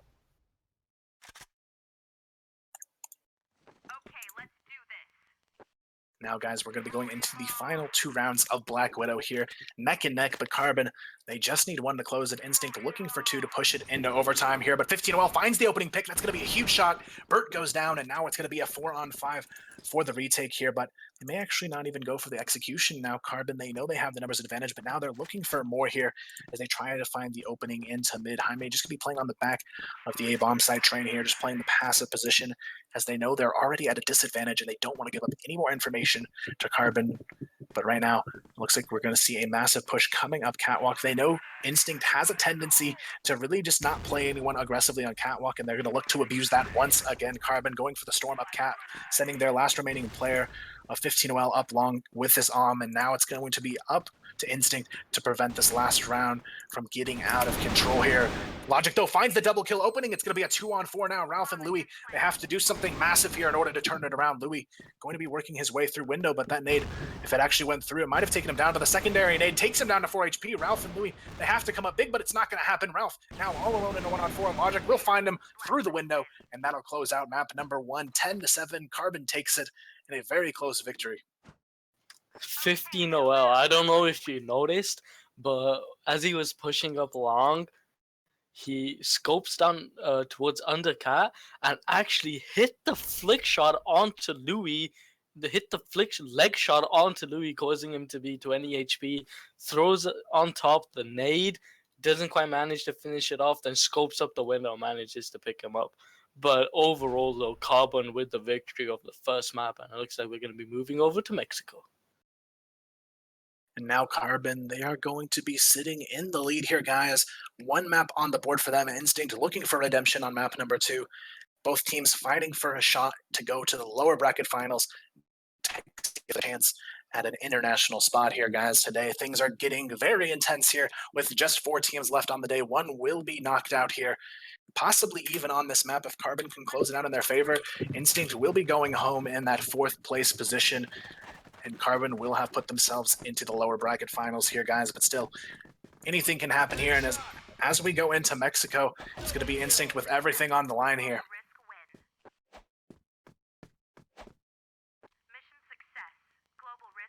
Starting the 9th round, so they're going to have the comfortability of choosing their starting side here. And that is definitely something they want on their side, as they are in need of this map. Instinct, they are in fight or die mode here.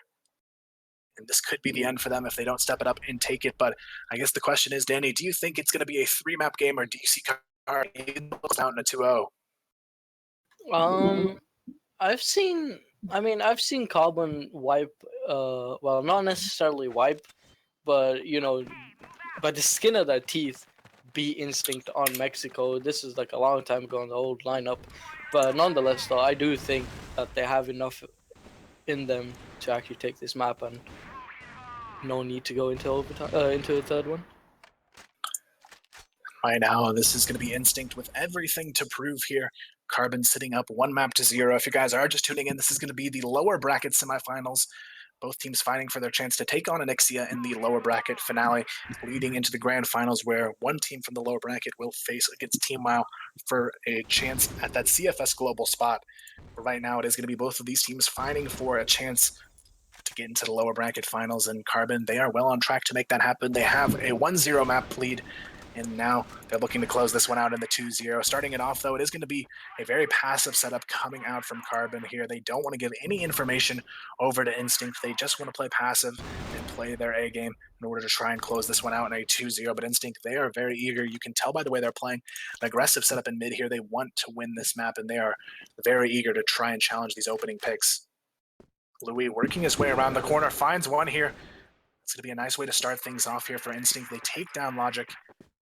Now they're going to be going for a counter smoke in mid, but it doesn't matter. Louis gets eager, but it's not going to matter. Pump and Imagine take them down, and just like that, Carbon has full control of mid, but Bert, he finds one through the smoke, but it may not be enough as Famous and Imagine come in for the trades. It's going to be Ralph all alone in a 1-on-3. He gets 2, though, but 15-0 seals the deal, and that's going to be Carbon opening it up 1-0.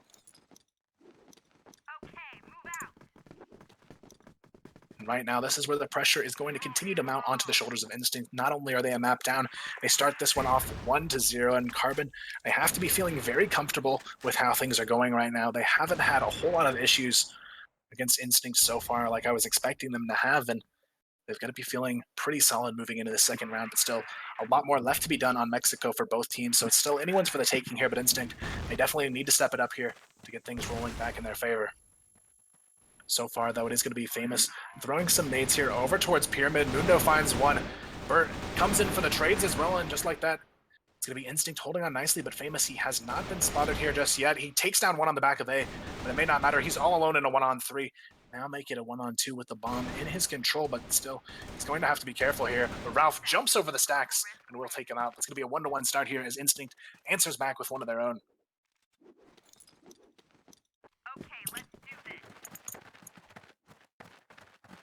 Right now, though, it is going to be still a very intense matchup here, guys. Things looking good for Carbon, but Instinct still well in the fight as we're tied up 1-to-1 to start off the 2nd map. It's going to be a big 3rd round on the board for either team if they can make it happen, but Carbon, they're looking to hold on to this lead that they've created for themselves to try and push it into a lower bracket finals match for themselves. But right now, Instinct, they're going to do everything they can to slow this down, but Pump finds the opening pick. It's going to be Bertman going down. Now it's the early 5-on-4 in control for Carbon here.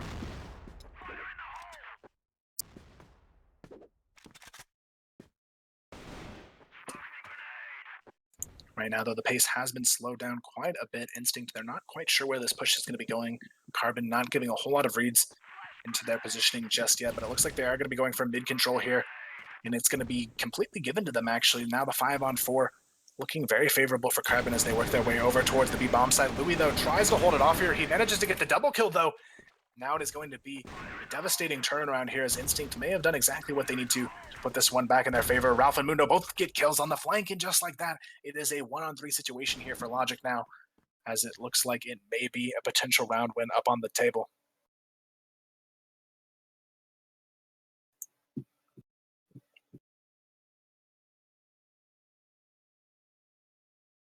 Now Logic going to be working his way towards the bomb, but it is in such a difficult spot. It should be Instinct with a great round on the table here, guys, but Logic, there's always that chance that he can make it happen if he gets the nice isolated 1v1 situations.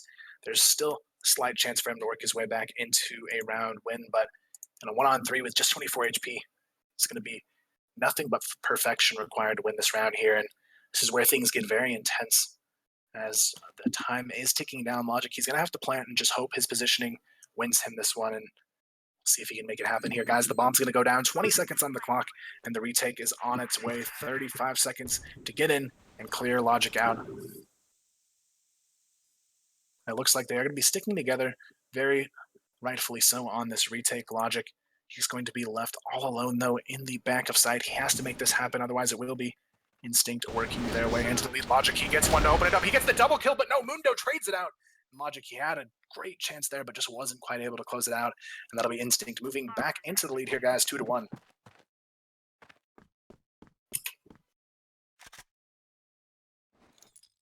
So far, though, it's been quite the back and forth on this map, but in the end, Instinct will hold on to the lead, at least so far here, but keep in mind, it is a fairly global risk-sided map, so Carbon, if they can get at least 4 rounds here on the half, that's still a very considerably good half for them on this side of Mexico. But right now, Instinct, they are looking to push this into a map 3. They know that they can make it happen here, and we've seen them take down Carbon before.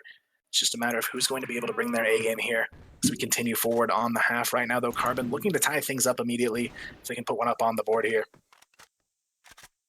Jaime just not pulling his weight at all, and 0 kills right now as well. Definitely not something you'd expect from him. Definitely not Jaime. Usually a player doing a lot of pick work, but right now it's really been Ralph and Bert, the ones stepping it up on the day so far. And it looks like we're going to see a push into mid. Carbon just looking for that control. Imagine going to be dinked a little bit, but still manages to get away with his life. Mundo, though, almost gets the counter frag. Mundo finds one on the 15. Jaime takes down Pump.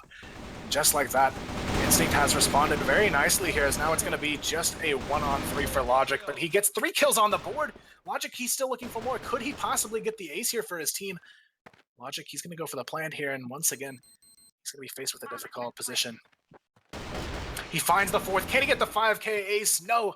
Once again, losing it in the 1v1. Logic, crazy efforts over here by him, but unfortunately, the rest of his team just not able to meet him there. Now here we see it, guys. 3-1 lead for Instinct is now. They've definitely got themselves off to a much better start here on map number 2 as they look to push this into a 3rd map here. Instinct, they definitely have pieced together quite a good map to start this one off, but now Carbon, they still have a chance to respond and bring this one back, and it looks like they're going to go for a little bit of a change of pace here as they work their way up towards the A-bomb site. It's going to be up to them to try and take off this round, and it looks like they're going to go for the execution here. Pump leading the charge, Imagine, 15 right behind him as well, and now they're going to storm into the A-bomb site, and Instinct, they're not ready to hold up for this, and it's going to be a 2-on-4 now. As Jaime and Ralph look for the insane potential to clutch this, it would be a pretty incredible round for them to win back somehow. Logic takes down Jaime, though, and now it's going to be Ralph all alone here. Imagine cleans it up, and it's going to be a 2-3 score now as Carbon finally finds one back on the board to make it a little bit closer here. Let's go, Global Risk. Now it is going to be Carbon in the position to tie it up here, guys. It's going to be a very, very difficult one at that, but Carbon, they get the opening pick. Logic continuing to go ham here. Takes down one, looking for more. Logic gets another. Logic, he is not slowing down here on this map, and right now, Bert, he comes in for the double kill trade, though. Jaime gets another. 15 well finally trades it out, though. And it's going to be a 2-on-2 situation now. Carbon looking to hold on and grab a round here, but Jaime going to be spotted on the retake. Louis, he's going to be spotted as well. 15 well. This is his chance to come up big here and close out the round. Jaime going to be spotted. The nade taking him down devastatingly low, but Bomb still yet to be planted yet. Jaime finds one through the door, and now it's going to be a one-on-one. Jaime and 15OL going head-to-head for the round here, but it's actually going to be Jaime backing off and going all the way up towards ramp and mid. Now this is going to be up to 15OL to try and read into this positioning, and so far he's done a great job of doing so. Jaime just going to be going all the way around alley now, and this is where things could get tricky. Jaime just trying to find an opening, but doesn't want to go for the peak just yet. 15OL, though, playing a pretty good positioning game and considering where Jaime is going to be working his way from, and 15OL will spawn him there, and he gets the headshot, and that is going to tie this one right back up.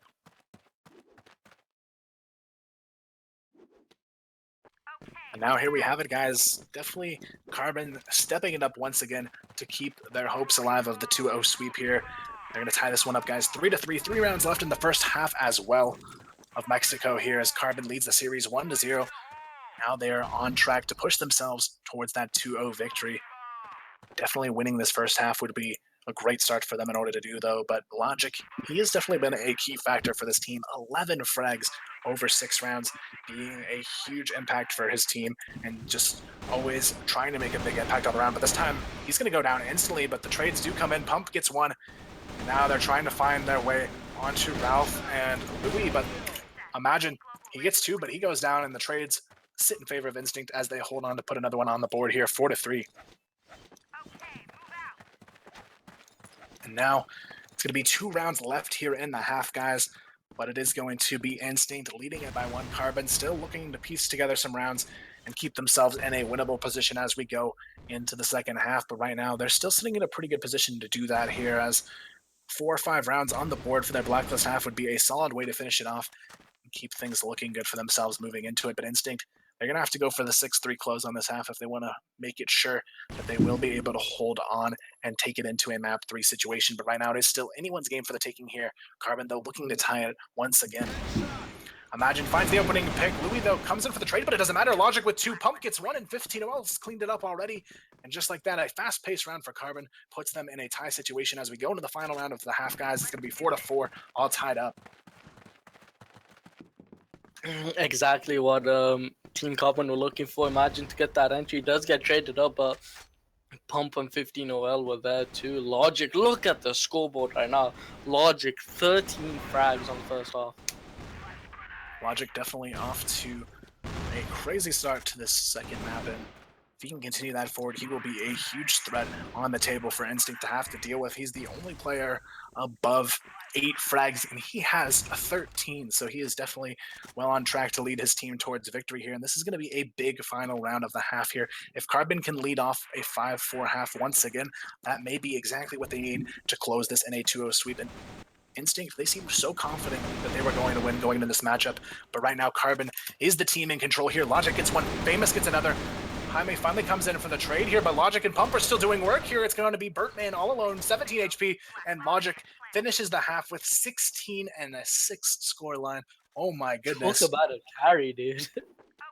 Logic definitely coming up big for his team here, and that's going to put Carbon with a 5-4 Blacklist half victory, and now just around bracket finals. And this is a completely different Carbon than I've been seeing lately. Logic bringing his A game to the table, Famous stepping it up and putting some nice scores on the board as well as 15OL doing tons of work here. And it's just nice to see Carbon firing on all cylinders now, and it's the best time for them to do it here, really. I haven't seen them play this well in quite some time, and it's actually pretty exciting at a whole new level here today. And now it's going to be up to them to close this one out, though. Instinct, they still have opportunities to bring this one back, and this is going to be their chance to prove that they still have what it takes to keep the fight alive here. Instinct facing possible elimination here, as Carbon is just 5 rounds away, guys, from taking themselves into the lower bracket finals to face off against Anixia here. But it looks like we are going to be going right into the second half. Already we see Bertman working his way aggressively up alleyway, but Logic takes him down with a nice headshot, continuing forward. That's his 17th frag this match, guys. Insane work from Logic. Now it is going to be up to Instinct to find their way to answer back. Yeah, Logic is like an unstoppable force right now, but let's see what happens. They're gonna go ahead to get this mid control. Looks like it looks to be uncontested actually. Jaime just gonna run all the way up towards quad. Bomb in the hands of Louis, and let's see what happens here. We do have 15OL on the sniper too. And Smoke gonna get taken out from Mundo. Looks like he's gonna be smoking up the A waters there. Nade flash and Nade will go in here. Looks like they're about to execute. Here it comes. 15OL gets the opening frag here. Logic takes down another. 15OL gets another, and just like that, Logic finishes it off. And this guy can't be stopped here today, man. I mean, that's 3 frags already in the second half after 16 in the first. Logic, definitely the MVP of this matchup so far. And now, guys, it's looking like Carbon may be able to push themselves towards victory here. Instinct just 4 rounds away from elimination in the lower bracket semis today, guys. Carbon looking for that opportunity to win themselves into the grand finals here. Right now, though, they have 4 rounds left to try and make that happen and push themselves into that lower bracket finale against Anixia here. 15OL, though, opens it up with the double kill. And just like that, things are looking very solid for Carbon as they move forward here. Jaime trying to find the answer with a pick on the ramp, but he can't do it. He won't be able to connect that shot there. And now Instinct facing the pressure once again, as it looks like this could be the beginning of the end here for them. 15OL finds his 3rd frag of the round, and he's still continuing to do work here in mid. He's going to go for the challenge on Jaime as well. He gets a quad kill on the board. Ralph now the last one alive. 15OL looking for the ace here, but it doesn't matter. Famous closes it out, and that's a solid round once again for Carbon. Yeah, you can see just the confidence building here from Carbon. These next couple of rounds, though, I mean, after this one, if they can get this one on the board too, the next couple of rounds are just going to be really, I'd say almost really easy for them, because once again, Instinct have hit that wall. They can't do anything else. Like, it's just impossible at this point for them to even overrun Carbon unless they do something crazy. Now Carbon, they are just 3 rounds away from victory here, guys, in the lower bracket semifinal. They are trying to make this impact and close it out, but Instinct, they're going to make it difficult here. But Pump, he still finds the opening frag, and just like that, Carbon collapses onto this water push.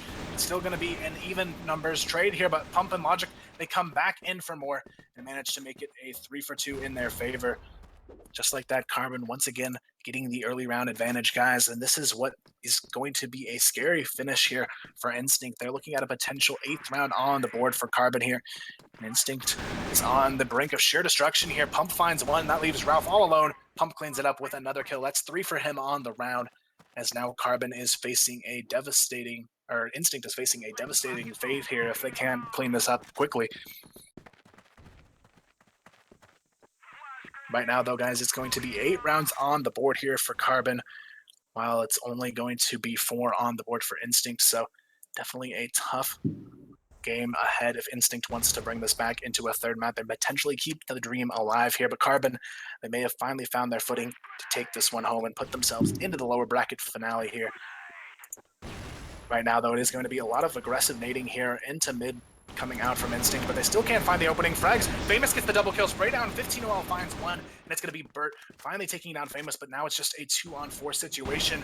Imagine going to be taken down, though, by Ralph, and now the 2v5 becomes a 1v3 here, but Bert, he will go down in the trade fire by Pump, and that is going to be match point. Now Carbon draws it early, and it is going to be 9-4 already. Yeah, just one more round here remaining for Carbon. And yeah, as I said, just one more round is all they need to get that momentum and just more or less close this out. But Ralph, though, gets the first entry frag onto 15OL. Famous, though, trades upon to Mundo, still spraying down towards this water here, but it looks like they've already been daytime. Now they're looking to try and get this retake opportunity on the field, but keep in mind there is a very, very low HP status across the board here for Instinct, so Carbon definitely with a big HP advantage, and Pump, he's already snuck behind them. He's going to get one on the board, but the trade does come in. Louis picks up a double kill. Jaime and Ralph come in for the closer, and somehow Instinct, they keep the dream alive here, guys. Yep, finally getting that 1 round on the board. Still, though, Carbon with 4 more match point opportunities. It's going to be an insane game to come back from Instinct, but we'll see if they have the fight in them left to do it here. And right now, it is going to be Carbon still sitting very comfortably 1 round away from taking the series here, guys, but it's definitely not over yet. And Instinct has everything to prove here. Most definitely they do. Smoke goes down here, so does the flash. Looks like they're probably going to start executing here in towards this middle, and already you see Carbon backing off. Carbon, they know exactly what they need to do here, and that is just play extremely passive and stall the push, but imagine he comes through with a one-for-one trade, and now it's going to be up to Famous, but he can't make it happen. Imagine in 15-0, they're going to have to come up big on this retake here. 15-0, though, already working his way into the backup side, as now Ralph does manage to take down one. It's going to be a 2-on-2, though. Pump finds one on the flank, and really Pump, he's going to have to be the one to close out this. Imagine he does not have the HP to work with here. It's going to be a difficult one, as the bomb still has yet to go down.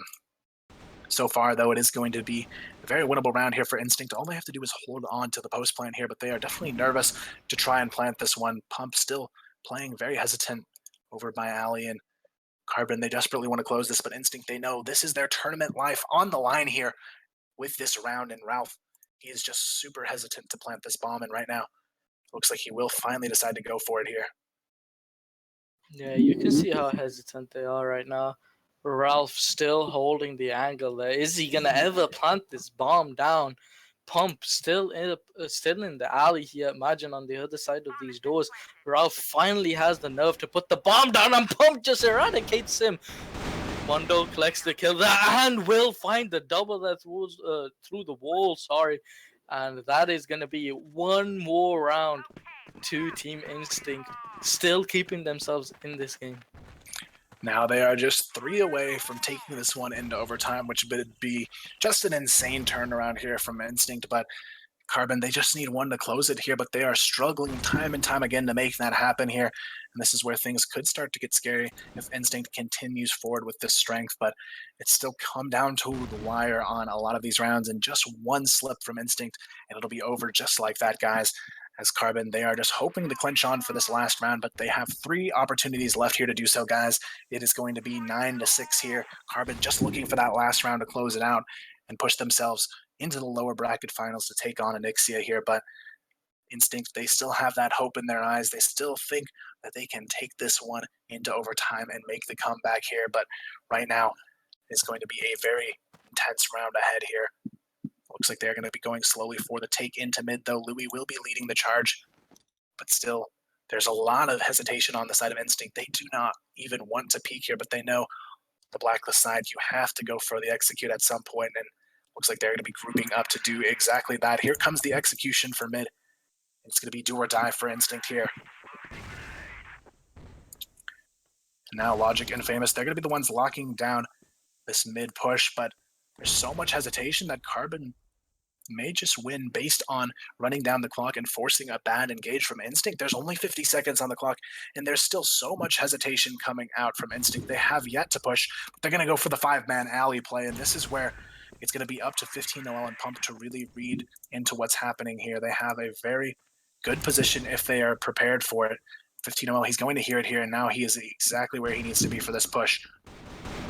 15-0, he's going to find one, but that's going to be it here. The trades, though, come in favor of Carbon, and that'll close it out, guys. Carbon, they take it with a very nice final round on the board. It's going to be a 2-0 sweep, guys. Carbon will be moving on to the lower bracket finals. Instinct, they put up a great fight throughout the tournament today, but unfortunately the road for them will end here as Carbon takes it into the lower bracket finals, guys. Very intense match, but in the end, only one team can move on and face Onyxia. And now we're down to just 3 teams, guys. It's going to be Onyxia versus Carbon coming up next. The winner of that will get the chance to take on Team WoW in the grand finals. A lot on the line, guys. Don't go anywhere. We'll be right back with more of the action.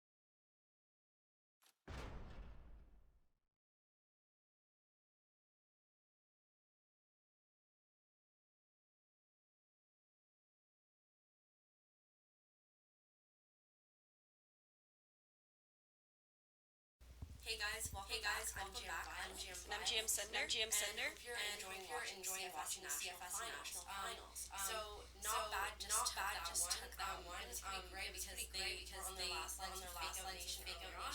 But they knocked them out and now they get to battle against Anixia to get a chance first place. Yeah. So I guess we'll another question now. So for your next question, how many characters are listed on the website? Make sure you post that in Twitch chat. Best of luck with the raffle. And we'll see how match between Anixia and not bad. Good luck, guys. Good luck.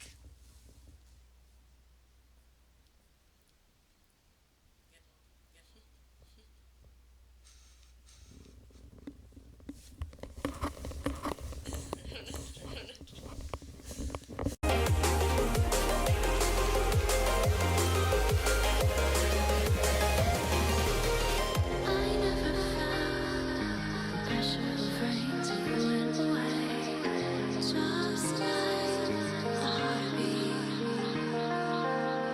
This winding road I memorized because my eyes can't take you away.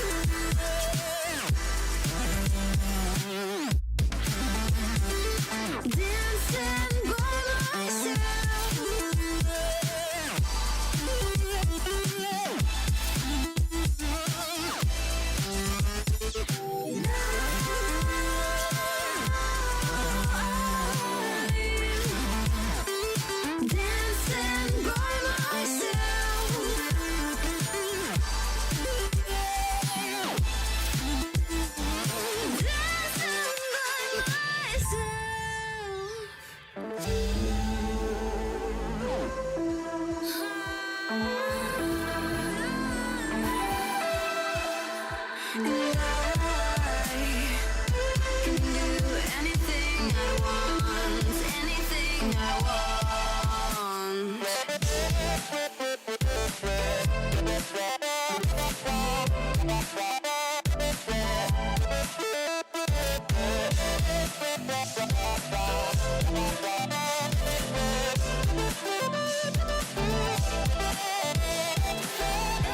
since the day we both walked our separate ways, I'm better than okay. Better every day.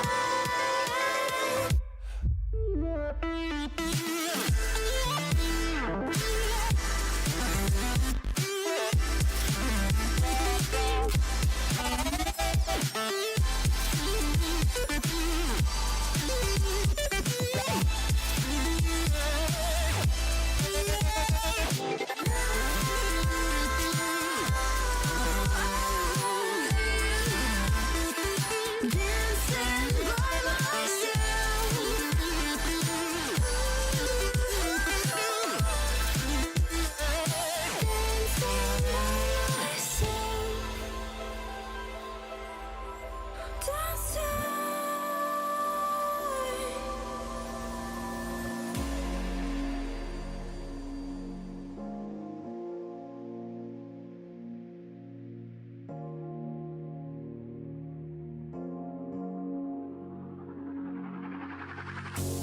I feel your world is so damn proud, and your words are so damn loud.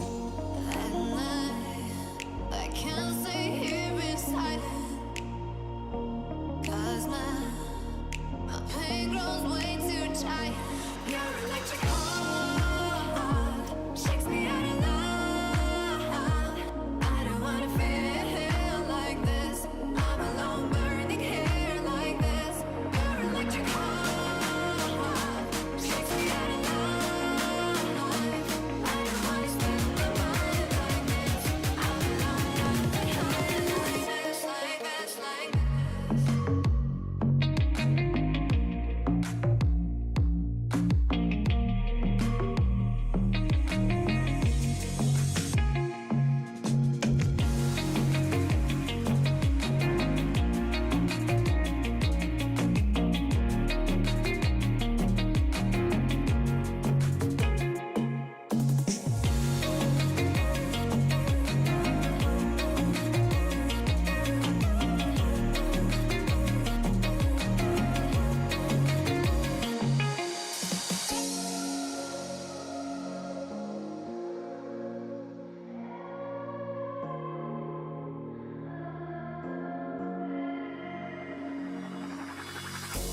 I feel the real you lives in the cloud. Down here, you can't figure this out. I hope you'll be there for a run with me. Like this, nothing keeps me here. Your electric heart shakes me out of love. I don't wanna feel like this. I'm alone, burning hair like this. Your electric heart shakes me out of love. I don't wanna spend my mind like this. I'll be lying behind like this, like this, like this.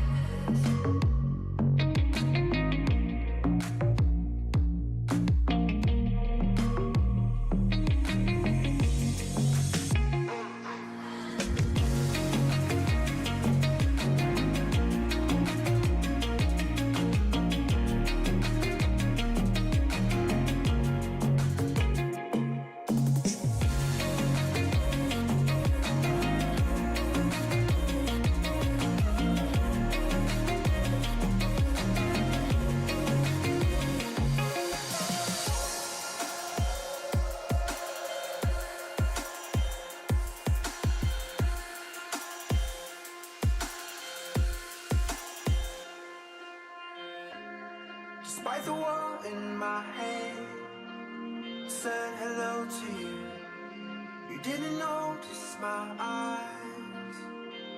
They were chasing yours all around the room, chasing yours. all around the room.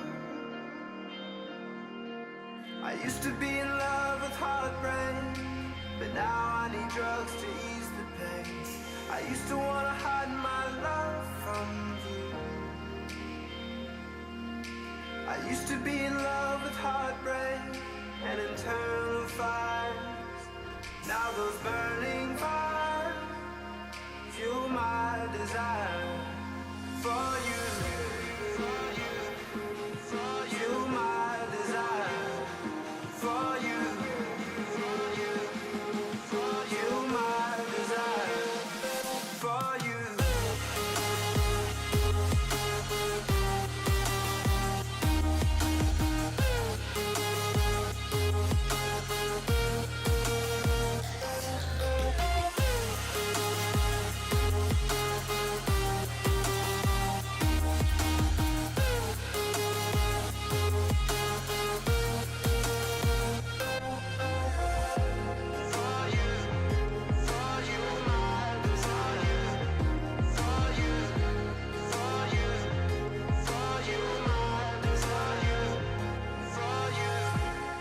Despite the words that I say, they never move you.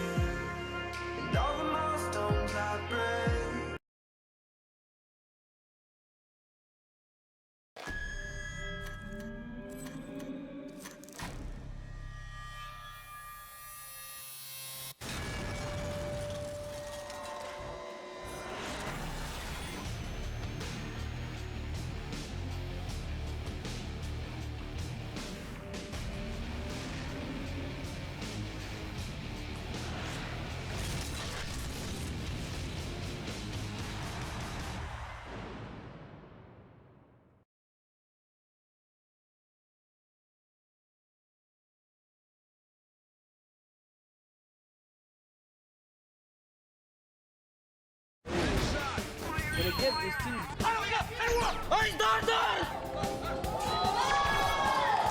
지금 부상 차원에서 그들을 제주도로 보내주고. So we will have 3 days to visit Jeju. I believe you. Oh my God.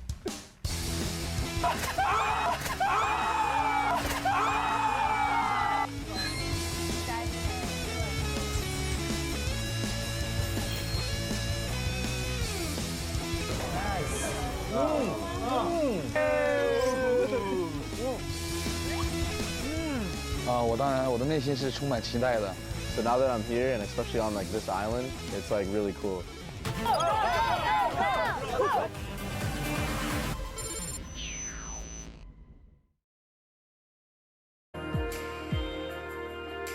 I used to be in love with heartbreak and internal fires. Now those burning fires fuel my desire for you. Fuel my desire for you.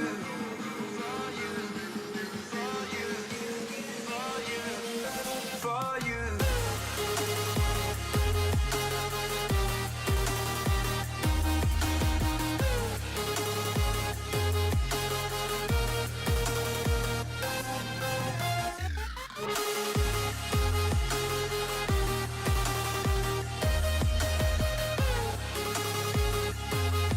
Fuel my desire for you.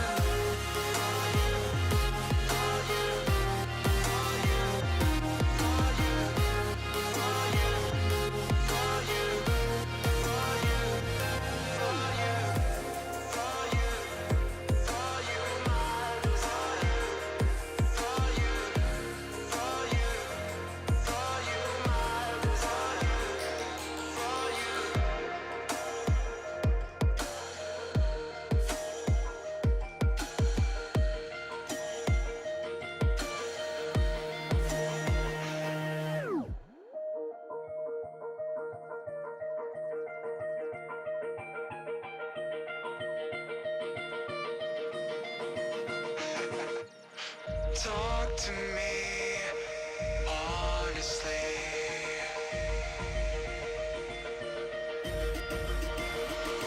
I'm here. I'm here.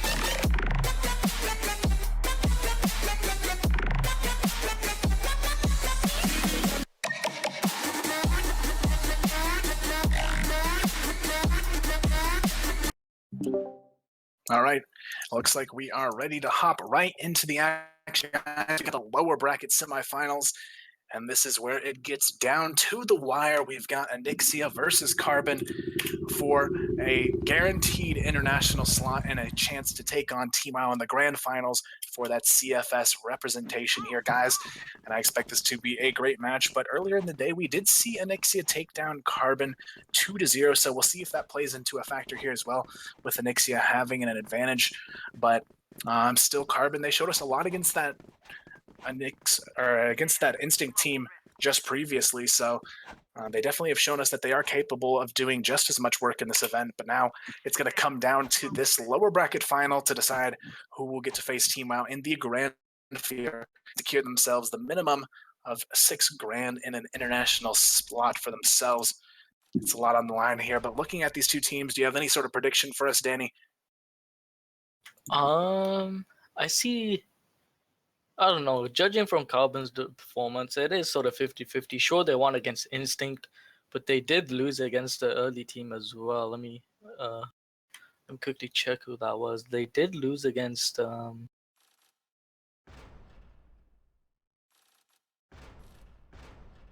actually, I can't find it. Never mind. Failed statistics. It was actually Anixia who they lost to. Yeah, earlier. it was Anixia. That's it. Yeah. Okay. Sorry. Yeah, it was Anixia. They lost to earlier. So I mean, you know, it's I don't know. I honestly just don't see them passing this point. If so long as Anixia don't make stupid mistakes and play the game as to how they wish to play it and punish when needed, I don't see Anixia losing this. I definitely agree with you there, and I think they're really going to be eager to win this as well, especially considering how close they were to beating Team WoW, which no one has come near besides them on the day or even in the past weeks. And I think they're really going to have that as their eyes on the prize to try and take down Team WoW here today once again and maybe even win the entire series in the finals. But it's definitely going to be an even harder series for whoever makes it to that final due to the upper bracket advantage that Team WoW is going to have for the grand finals. So either team who wins this one is going to have a difficult time in the grand finals for sure, but definitely a lot on the line here. Carbon, everything to prove, though, falling 2-0 Anixia earlier in the day. That's actually the team that knocked them into the lower bracket to begin with, but this is their chance. It's a complete reset now. There's no advantage to either team to start off this lower bracket finale here, and it looks like we are just waiting on Exotech to ready up, and we'll get right into Subbase, which is going to be the first map here. And oddly enough, the map draw is actually similar to what they played earlier today against each other, where Carbon wasn't able to come out on top. So I'm interested to see what changes they have made. But from what I've seen, Logic definitely stepped things up quite a bit against Instinct. He was one of the key factors there in making that happen. And 15, well, he was also a pretty big impact player as well. But if those guys continue to bring that kind of presence here into this matchup, I think they could give Anixia a nice run for their money today. Yeah, for sure, 100%. And it looks like we're gonna kick off right now. 1 second till auto start here, and here we go. All right, guys, our lower bracket finale. We've got just this, and then the grand finals up next to close out the day and determine your national champions here for 2016. And it's all down to the wire here. Anixia and Carbon, though, going head-to-head now as we go right into the lower bracket finals here.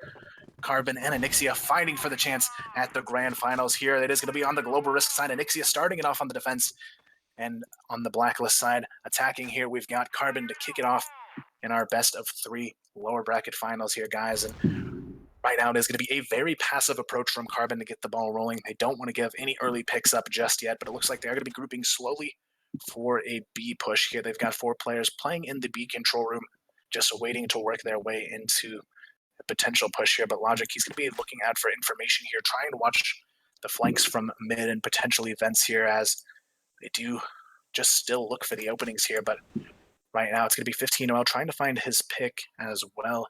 Looking here onto Cage to see if he can maybe spot someone getting a little bit too aggressive here. But Exotech, he almost gets caught there. He's going to be taken down to 67. 15 going to find the opening pick as well. Takes down Andre J. It's going to be a nice start here for Carbon so far. Now it is going to be some rotations coming in. It looks like Carbon is actually going to work their way up towards a potential split onto A. Famous going to be working his way towards vents as the rest of his team groups up towards A long. Now it's going to be about the A bottom hold here, which is going to be split between Solo and I believe Exotech here. Or no, Exotech, he's nowhere near it now. There's actually just only Solo really in a great position to try and make this Tony happen. as well, up top. Tony is going to be rotating in, but Solo, he's already getting the pressure put on him, and he's not ready, but he gets the shot through the crack still somehow. And if Solo can hold this off, he gets another one. Oh my goodness. 15-0 finally answers back, but Solo, I'm surprised he even got a single frag out of that, let alone the double kill. Solo gets another one with a nade. He gets a fourth kill on the board. Solo, he's still alive here.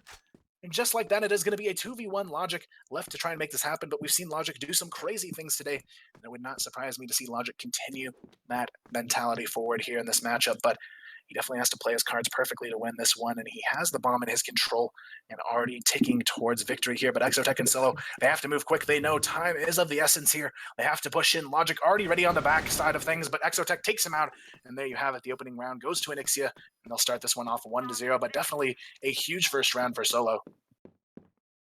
Yeah, Solo just went off. I'm surprised he even managed to hold it, especially with the sniper. I've never seen anyone really hold a bottom with a sniper like that. But props to him, dude. He executed that beautifully. And now we see Logic jump starting with this open hand. Talking about Logic here, what is 15OL doing? 15OL actually opts to take the AK here. Interestingly enough, maybe they might switch towards a later portion of this round. It actually seems like almost sort of a mistake here, especially considering what we saw Logic do with a rifle on Mexico just one map ago. I mean, it's really kind of a risky decision to take their best rifler performance-wise right now and put an AWM in his hands. It kind of puts him in more isolated situations where he can't frag out like he has been here. And just as we say that, it is going to be the potential for Andre J to challenge him in a one-on-one here, and Logic with that AWM in hand, he's going to have a brilliant reaction to win this engage. But meanwhile, we do see the remainder of the team working their way towards a potential B push here, but still Andre J eager to try and get a challenge here from Logic, but Logic is going to smartly back off here. But right now, it's going to be all about the execution, as it is going to be it's going to be Onyxia here holding on to the lead, but still the potential for Carbon to tie this one right from the start. Yeah, Andre is in such a perfect position right now, but again, just Carbon ever so much is just favoring this B side. I'd expect Andre to stay in the exact same position until that bomb goes down, and it looks like they are about to execute. And now Tony and Tuni are going to be the ones on the close rotation here to try and hold it off, but Imagine finds the opening frag there on Exotech, and now it's just a matter of how they want to force this bomb in, but they're actually not going for the execution just yet. They may try and double back or maybe even work their way out of L-turn. Pump, though, going to throw the smoke for L-turn, and it looks like they may try and force their way in off of those utility usage, but there's still no commitment yet. Logic, he's still sitting out here, but Andre J finally goes for the peek, but misses it. Imagine gets two more, and now it's going to be a devastating round up ahead here. Solo, the last one alive in a 1v5 here. And Imagine closes it out with a quad kill, and that's going to be quite the way to get things tied right back up here. Now things dead even here, guys, so we look to see a response. But now, though, guys, it is going to be up to Onyxia to answer back. Otherwise, Carbon, this is going to be their opportunity to move right into the lead and get the ball rolling for themselves. But so far, it has definitely been a back and forth, but Onyxia actually didn't pick up any kills in that second round, which is going to be a pretty uncomfortable situation for them to be in. But right now, it is going to be up to the answers here that they can try and find.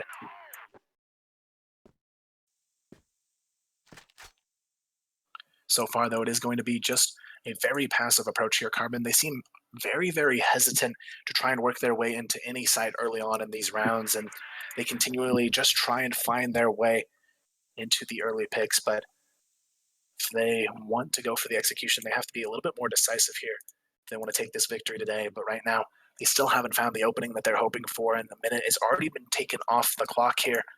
Now they need to start trying to make their move famous, still trying to get a peek out of this B quad position, but no one's playing forward on Onyxia either here. Both teams playing extremely passive as they know what a loss on this first map would mean moving forward. And now it's really about what they can do to to go for the execution here on Carbon. They only have a minute left to get this bomb down, and now they have to make their move. And it looks like it's going to be over towards B, where they decide to go. Famous 15 OL going to be leading the charge here, but they actually throw the smoke and back off. And once again, Carbon, the hesitation is real. They're trying to sell a fake here, but they may have taken too long to do it. Just 45 seconds to get this bomb down.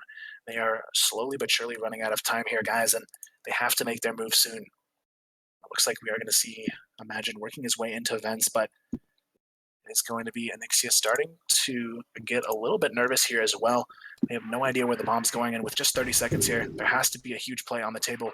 And now it is going to be Tony looking for the peek here. He spots Famous, and that is going to be a position on the bomb. Tony with a nice headshot, though, and now it's going to be a 5-on-4 as they look to try and make some sort of a play here. Andre J takes down another, and just like that, it is going to be Carbon answering back with 2 on the board. Solo comes back, swinging though, and it's going to be 15 OL trying to stay alive here. He manages to get one, but the trades come in, and now it's going to be a 2-on-1 Logic, though. Forces his way up, but Tuni somehow finds the frag, and that's going to be Anixia holding on to this one 2-1.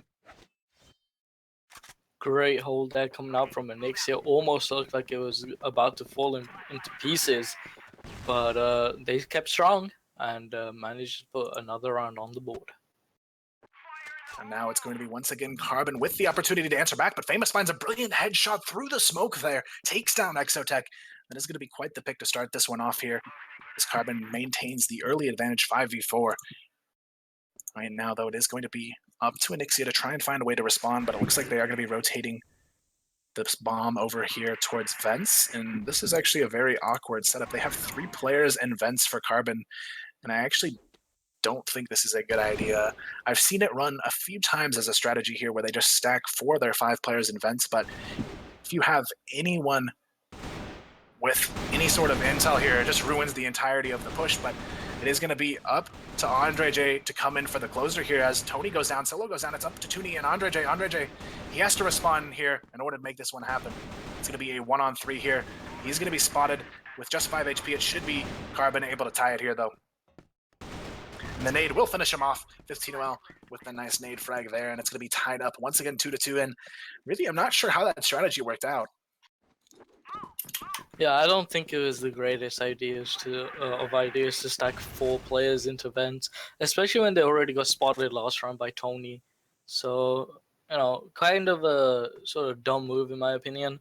Maybe possibly, just send 1 player in there just to scout out, but 4 players is a bit over the top. Now we do have it all tied up once again. Still anyone's first map for the taking here, but both teams playing pretty dead even across the board. Anixia, though, still running that double setup here, trying to get the early picks in their favor, but right now it's going to be really up to Carbon to try and decide how they want to execute it here on the round. It looks like they're going to be favoring potentially towards mid and B once again, but they may run into some trouble this time around. Exotech not getting as antsy this time. He's going to be playing the upper rafters position to try and catch someone off guard on the initial peek here, and this is actually a pretty solid position if he can hit the headshot here. You can still see over that smoke as well, but they're going to be rotating off. It is going to be, it looks like a take back towards A. So far, though, Carbon still hesitating once again on their commitment.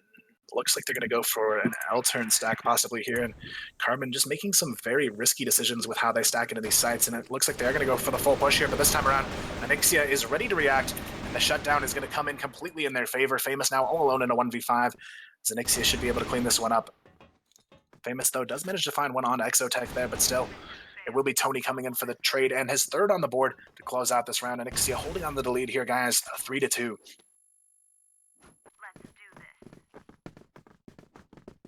And now as we move forward, it's going to be Carbon looking to try and answer back with the tie once again, but still, one team will have to pull ahead here in order to make this one in their complete control. But right now it is going to be Carbon going for the first aggressive play here towards A in a while. This time around, Anixia, they're ready for it. They have 3 players stacked on the bottom of site, and they do win the engage, and it's going to be Imagine now all alone in a 1v3. It's going to be a very difficult round ahead for him, but still, we'll see if he can make it happen here. Tuni going to be hiding behind the smoke here. Imagine with just 65 HP. Goes for the challenge, though. Misses the shots. Now this is where the collapse comes in, but Imagine somehow flicks back around and gets one. He's looking for more, though, and can't seem to find it just yet, but right now, it's a very good potential clutch situation here for Imagine. Andre J very low. Solo does have the bomb in control, though, here with Andre J. And this is where things could be scary if Andre J goes down first.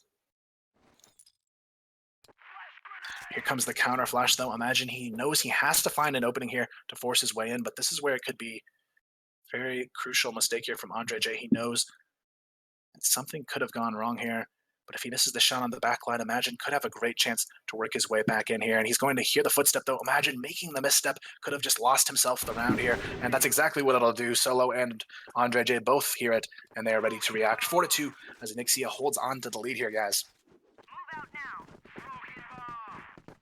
A good setup coming out from Anixia here, and yeah, 4-2 on the board.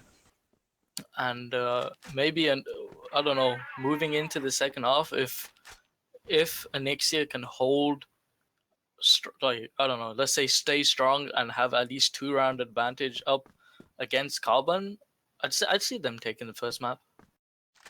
Right now, they are well on track to do that, but still 3 rounds left in the first half, and these are going to be the crucial rounds for Carbon to try and make their statement to keep this one close. But right now, they're definitely going to have some much more solid executions here. And the big problem I see with Carbon is they tend to form these clumps, and when you form a clump, it all comes down to the first player getting a frag. If not, though, it becomes a complete mowdown. And this time you see it, they get the first frag on the board, and it does become a successful round there. And that'll be a 4-3 scoreline now. Anixia still up by 1, but some very solid execution across the board. Yeah, great entries coming in from Imagine there. Just run straight out of Belton into Cage.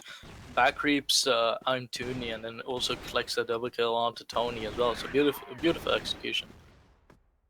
Right now, starting it off, it is going to be Exotech getting some nade damage dealt to him here from the B control lobby, but no frags on the board just yet here. But Nixia looking to hold on to their lead, but Carbon, this is their chance to tie it up and potentially even take back the half, as we are in the final 2 rounds of half number 1 here, guys.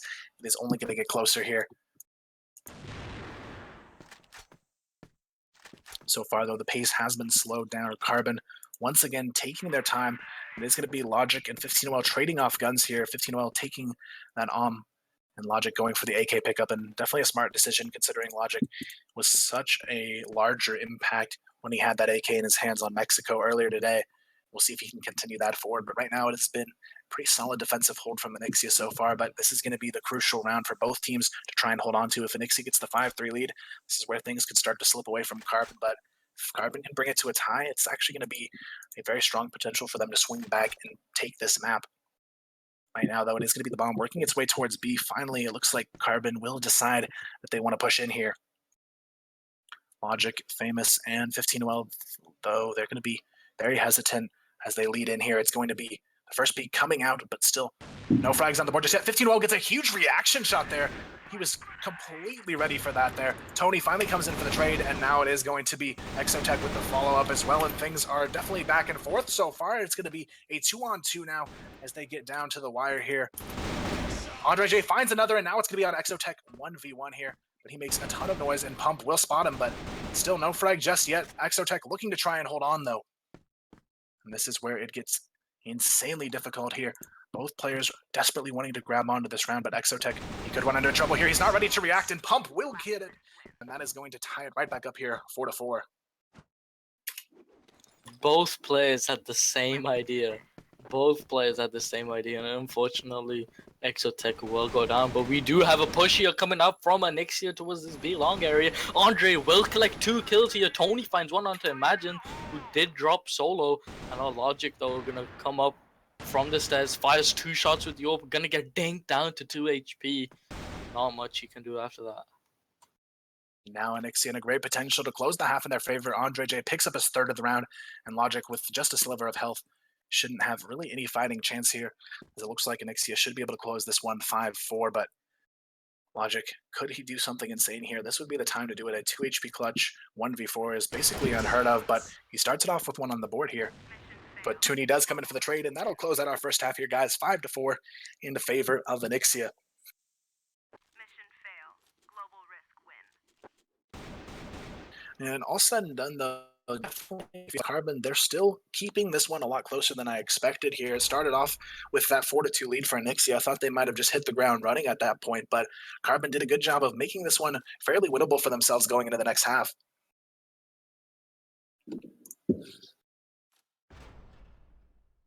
And it looks like we are just waiting on a few players to get readied up, guys. We're going to be right into the second half here. We'll just get the ball rolling as we get deeper into the lower bracket finals here. It is going to be Ankara up 5-4 at the half, but still anyone's map for the taking here, as we are just one map into this best of 3 lower bracket finals. Both teams fighting for a chance to secure an international slot for themselves. Not only that, they'll have a chance to take on Team WoW in the grand finals as well, and potentially earn themselves a CFS representation spot. And definitely a lot on the line, but still it is anyone's for the taking here, guys. But Ankara will be leading it by 1 at the half.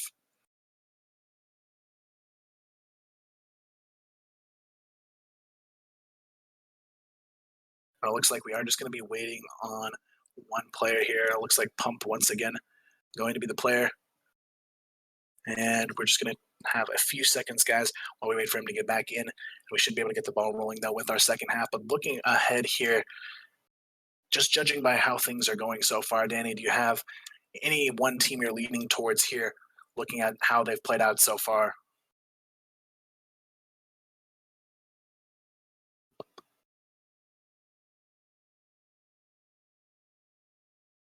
Actually, looks like we're ready to go, though, here, guys. It's going to be Pump now back in the mix, and then we're just going to hop right into it, guys. It looks like, actually, maybe not. Famous moves down into spectator position, and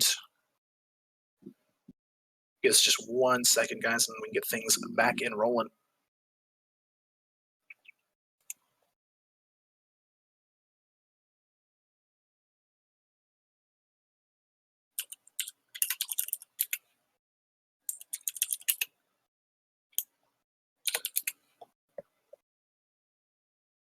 All right, guys, here we go.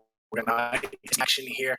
This is going to be our second half here, and Ankara leads it 5-4 as we get deeper and deeper into the event, guys. It's getting down to the wire, though. Only one team going to be able to walk away with victory today, but in the end, we will see who that might be in this lower bracket finale here. And Ankara leads at 5-4 going into the second half.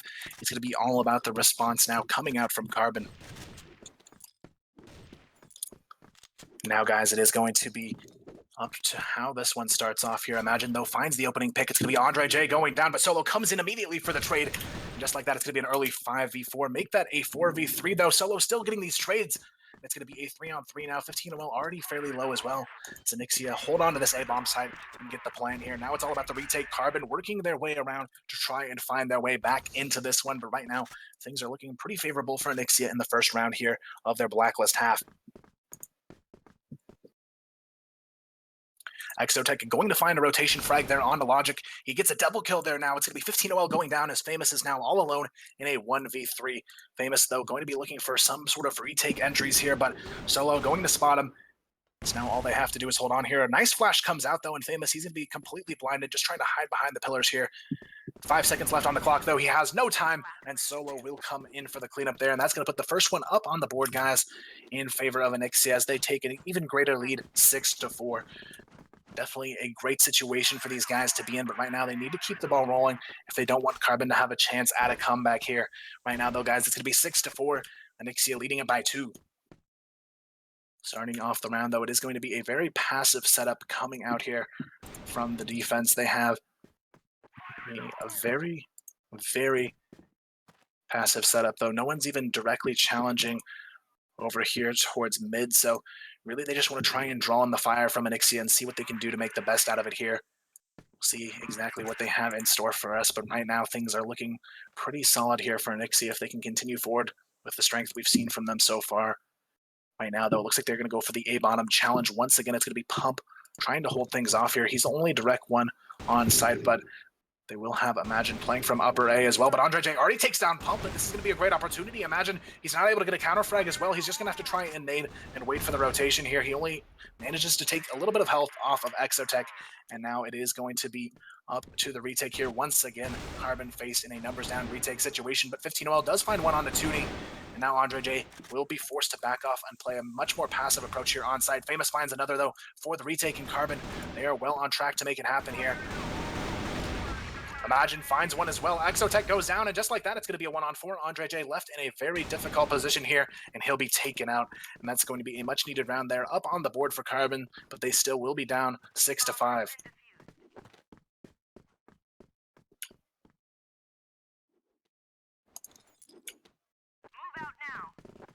Now, guys, here we have it. It is going to be a 1-round lead for Onyxia as Carbon does start to answer back with rounds on the board here on their blacklist half, or on their global risk half, sorry, as now it is going to be, once again, Andre J looking to challenge Pump here on A bottom. He wins the challenge once again.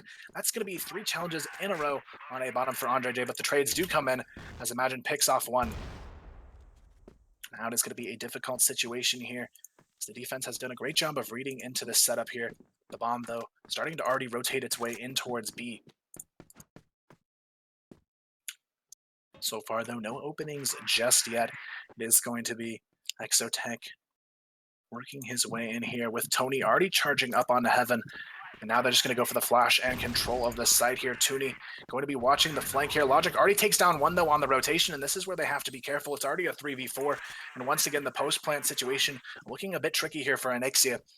Right now, though, the retakes are already on their way. Famous flanking here from B control. 15 well and Imagine already worked up into cage. Logic finds 1 as well. And now this is where it could get scary. Tooney does manage to find 1, though, but Famous still lurking in the shadows here. We'll spot him. Tony, though, finds another, and just like that, Tony finds a second one. Tooney gets it in the 2v4.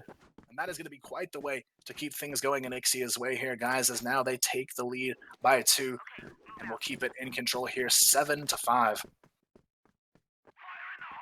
Beautifully done there from Tony. Gets those 2 picks, saves Tooney's life also, and then Tony lands the final quick scope on Famous. Right now, though, it is going to be a 1-for-1 trade. Make that a 2-for-2 trade. Andre J, though, picks up the triple kill with just 6 HP here. And that's going to be Logic now trying to fight for control here, but Tooney already on the flank takes down 1, and it's going to be Logic all alone. But all 3 remaining Onyxia players are quite low. Logic, he could still do this here. Andre J low.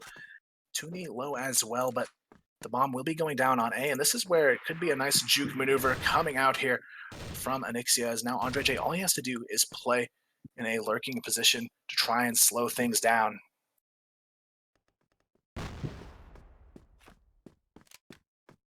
Now Logic, though, could be running into some trouble very soon here, and that's going to be a nice positioning there from Onyxia to close out yet another round here.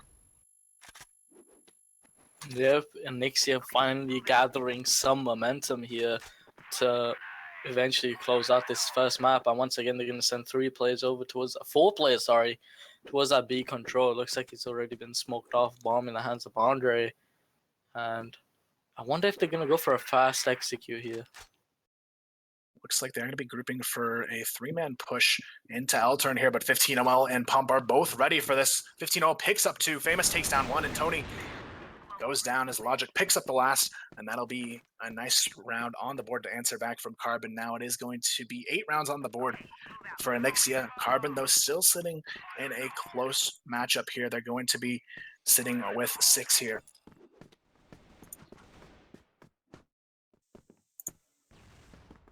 Right now, though, it is going to be anyone's map for the taking still. Carbon, they have a chance to bring this one back in their favor. Onyxia still hasn't been able to close it out just yet, and it's going to be a huge push coming out from Pump. He gets the triple kill. That's going to leave Tony all alone here, guys, in a 1v5. Carbon picking up the pieces and doing everything they need to bring this one back to a potential victory. Tony with just 7 HP, he should go down. 15OL cleans it up, and just like that, Carbon, they are 1 away from tying this one at 8.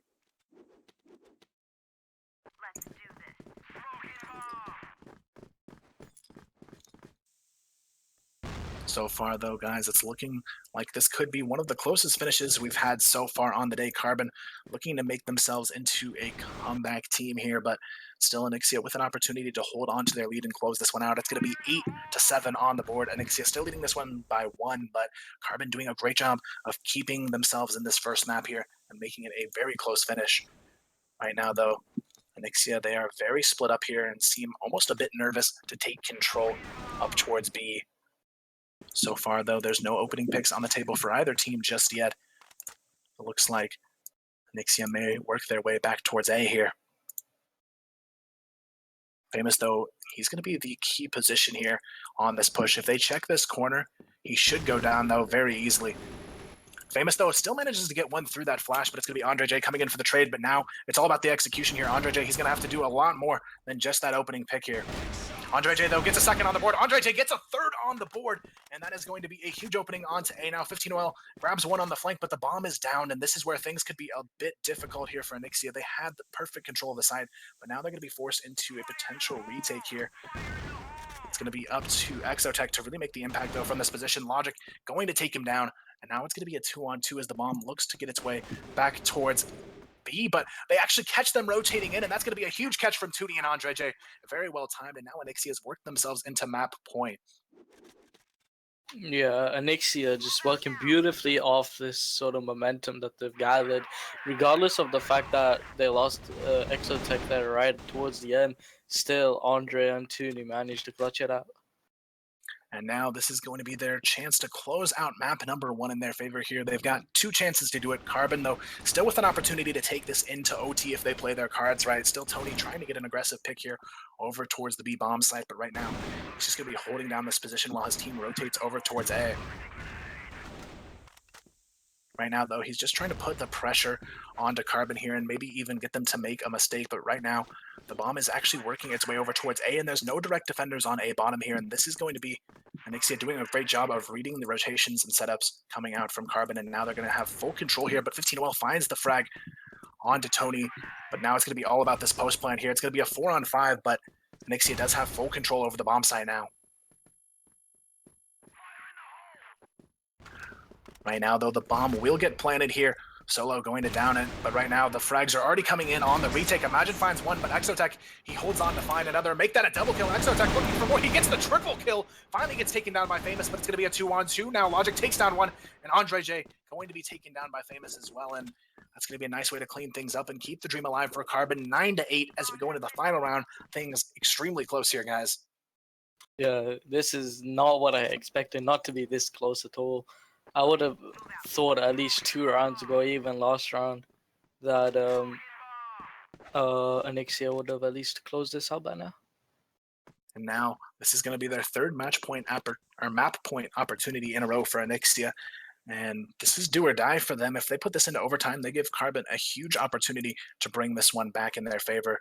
Now it's going to come down to this opening engage, though. Famous going to be spotted. Andre J spots him on the corner, but both players going to go for a very eager play here. But Imagine already rotating in, and Anixia may have been read perfectly here. Imagine takes down one, Famous gets another, and just like that, it's going to be overtime or bust for Carbon on the table. Andre J finds the double kill, though. Exotech gets one, and just like that, Andre J finds a third on the board, and Logic is all alone in a 1-on-3.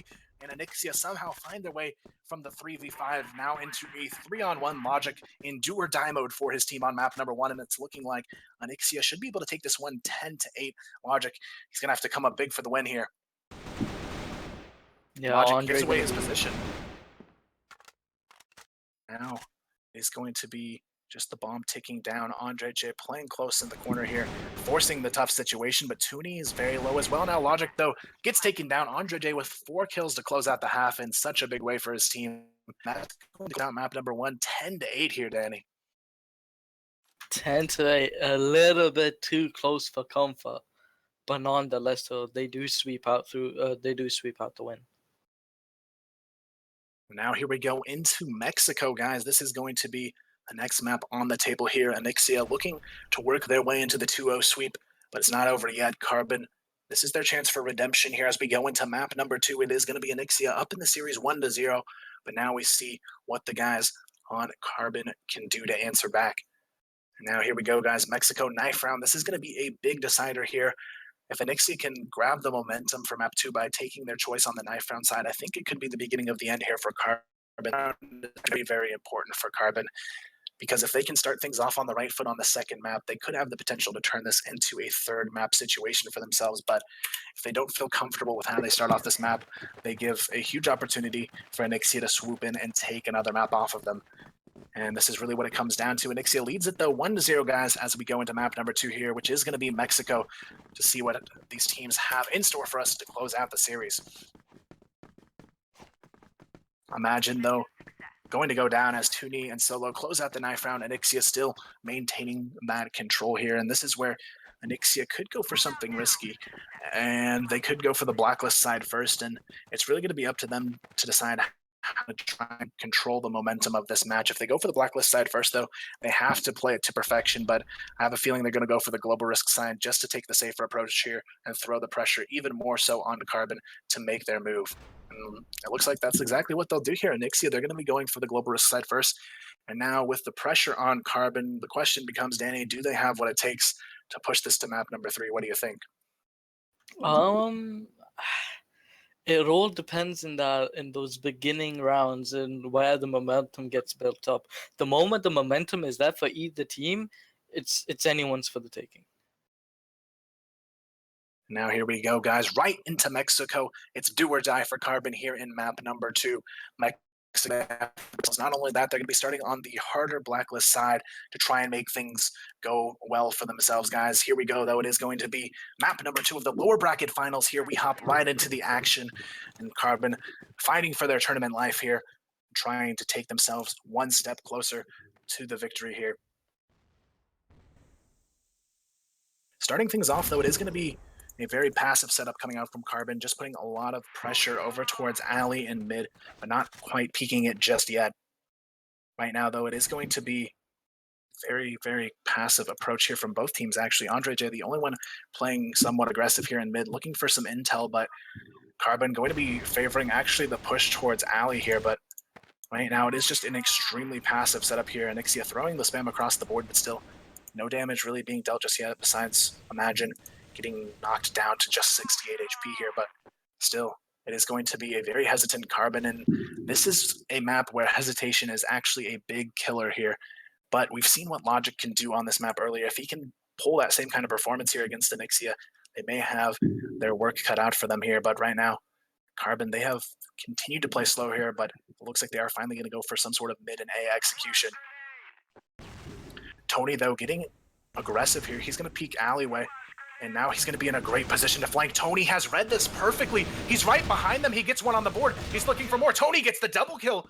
And perfectly read situation coming out from Anixia to start this one off. Thanks to the work from Tony there, they will pick up the first round.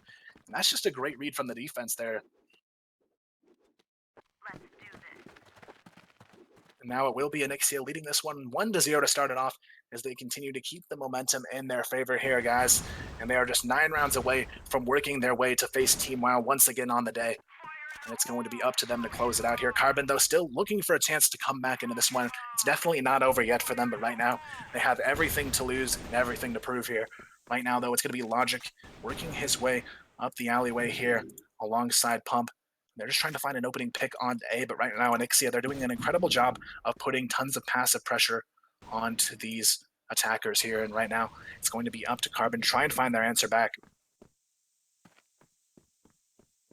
So far, though, it is going to be just some extremely passive play. Carbon once again showing us some very big hesitation on the way they control mid, and this is where Anixia seems to thrive, is when Carbon gets almost too hesitant and they get caught off guard by the counter aggression Anixia randomly throws later on in the rounds.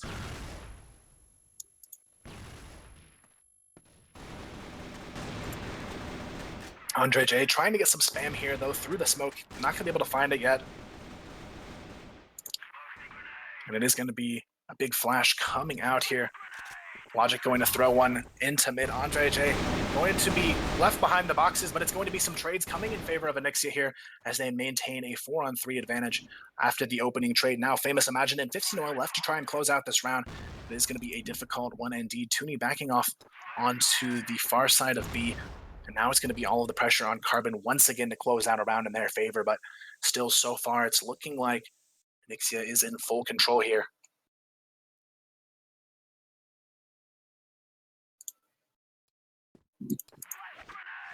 Right now, though, it is going to be the bomb working its way, it looks like, over towards A.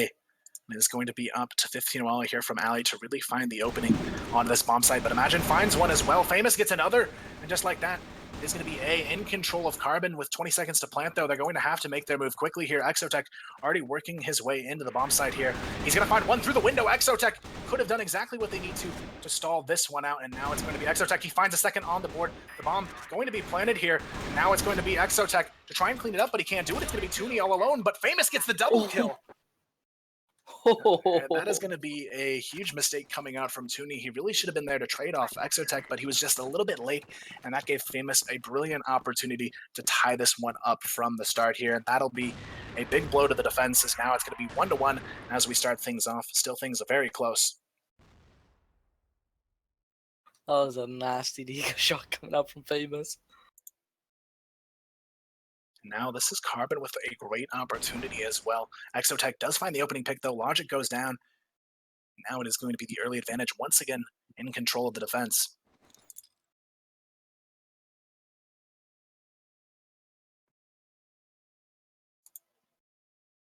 Right now, though, the pace has been slowed down. Once again, Carbon playing very hesitant here on their blacklist half, but they still have managed to keep this one even here, 1-1 on the board. Now it's just a matter of how Carbon wants to try and control mid. Famous gets one, Imagine gets another, but still the trades remain in advantage of Onyxia. Exotech gets two before going down, and that's going to leave 15 OL all alone here in mid. Tooney, though, looking for some sort of vision, but won't be able to find it. Tony, he's going to try and peek out and see what he can find in mid here, but 15 OL still eager to try and get this counter frag. Right now, though, he's going to be creeping up alleyway here, and this should be a winnable round for Onyxia, but we've got to be careful. They just gave a 1v2 over to Famous. It'd be a shame to see them give up yet another 1v2 here to 15 OL, but 15 OL, he's definitely a player who can do very well in these clutch situations, but not this time around. Tony takes him out. That's going to be a 2-1 lead for Onyxia to start this one off. Now, as we move deeper into it here, guys, it is going to be just a one-round lead for Onyxia, but still the pressure being thrown on to Carbon, who have yet to put a map on the board so far against this squad.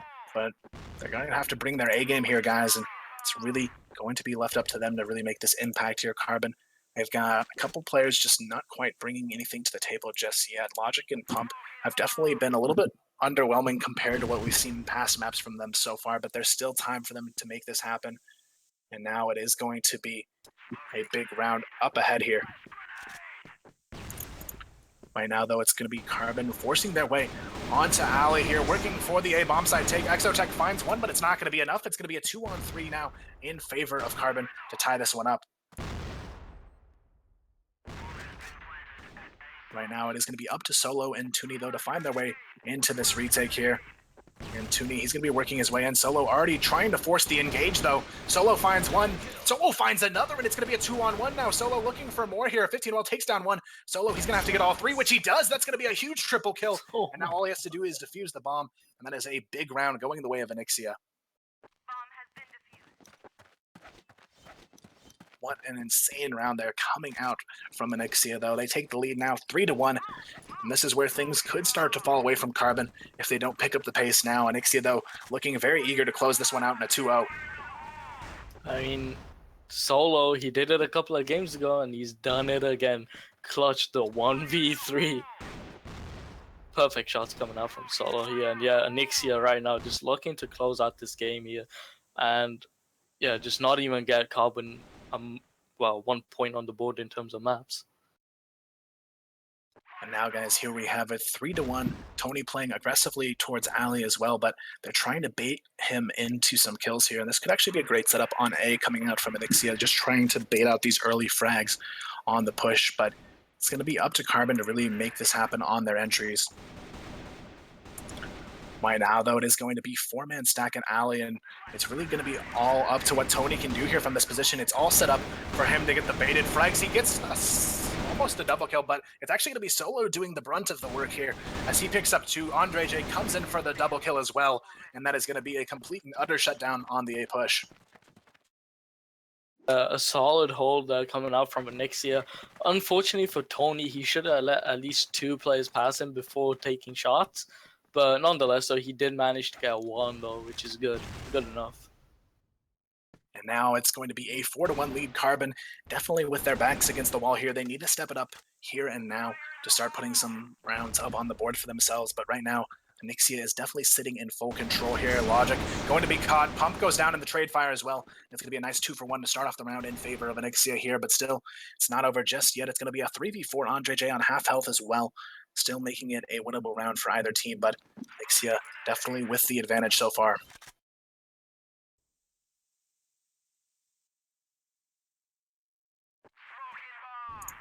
Right now, the utility is going to be thrown out here from Onyxia, but the bomb is slowly working its way in towards mid from Carbon. They're going to try and cross here onto B, and it's really going to be up to Toonie to hold down this push. Toonie, though, playing a tiny little crack peek there. We'll see if he can hit the shot, but it looks like they may actually try to go back to A instead, but no. They are going to challenge Toonie here. The question is, can he hit the shot? But no, Toonie, he misses the opening frag, almost gets a collateral lined up there, but he's actually going to be taken down here. 15-0, gets another Andre, comes in for one. Now it's going to be all left up to Solo in the 1-on-2. Nice flashbang comes out, but Solo, he's actually not going to get peeked off of it, but they don't have the bomb. And this is a huge opportunity for Solo to hold on here. If he sees that bomb, that could be it. Solo, he knows he has the bomb now. He spots it, and this is a great position here. But now Solo, he has to be ready for this push. And it looks like he's actually well prepared to challenge it here. He gets one on the board. He gets the double kill. A huge 1v2 coming out as Onyxia still continue to dominate this first half. Solo is just on fire right now. Clutched yet once again for his team.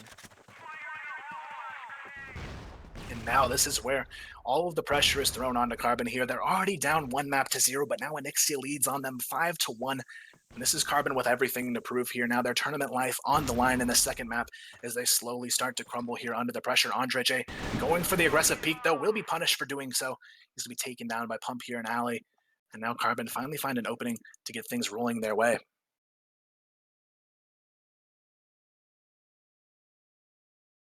And now Exotech, though, this is going to be a brilliant position here. Exotech, he's got himself in a flank position. He's going to get one on the board, but there's a player behind him, and he's not ready for it. Famous will come in for the trade, but now it's going to be Solo. Left to hold it off. He gets one on the board. Solo, he's going to have to get all four, though, to make this happen, but it won't work out. And it's going to be Carbon securing one on the board. Exotech, had he waited just a little bit longer to push out, he might have actually had 3 kills out of that instead of just the one, but still, it is going to be a 5-2 lead in favor of Onyxia as we go into the final 2 rounds of this first half, guys. It's going to be Onyxia looking pretty strong still. Right now, though, Carbon, they're looking for the early mid-control play, and it's going to be Pump leading the charge here and forcing his way out into mid, but it's going to be Andre J ready to react, gets the first. Exotech comes in for the trade, and it's going to be a 4-on-3 now, once again, in favor of Onyxia here. Logic Imagine at 15-0, though, still looking to try and find their way back out into mid, but they're going to run into trouble. Exotech takes down another, and it's going to be a 2-on-4 now. Logic and Imagine looking for big plays to try and turn this one back around. Logic now working his way up, but Imagine finds the pick. And now it is going to be Tony trying to hold on to the back of this side here, but Imagine he's going to be trying to force his way over towards B, possibly from mid here. Tony, though, holding the crack peek on mid, but he hasn't actually caught Imagine on the cross, so it's really going to be up to what Tony does from this position with Tony. Solo kind of in a position where he can't do much and just hopes for the cross onto B. But they're actually playing this quite well. They're almost trying to force them to go to B into Solo, and I actually like the setup from Onyxia. They're trying to force a difficult situation, and it's going to be Carbon in a very tight spot here as Onyxia, they have a brilliant setup to try and force a mistake. But it's actually going to be Carbon going for the commit here onto A. They get the opening pick. They get the double kill from Imagine there, and it's going to be Solo now left in a 1-on-2. Solo, this is his opportunity to once again come up huge for his team, though. What a feat it would be for him to do it now twice in this matchup. He gets the headshot, though. It's going to be Logic now left in a 1v1. Solo looking for another big play, but he won't be able to do it. Logic comes through with the close there, and it's going to be a 5-3 scoreline now as we go into the final round of the half. Still things pretty close here, but Onyxia holding on to that lead. Yeah, definitely. Onyxia only need one more round here to close this one out, and you can see the pressure is on them. Now it is going to be Carbon starting off passive. Once again, they want Onyxia to get a little bit antsy and aggressive on them so they can try and keep this one within their reach. But right now, Carbon, they need every round that they can get here. If they get 4 rounds going into the second half, this still makes it a very winnable map for themselves. Now it is going to be Carbon looking for the slow commitment towards A here. They just have Famous watching the lurk over towards water. They don't want anyone to be able to sneak behind them once again. But it looks like we are going to see the commitment towards A. But Onyxia, they're ready for this. They have a 3-man stack here over towards the A bomb side. But still, it is going to be a very passive play here coming out from Carbon.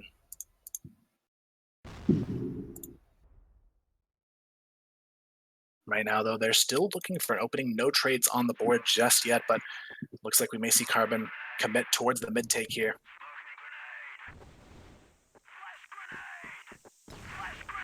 Famous going to flash his way over into mid here. And it is going to be mid control going over to Carbon, but still no kills on the board just yet.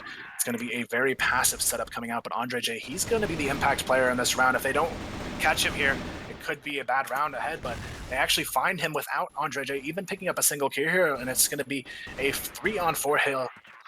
Sorry, I'm getting tongue-tied there, guys, but it is going to be a 3-on-4 here. As Imagine will get taken down. It's going to be a 3-on-3 now. Exotech, Tony, and Solo looking for their chance to retake this bomb site. It's going to be a nade coming out, though, that takes down Tony, but Exotech still finding kills here in Alley. But now it is going to be 2 players left on the back of site. Solo finds the opening frag, though. It's going to be both players going down to Solo here, and they will secure the half 6-3.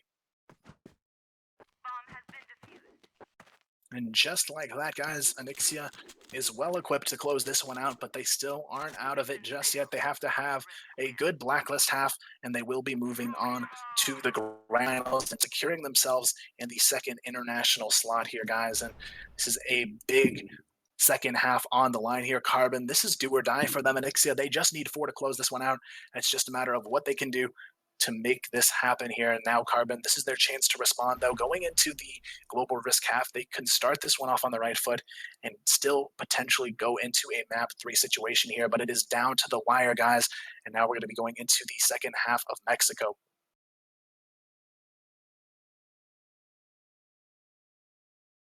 Will Onyxia be able to break their curse of always getting 3rd place? It's looking like a very strong possibility here right now. I mean, they've got themselves in the best position possible to do it. They get the first map. Now they're up 6-3. It would be almost insane for Carbon to come back and win this at this point, but the potential is still there. 6-3 is not a seal the deal type of scoreline. It's still going to have to be a good start to the second half for Onyxia to close this one out. It's not over yet, and Carbon is not a team that is willing to give up too easily, but Onyxia, they started off with an aggressive play over here towards A, and they win the early engage, and this is where things could go wrong for Carbon very quickly. And now here we see a nade coming out, but the retake is already on its way, and this is where Carbon is starting to shine here now. The retake frags going completely in their favor, and now it's up to Solo and Tuni to close this one out. So far, though, no frags on the board after that opening engage. It's going to go 3 for 1 in favor of Carbon. And now it's going to be Onyxia on the struggle here, but Solo finds one. Tuni, he's still going to be looking for frags here towards A, but right now they're just going to be running down the clock here. The bomb, though, going to be isolated on these remaining 3 players, and this is where things could be very difficult for Onyxia to reclaim this bomb side. But right now, they have narrowed it to a 2-on-3 situation. Logic going to eat a lot of damage off of that nade as well, and Onyxia, they're still looking to try and make this happen here.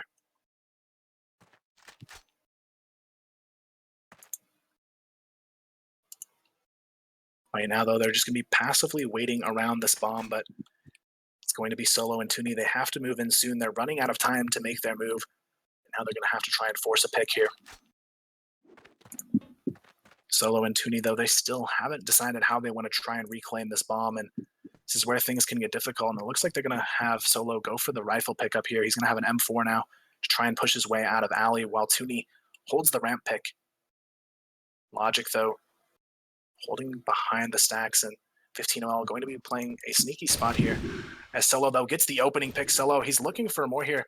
It is going to be Tuni spotting one as well. Solo gets another, and just like that, it's a 2-on-1 here. Solo gets the support, and Tuni comes in for the cleanup, and just like that, that is a big 2v3 to start this half off. Oh my god, what a 2v3 that was for both Solo and Tuni.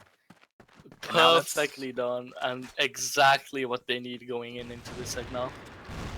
And now this could be it here. Tony, he's going to catch Imagine off guard, and just like that, this could be the beginning of the end here. Carbon holding on for dear life, as it is going to be a 7-3, looking at a potential 8-3 lead here, as now it is going to be a 3-on-1 now. Famous all alone to try and close this one back in the favor of Carbon, but Onyxia, they see the light at the end of the tunnel, and they are pushing aggressively to reach it. Right now, though, the bomb will go down. Famous left in a 1-on-3, and this is where things get very intense. They don't want to give up any sort of clutch situations here in Onyxia. They know they just need 3 more rounds to close this one out, and they will be working their way into the grand finals here, guys.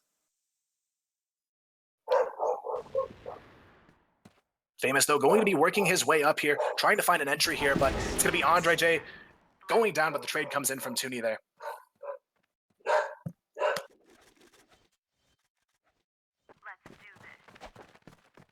All right, another round on the board here for Anixia, and let's see what happens this time. We've got Bomb in the hands of Andre. Tony already taking damage in this water here as nades are being popped off. He will throw his own nade back, though. Doesn't really do any damage whatsoever. Sniper shot been fired as well. I think that was Toonie on towards Ali Bridge. Could have been Tyler as well. Exotech, though, does get gunned down by Famous there, who was playing towards the forklift. We'll go ahead and smoke that off here. It looks like Toonie now is going to go ahead and take that position, seeing what he can do. Tony, in the meantime, though, shifts up towards water here, right behind the box, and they could definitely make a play off this. Yeah, Tony gonna go ahead and pre-fire around the corner, then decides to back off. Unfortunate there. I would have thought he'd be able to stick around a little bit longer though, but retreats just before the smoke dissipates. Does spot Imagine though, pops a couple of shots, and Pump now actually taking damage as well. I think Pump just got shot at by Toonie through the doors, it looks to be. Toonie holding his angles as well though, but Pump finds the kill onto Tony there eventually. And Toonie now going to get aggressive as well. 15 Noel picks off Andre. And Logic gets a kill as well. And now it's going to be solo left in a 1-on-4 situation, actually 1-on-5, as he will go down. And that's going to be another round up on the board here. And things still looking pretty solid for Nixia, but Carbon trying to fight their way back into this one.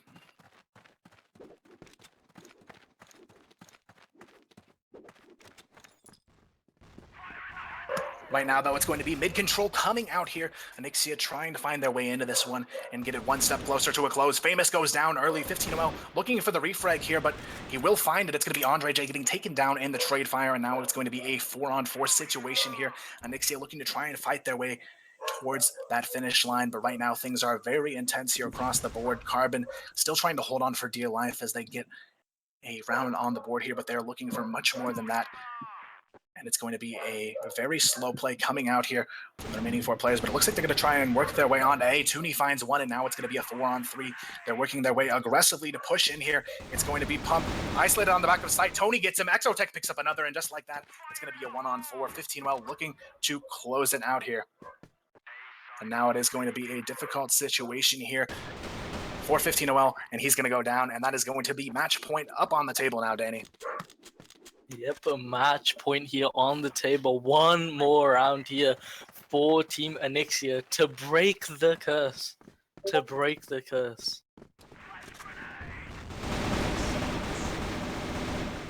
And here we have it. It's going to be 3 kills on the table now. Anixia looking to close this one out. Tony picks up one, and now it's going to be Pump left in a 1-on-4 here. And now it will be over. That's it.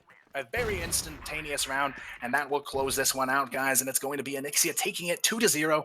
And that's it. Those are our teams going into the grand finals. Team WoW and Anixia, guys, are going to be your team, of them securing a spot in the internationals. It's just a matter of who will be going to which one now. Both teams, though, putting up an insane effort, but now we have one match left to decide who is the CFS representative, guys. We have that coming up just shortly. Don't go anywhere, though, and then congratulations to these final 2 teams. But Carbon still putting up a great effort on the day. I can't give them enough congratulations for how they did as well. I didn't even expect them to play as well as they did, but they still came out and showed us that they are still a very strong team, even with the roster changes. They still managed to come out here and finish in the top 3 on the day, but now just 2 teams left, guys, and we're going to be moving forward into the grand finals. Don't go anywhere, guys. We're going to throw it to a quick break, and we will be back with that grand finale. Stay tuned.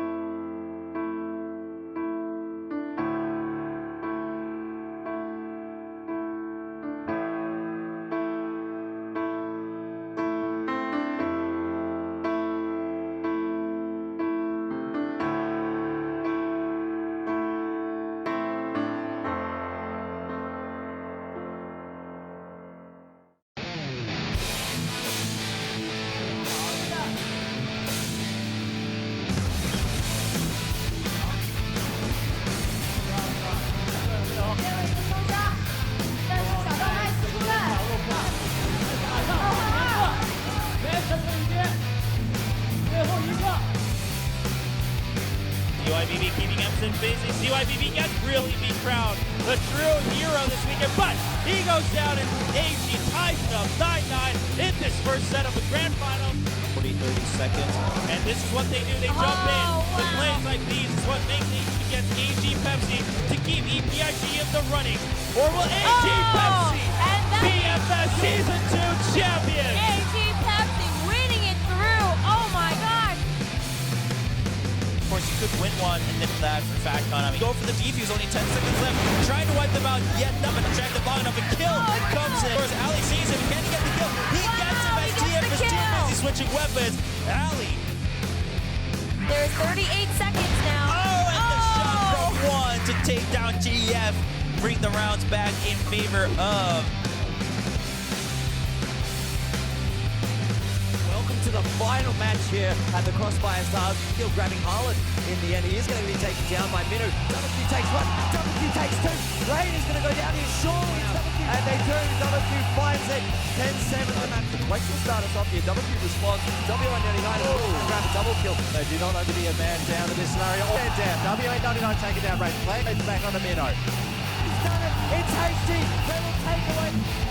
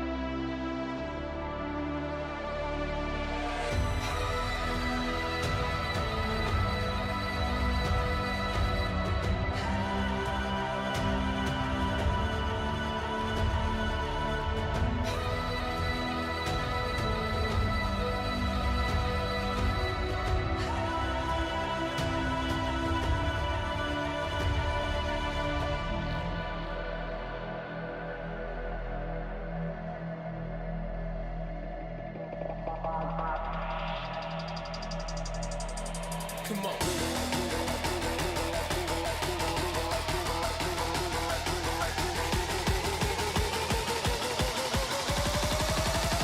like a soldier.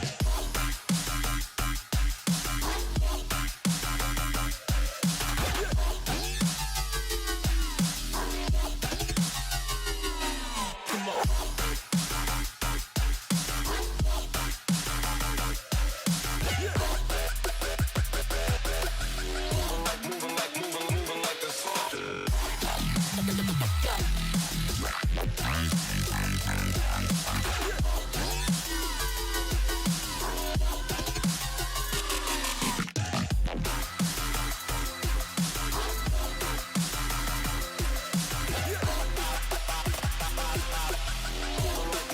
Moving like a soldier.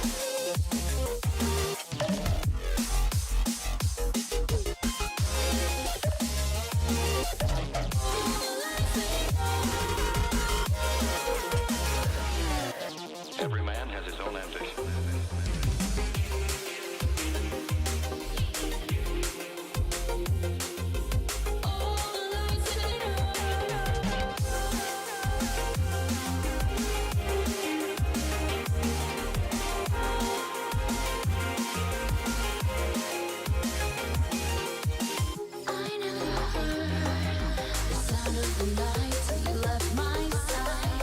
Your song sounds so lonely. Keep away, 'cause when I do close to you, baby, I'll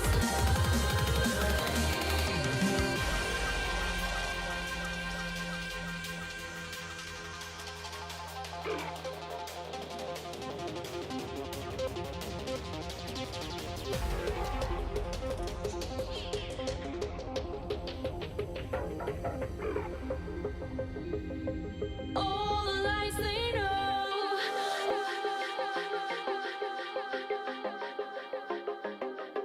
Every man has his own ambition. But even the impossible can happen. Make the nightmares go. Free me from your graces. All the lights they know. Wherever darkness places. Make the nightmares go. Free me from your graces. All the lights they know. Wherever darkness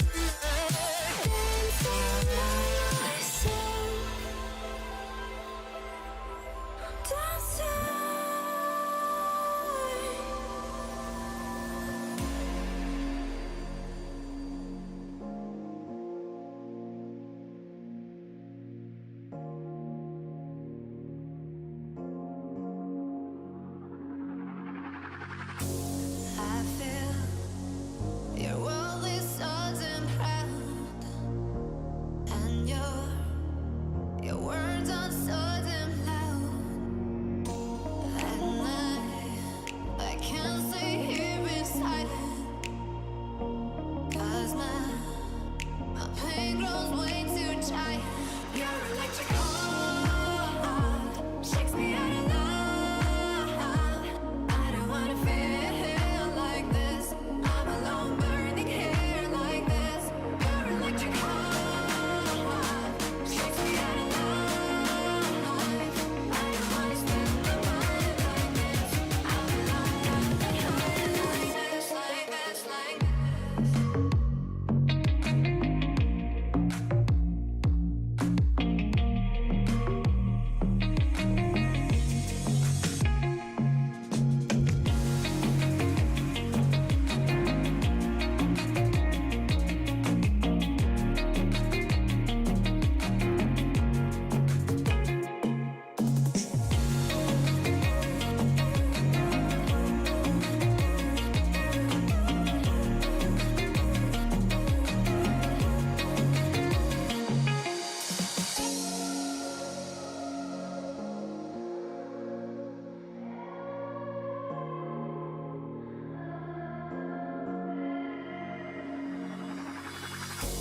I feel the real you lives in the cloud.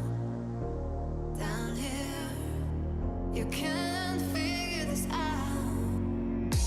I hope you'll be different with me. Like this, nothing keeps me here. Your electric heart shakes me out of love. I don't wanna feel like this. I'm alone burning here like this. Your electric heart shakes me out of love. I don't wanna spend my mind like this. I'm alone burning here like this, like this, like this.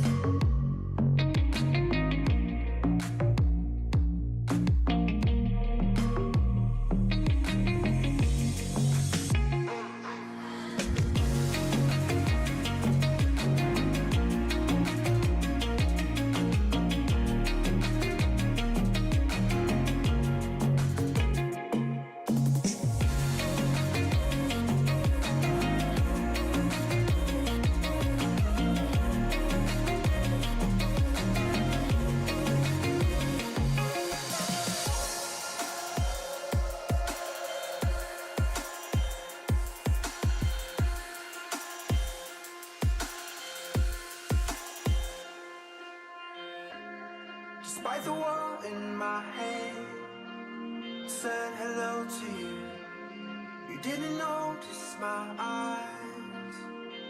They were chasing yours all around the room, chasing yours all around the room.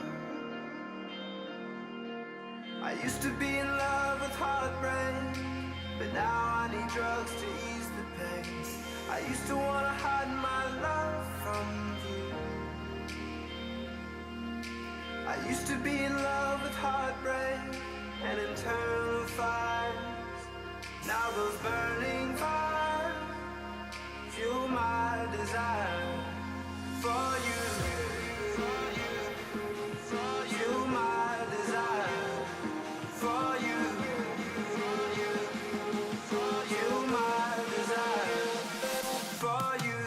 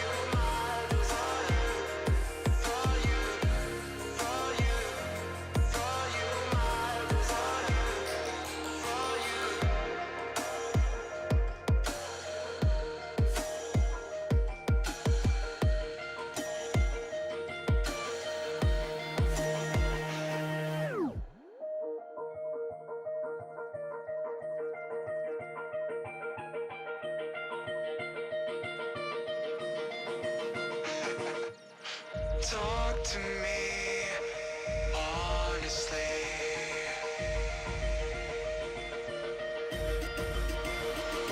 I'm here. I'm here.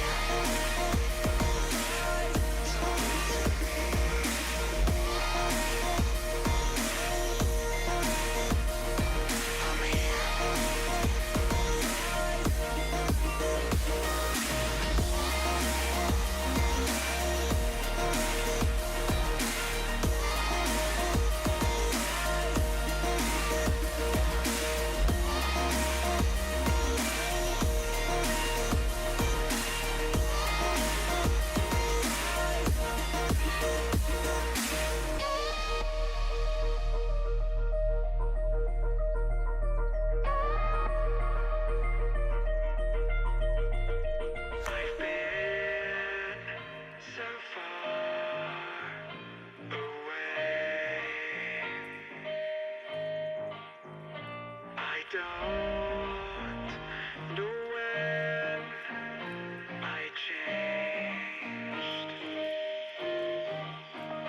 Your voice replaying in my mind.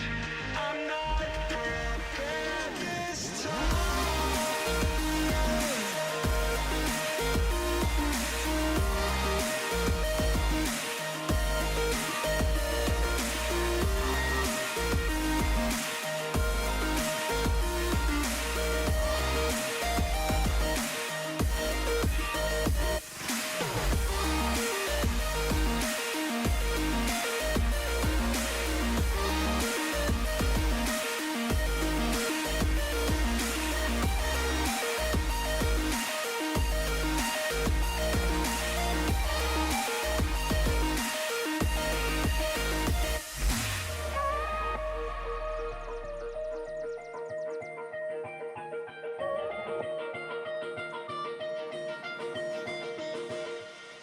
Talk to me honestly.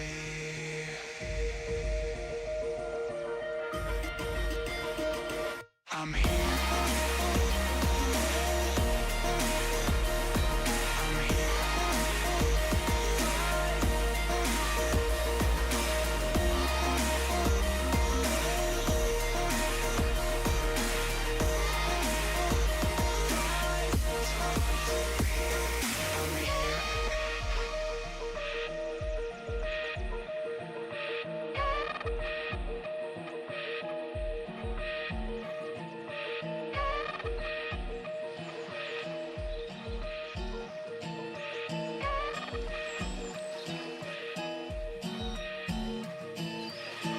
Endless sun as the days go on forever.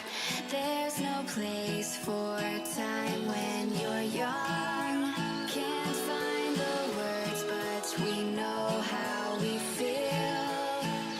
Could we stay longer here in the summer? In the summer. In the core five. Oh shit. Well, what are these guys starting off? Here we go. It is going to be started off, guys. Yep, Mexico will be where we kick it off. And it's going to be a best of five, guys. Our grand finals, CFS representative on the line here. It's all come down to just two teams here. It is going to be a best of five with Team WoW having a best of five advantage. So there's a potential for two best of fives here, guys. 10 maps on the table here up for grabs, but only one team can walk away with that CFS representation slot. But both of these teams have earned themselves into the grand finals, so both will be going to one international either way. But it's just a matter of who's going to have a shot at that even bigger prize pool in the CFS grand finals at $400,000 prize pool. And on top of that, they'll take home an extra $4,000 over the runner-up here as well by taking home that first place, $10,000 and a trip to CFS for the winning team here today. I'm shaking at the thought of 10 maps. I don't think I can do it. I don't think I'll last. The real test is really these teams. I don't think anyone's going to be able to handle 10 maps. Kyle, I've already had 5 cups of coffee and like 4 trips to the bathroom. This ain't looking good for me right now. The coffee is flowing. But the juices are flowing. the juices are flowing, and now we're going to see exactly who can close this one out. Definitely going into it, I have to give an advantage over to Team WoW just because even still on today, they haven't given up anything more than just one map. And that was one map earlier. In the upper bracket finals, Anixia did take them in one map, but still, for Anixia to close 2 best of 5s against Team WoW, to me, it seems like a insane task ahead here. Team WoW, they not only would have to lose 1 best of 5, but lose 2 best of 5s to Anixia to give this one up. And I just don't foresee that happening. But if Anixia does pull that off, that is just an insane select. I don't think there's ever been that kind of a comeback ever in CrossFire history. Someone winning back a best of 5 grand finals and then winning another best of 5 to close it out. That would just be an insane way to close out the day for me here, guys. But we'll see what happens. It's going to be all up for grabs here as we go to the grand finals. Anixia looking for a chance to prove themselves now against Team WoW. And we'll see if they can make it happen here, guys. Starting it off, though, it is going to be Anixia on the attacking blacklist side here. And it is going to be Team WoW on the global risk side. Yeah, right kicking now, though, things off. We do have Exotech, sorry, already taking a little bit of damage, and we got a water play coming in from Anixia. Andre gonna collect that first kill onto Juice, and it looks like they're gonna get the early 5v4. And right now, it is going to be Anixia holding on to this early 5-on-4 as they look to push themselves closer to the first round on the board. Tooney finds one there, and it's going to be Rek going down as things continue forward here. Solo finds one as well.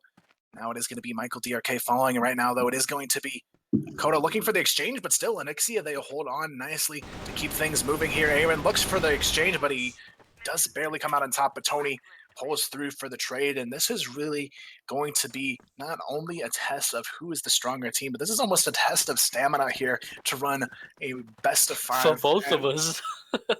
It's For both going to of be us, in all fairness. the teams and casters alike here, guys, are facing a test of stamina, guys, and it's going to be who can go the longest here and who can continue to perform at their peak as well while still maintaining that dominance here and keeping themselves awake and actively playing to the best of their abilities and doing that throughout an entire day and still into a grand finals where it could potentially be a 10-map game is a difficult task. So these players are definitely being put through the ringer here today to see what they can do. And right now it is going to be the opening frags going in favor of Team WoW here. They get the exchange to go their way, and it's looking like it may be a 1-to-1 start here for the guys on Team WoW to tie it up. Yeah, I'm liking these water plays coming out from Anixia here. They weren't using this before, so definitely changing things up. Exotech with the bomb in hand, and looks like once again they're going to go for a water play. Rek has been spotted, pops a couple of shots into Exotech. It looks like they're going to back up. They still have 1 minute and 20 seconds to deal with. Plenty of time on the clock. Solo already towards quad. And it looks like he's going to back up and regroup with this team. Now it's going to be up to Anixia to try and find their way back into this round here, but right now everything is on the line here.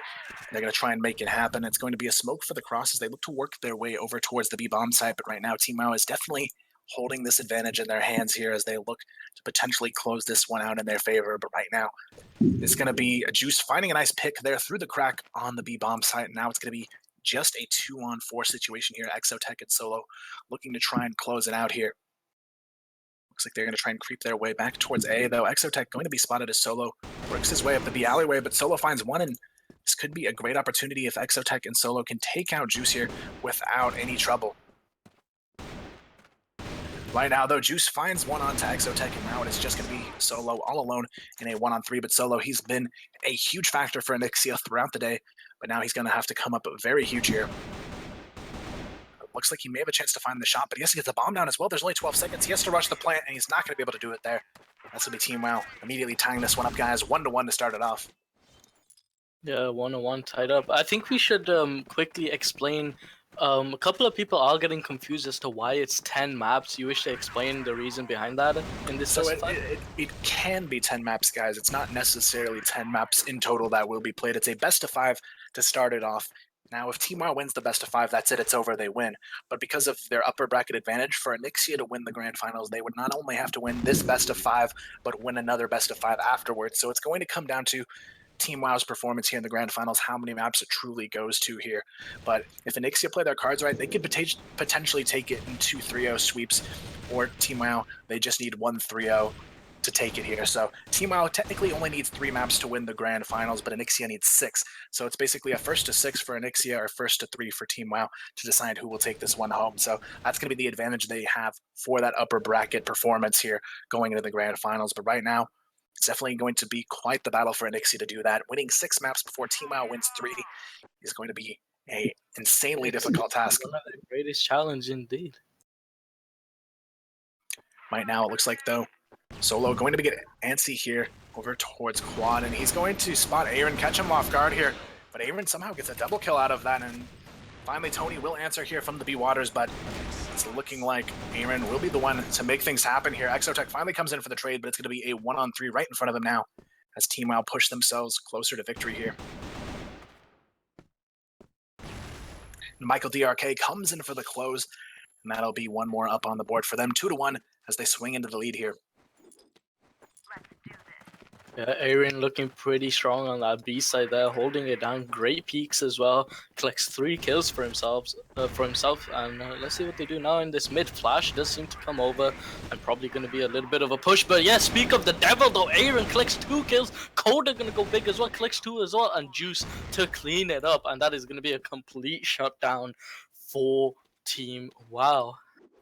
Now Team WoW, they're definitely in a situation too where it feels like they just want to take this one quickly and aggressively because they know they can beat Onyxia when push comes to shove. And right now they are starting it off with a big statement here, 3-1 as we kick off the grand finals. Things are looking very good for Team WoW to start it off here.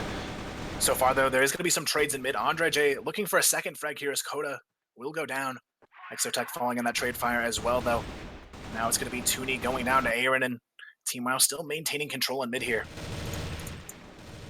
Right now, though, Solo on the other side of things is going to try and work his way up into Alley, but Tony finds a double kill before finally going down to Juice. Andre J, though, going to fall, as now it will be Solo left all alone in a 1v2 once again. This time around, though, he has a much better opportunity. Both players are going to be pretty low here, though the bomb is down in kind of an awkward position for him to go recover it. It's going to be all the way left in spawn, but it's looking like Team WoW may actually be in a difficult situation, even though they do have 2 players alive. Juice is only sitting on 8 HP to work with here, so Solo, he definitely has a great potential to win out this clutch situation here, but he's going to have to be careful as both players are playing very close by each other. But if he goes for this B plan, he could have a pretty solid chance to win it out here. Right now, though, it is going to be Michael and Juice waiting on the rotation here. Looks like they are going to go for it, but Solo, he's making the mistake of going into the trap here. He's going to hear 1 player on the back of A, but that's actually going to give him a good amount of information to work back towards B here, and that misstep gives Solo all the info he needs to know that he should definitely go for the B plan here, but he definitely has to be careful on it as it is going to be a 2v1 now in favor of Team WoW on the retake, but HP still fairly equal here. Right now, though, he goes for the peak. Solo spots both players. Doesn't manage to take one down just yet, though, and it looks like he's going to go for the passive play here and try and just play down the bomb timer.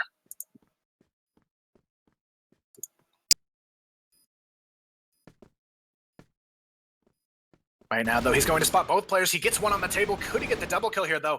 Michael DRK with just 10 seconds to make this happen. And that's going to be it. Solo has done it here. He's run the clock down, and he will win it. That's going to keep this one very close here, guys. 3-2 still in favor of Team WoW here, but Onyxia doing a great job of putting themselves 1 step closer to a tie here on map number 1. Beautifully done that from Solo. Does it yet again for his team. The patience on this guy is unreal right now. And the amount of damage just done in mid right there. Andre going to collect the first kill onto Aaron. Aaron, especially the one person that was, well, shutting them down more than most, if anything, in from Team WoW, and the peak comes out from Big Coda on towards Ali here. Coda needs to be careful. 14 HP, Wreck on 46 as well. Tony gonna start pushing off through waters here, takes out Juice, will get instantly traded by Wreck, and Michael DRK collects a double kill for himself as well, making things 3-2. And now Toonie and Exotech left in a tricky situation, but once again, all 3 remaining players are very, very low on Team WoW, so still a potential win here. Exotech can get sneaky and find this kill on Rek, who is actually not really prepared for his position here. And Tuni will actually get the shot there through quad, and that's going to be a decent opportunity for Nixie to bring this one right to its high. Start it off here. Right now, though, Coda is going to be on the rotation along with Michael DRK here. Both players fairly lit up, though. Michael DRK still with 66, but Coda with just 14 here is going to make it a difficult retake. Right now, though, they're still looking for an opening on site, but it's going to be Tuni taking down one, and he is going to be traded, though, by Coda. Now it's going to be a one-on-one here. Now Coda going to run into some trouble here, and he'll go down. He tries to stick the bomb, almost has enough time there, but Exotech going to read it there and get the trade. That's going to be 3-3 as Anixia ties this one right back up here. Yeah, Nixia bringing it back up with the tie. Perfectly played that from Tuni, landing two great ult shots.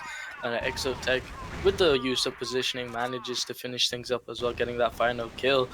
Andre, though, once again collects the kill in mid onto Aaron. Rek, though, with the instant trade-up. Looks like Solo's going in as well, though. Rek are going to collect one more. Exotech, though, does manage to trade up, but Tony falls too. This is looking almost a repeat of last round.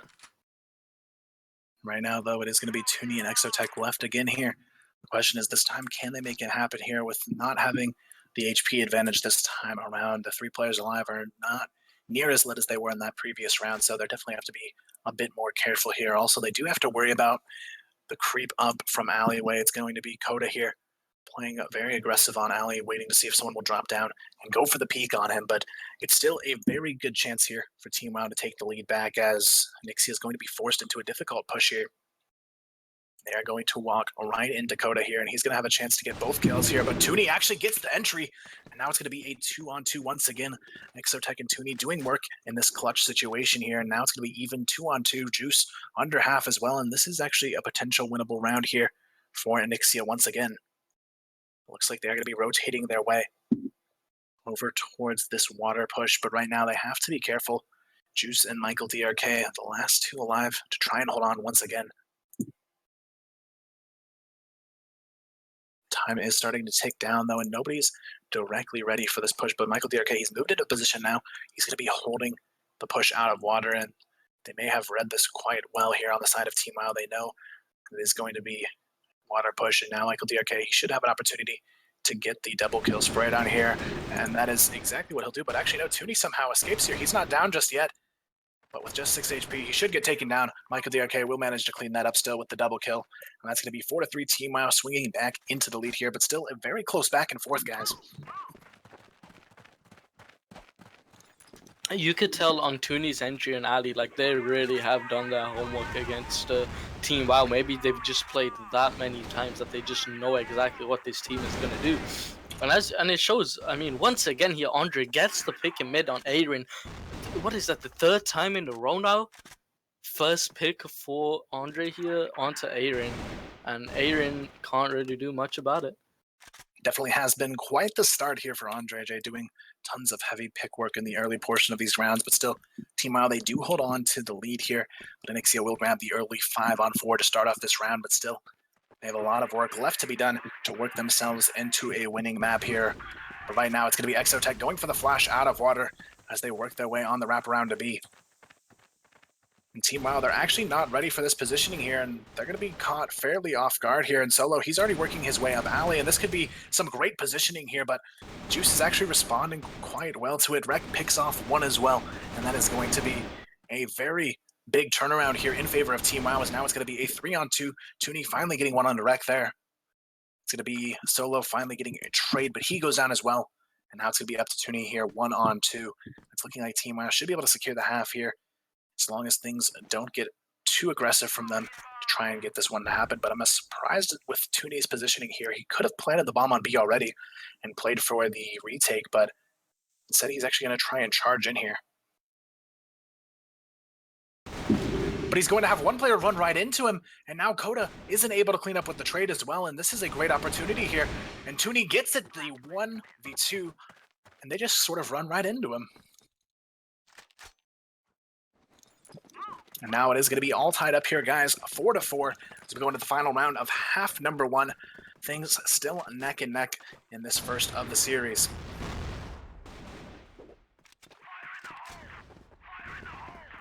So far, though, it is going to be a very slow start coming out from the defense, but Anixia, they are eager to put another round up on the board here and keep things rolling in their favor. But right now, Team WoW, they're looking for the shutdown to maintain their lead going into the second half, but it's going to be an aggressive play out of Waters here. Andre J comes in with the trade as Juice takes down Tony, and now it's going to be a 4-on-4.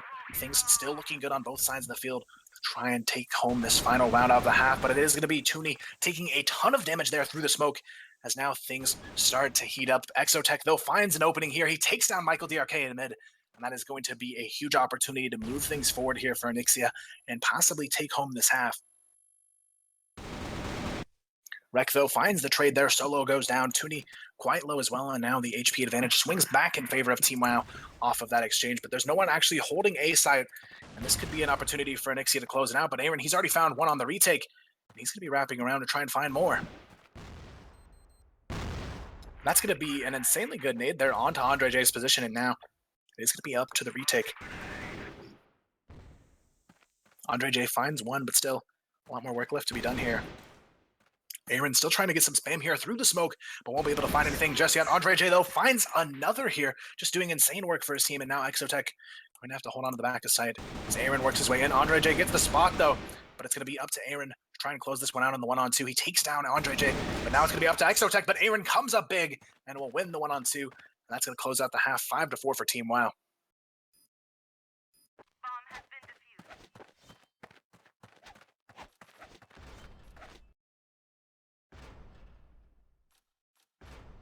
And now here we have it, guys. It's going to be a 5-4 half here to get things going, but still a lot of work left to be done. It's going to be Anixia down by 1 and looking for redemption here as we go into half number 2.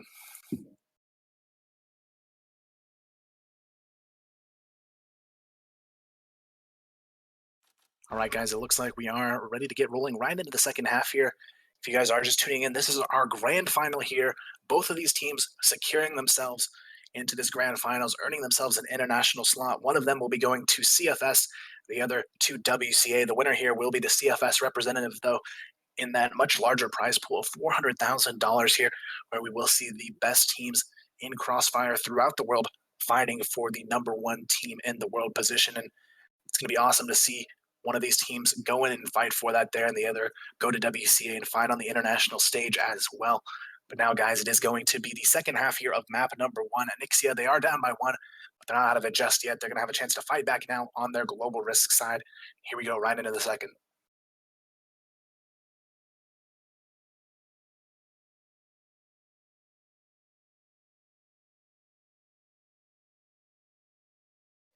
All right, guys, here we go. We're going to hop right into the next map. Just kidding. The next half, it is going to be 5-4 here in favor of Team WoW as they look to keep the ball rolling here. But Anixia, they are looking for their redemption on their defensive half, and we saw earlier in the day they've had some very strong defensive halves, especially here on Mexico. Right now, though, starting things off, it's going to be Team WoW just scouting their way for an early pick, but they can't find anything just yet. Aaron going to be taking a lot of damage from that mid-peak as well. Exotech getting some nice damage, but it is going to be Rek getting the opening frag here. He will decide to fall off of water. Right now, things are looking pretty solid here for Team WoW to keep the ball rolling, but they have to continue forward, playing strong if they want to close this one. Andre J, though, spots one in mid, and he continues to be an entry frag machine here for Anixia. And now it's going to be up to Tony to hold off this alley push, which he does. That's going to get things back in favor of Anixia now on the round. 4-on-3 in favor of the defense.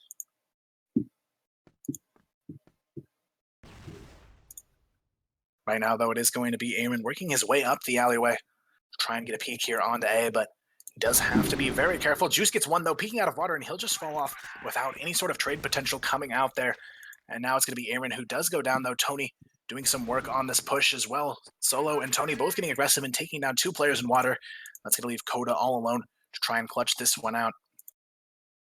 Coda, though, we've seen the 1-on-3s earlier in the day. The question is now, can he do it once again here in the grand finals here, right when it matters most for his team?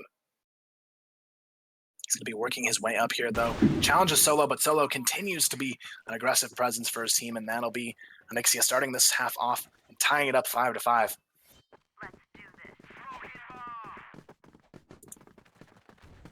Right now, though, moving forward, things looking very solid for both of these teams, but in the end, only one will walk away your champions here in the CFS National Finals. Right now, it is going to be a very, very close matchup here, but it's going to be 5-5 starting this one off. And right now, it is going to be an aggressive play in the mid as Juice takes down one, but it's going to be Toonie and Tony answering back immediately here. 2 frags on the board, and now it's going to be a 3-on-4 here. Michael, DRK, Aaron, and Coda left to try and pick this one up and close it out, but right now, Nixia doing a fantastic job on their defensive half so far. Now it is going to be Tony holding down a ramp here. Toonie, though, going to run into some trouble, but Exotech comes in for the cleanup to help him out, and that is going to be a 1v4 now in the hands of Aaron to try and make this one happen. But it's looking like Anixia may have done exactly what they need to here to swoop in and take the lead. And that's exactly what will happen here now, Danny, and we see Anixia take the lead here 6-5. Yeah, 6-5 to Nixia. Just one more round, and maybe they can start to get into their comfort zone. I mean, Michael DRK 0 kills, Coda 0 kills, Aaron 0 kills. These are the type of people that are meant to be carrying, or if not doing the most work on Team WoW. Now starting it off, it's going to be a 2-for-2 trade. Very good engage in mid from both teams, but in the end, it will be Anixia escaping with just a slight HP advantage here. Now it is going to be a very difficult round ahead. Team WoW does not want to give up yet another round over to Anixia, but so far their defense has been completely solid. Solo gets another nice headshot there, and it's going to be a 3-on-2 here. Juice and Coda looking for something to find their way back into this round, but so far Anixia's defensive half has just been a wall in front of them. Coda, though, finally gets an entry to answer back here. Exotech will go down on mid-ramp here, and it's going to be a 2-on-2 for Coda and Juice versus Toonie and Solo now. Coda, though, going to be working the bomb down A-ramp. Juice charging in as well, and it's going to be all about the response here. Solo already in alley to try and contest this, though. And now Solo, he's going to spot both players. He gets one in the spray down. It's going to be Big Coda now trying to fight this one in a 1-on-2, but Toonie comes for the support. And just like that, that's a 3rd straight round now on the board to start off this half as Anixia. They're pushing themselves closer and closer to the victory here. Now the score is going to be 7 on the board here for Anixia. Team WoW with 5 here, guys, and it's looking like map number 1 may actually fall into the hands of Anixia here to kick off the grand finals.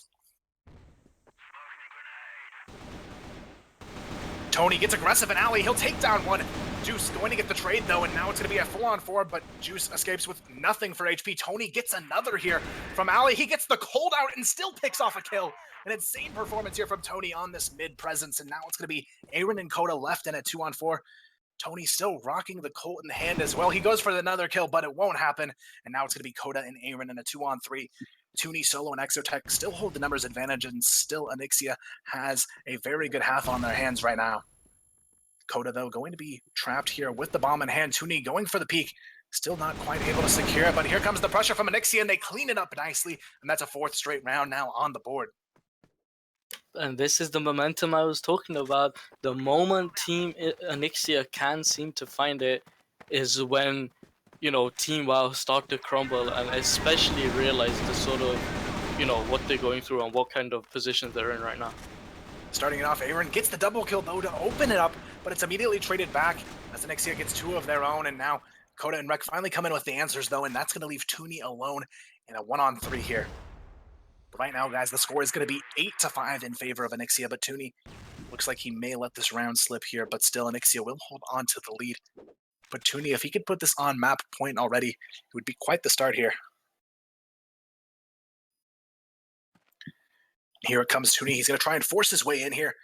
No spots just yet here, but Rek already on the flank is going to make this a very difficult round.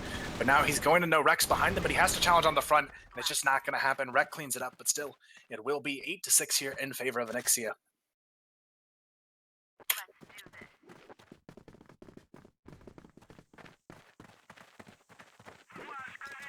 And now here we go deeper into it. It's going to be 8-6 on the board, guys. Here, still map 1 of the grand finals. Anixia leading it by 2, but it's nowhere near over just yet. Anixia, they have come to win it here in the grand finals, and so far they're starting off the first map on the right foot here. Right now, though, no early damage dealt just yet. Coda just taking a little bit there, but no kills either way.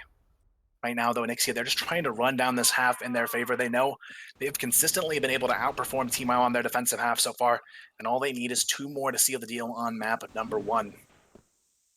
Starting off, though, Rec does get the opening pick. Exotech goes down, and now it's all about the response here. Team Wow has to try and hold on to this numbers advantage they've created here. Interestingly enough, though, Nixia, they're not really that eager to go for the counter frag just yet. Andre J playing a pretty risky position, though, here in mid. He's going to be sitting on the wall, waiting around the corner in mid. Michael DRK, though, going to be working his way up alley as well. And Andre J, he's ready to react here with Solo, who takes down 1. Solo, he can't get another. Juice, though, gets the double kill to answer back, and now it's going to be a 2v4 here. Tony and Tooney trying to hold on, but it just won't be enough here.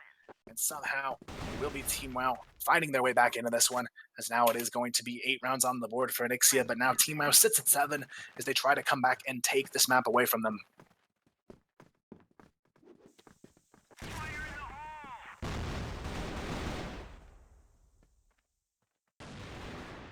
Right now, though, it is going to be Solo taking some heavy early damage here, but still not quite enough to make a dent just yet. And it is going to be a very difficult round ahead here. Nixia desperately trying to hold on to their lead, but Team Wow, if they win this one, we will be tied up at 8 here as they work their way into a potential map 1 victory.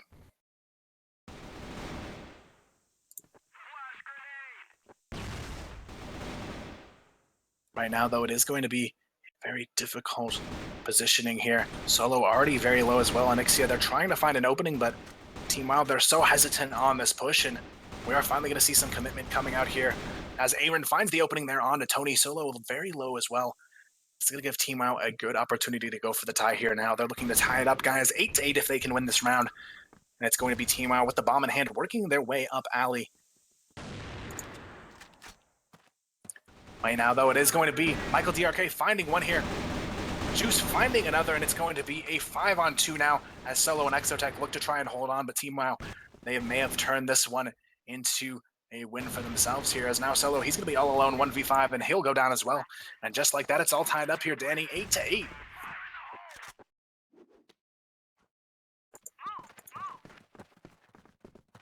Now, guys, it is going to be 2 rounds left in the half. It's going to be all or nothing here. Nixia, they're trying to put it up in their favor, but still Team Wow has made this an extremely difficult task to get done. Right now, Team Wow, they're just looking to start it off on the right foot as well. Both teams fighting for survival here. It's going to be 8-8.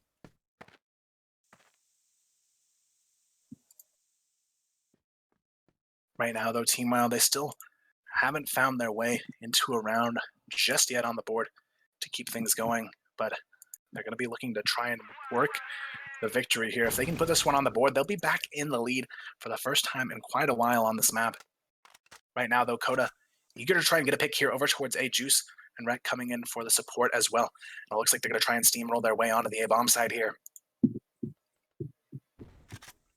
And here it comes, Team Wow, going to be charging their way into A here, but right now, it's going to be a very good exchange in their favor. It's going to be a 3-for-1 here, as now Nixia is left in a 2-on-4. Right now, though, it's going to be Tooney and Solo looking for redemption on the round, but Team Wow, they may have done this here, guys, and swung back into a map of victory today. Here we have it, though. Solo going to eat the flash. He'll go down, and it's going to be Tooney all alone, left in a 1-on-4, but it's not going to matter. Michael DRK cleans it up nicely, and just like that, it is 9-8 Team Wow on the board for map point here.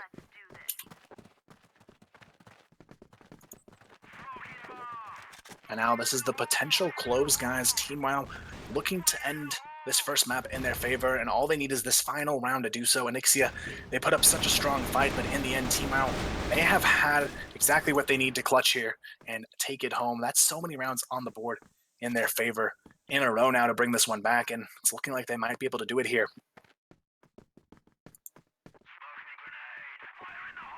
So far, though, it is going to be a 4-on-4 scenario. Aaron and Solo, the 2 players down on either side, and looks like it's going to be Team Wow just trying to force their way into mid control and possibly down onto A. So far, though, Team Wow unable to find another pick just yet, but Michael DRK going to catch Exotech, getting aggressive here in the alleyway. And now Team Wow may have done exactly what they need to put this first one up on the board. Juice going to take down another, and just like that, it's a 2-on-4, and this should be Team WoW able to close here. Tony going to be stuck here on the back of A, though. He gets the double kill. He's looking for more here. Michael DRK finally comes in for the trade, though, and it's going to be a 2-on-1 now. Tony left in a tight spot, and he'll go down, and that's going to close out this first map, guys. 10-8 for Team WoW.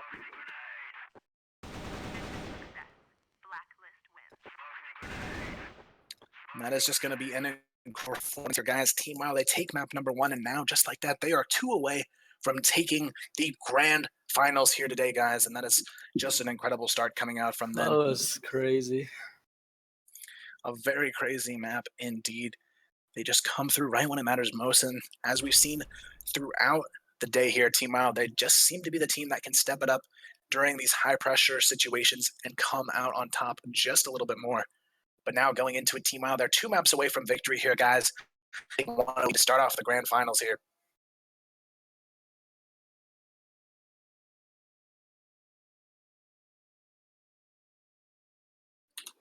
Now, guys, here we go into map number 2. We're going to have a knife round to start it off, and from there it's going to be who will get that all-important side choice to keep things going as we get into map number 2. And it's looking like Team WoW will get their side choice here to keep the momentum rolling towards them. And Anixia, they've put up a strong fight, but now this is where things can start to get scary.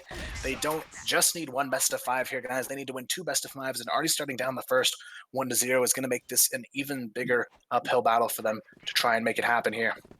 Yeah, got the ball rolling at least. First map over and done with. They're really in a good position to take this in a 3-0 sweep. Anixia coming back into this one and making a comeback from here is going to be... Like, if you look at the worst side of it, sure, Anixia, like, you know, lose out on a big... on going over to CFS, but hey, they're still flying to China. They're still going to be able to participate in WCA. Well, they'll probably have, you know, most likely a better chance of winning. And at the same time, you know, they could proudly say, hey, we were probably the first team to break Team WoW's victory lead as well, like their win lead. Definitely. Either way, both teams putting up a very strong fight here. In the end, Anixia just falls short of map number 1, but this is their chance to bring the series back in their favor. It's not over just yet. If Anixia can somehow find strength and push back here, they still have the potential to take this first series and push it into a second one where they could potentially still become the champions here. But right now, Team WoW, they are definitely off on the right foot to get this one pushed in their favor. And guys, if you're just tuning in, this is going to be map number 2, Subbase, to keep things rolling here as Team WoW leads the grand finals 1-0 to start it off. We're going to kick things off here with early action down below. Andre going to be taking out Wreck there. Aaron will trade up instantaneously, and Sobit solo. It's a 2-for-1 trade in favor of Team WoW. It looks to be, of Team...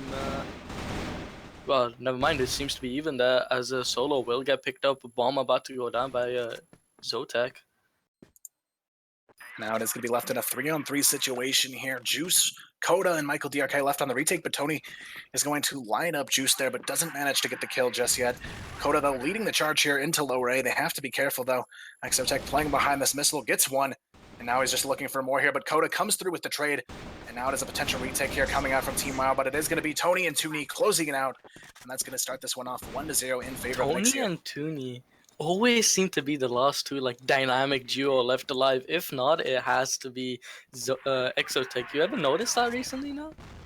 It's been always a lot of Tooney and Tony. Tooney and somebody. Yeah, Tooney and somebody always seem to be left alive. And speaking of Tooney, has the bomb in hand, sniping in base there towards wood, but will go ahead and group up with his team. It looks like this is going to be a definite B hit. Aaron kicking things off there with the first kill onto Soul. Now it is going to be a 4v5 for the push here, but that's not going to slow them down at all. Anixia trying to steamroll their way in. Exotech picks off one. Tooney gets another. Andre J comes in big with one as well. And just like that, Anixia maintain the advantage as they get the bomb down here. It's going to be a 2-on-3 though. Tony gets one as he's traded out from Juice, and they will be able to close this one out though. 2-0. Anixia kicks it off on the right foot here. Yeah, Anixia definitely have some good momentum coming into Subbase. And yeah, it's just if they can just continue with this pressure, for sure, we can definitely see a 1-to-1 coming our way anytime soon. Right now, it's going to be up to the defense to respond here, though Aaron will open things up with a kill there on a solo. Coda takes down one as well. And now the remaining 3 players are going to try and work their way over towards A. Right now, though, it is going to be Rek trying to hold things off from lower A. Rek, he will find the pick there, though, and now it's going to be a 4-on-2. Exotech and Tooney looking for some sort of answer here, but right now, it's going to be Exotech who does get the trade frag there on Rek, but Big Coda still nearby to try and answer, but Exotech gets another, but it may not matter as Tony goes down on the other side of the map towards B here, and it's going to be up to Exotech to try and turn this one back around. The bomb will be down in somewhat of an awkward spot here as well. And Juice will be ready to challenge here, but Exotech, he still can't grab it. Right now, though, that nade is going to do a devastating amount of damage there. It's going to take off 40, as now it's going to be Michael DRK and Juice looking to try and close this one out and make a first round on the board for themselves here on sub-base. But Juice, Michael DRK, they know they have the bomb down, and this is where Exotech is going to have to do something fancy to try and get his way back into a winnable situation here. Exotech moving up here towards the stairs and still has a minute to work with. And if anything, he has to pray that he gets one-on-one battles at this point. That is exactly what he's going to be looking for here. Juice going to be playing the tight corner on the bomb, but Exotech, he's going to have to go for something risky here. He's going to be spotted, though. Michael DRK going to call out his position, but Juice comes in for the peek. And that's going to be a nice way to put one up on the board now for Team WoW. But Exotech, the guys on Onyxia still lead it here 2-1.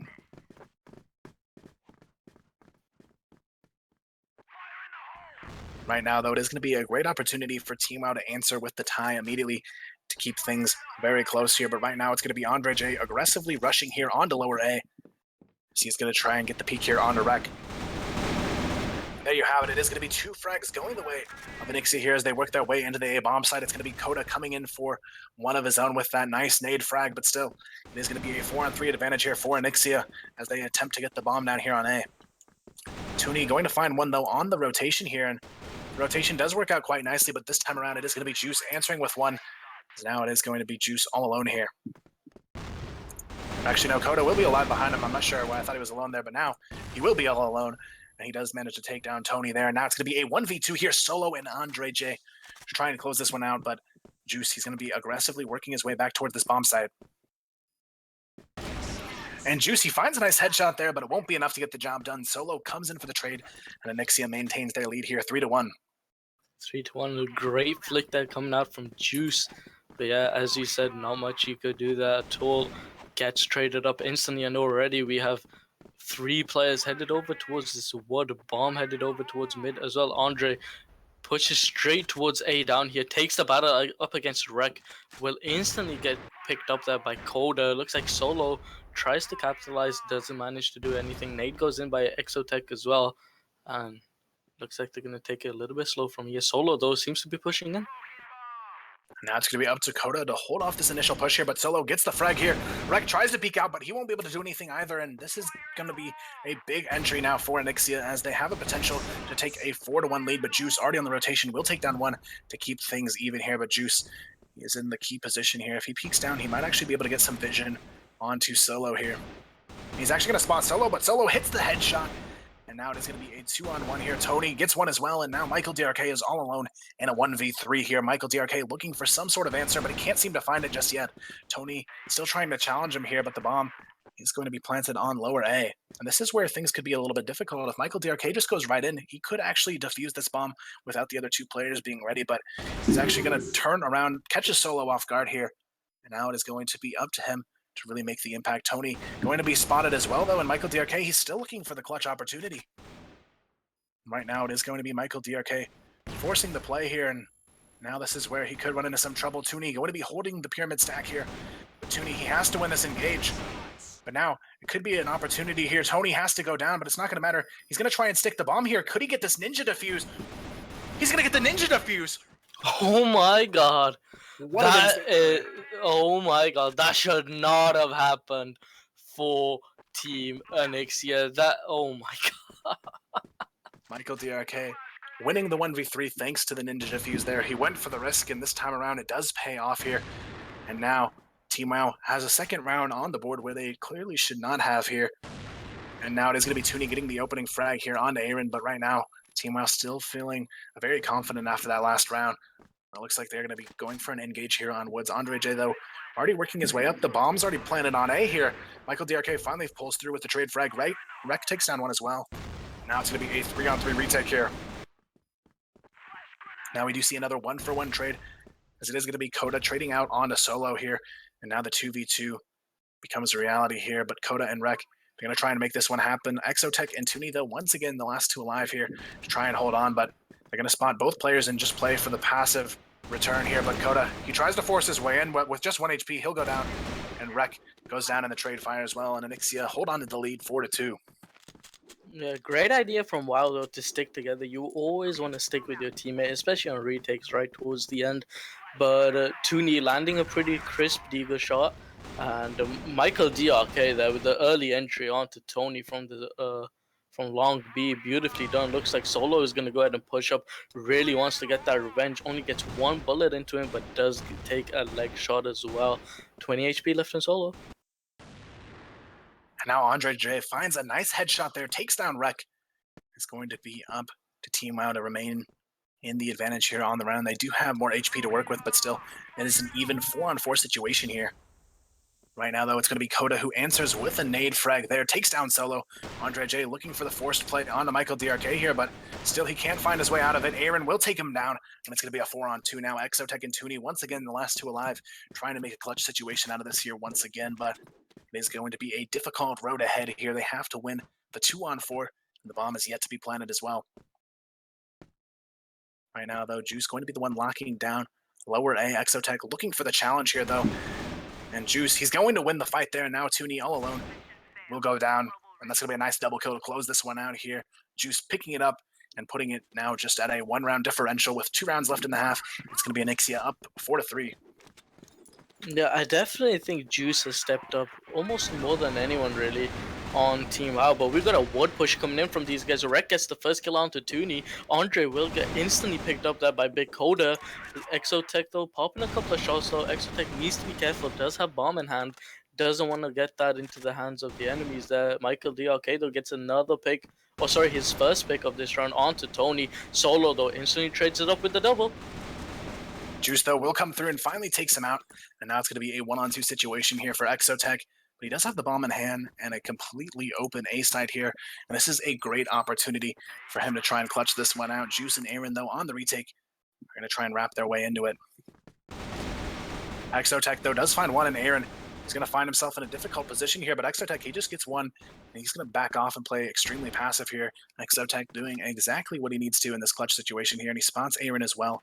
This is going to be a lot of information for him to work with here. Aaron's still very nervous here, but now could we see the potential for a ninja defuse once again here? And he's actually going to be able to be in a situation where he can actually just stick it here. But Exotech will catch him off guard. Aaron, if he would have just stuck it initially, he may have actually had it there. There we have it, guys. It is going to be 5-3. Onyxia maintaining the lead as we go into the final round of the half. Team WoW, though, looking to put up on a fourth to make it a little bit closer, but Onyxia doing a great job of getting off on the right foot here to keep things going in map number 2.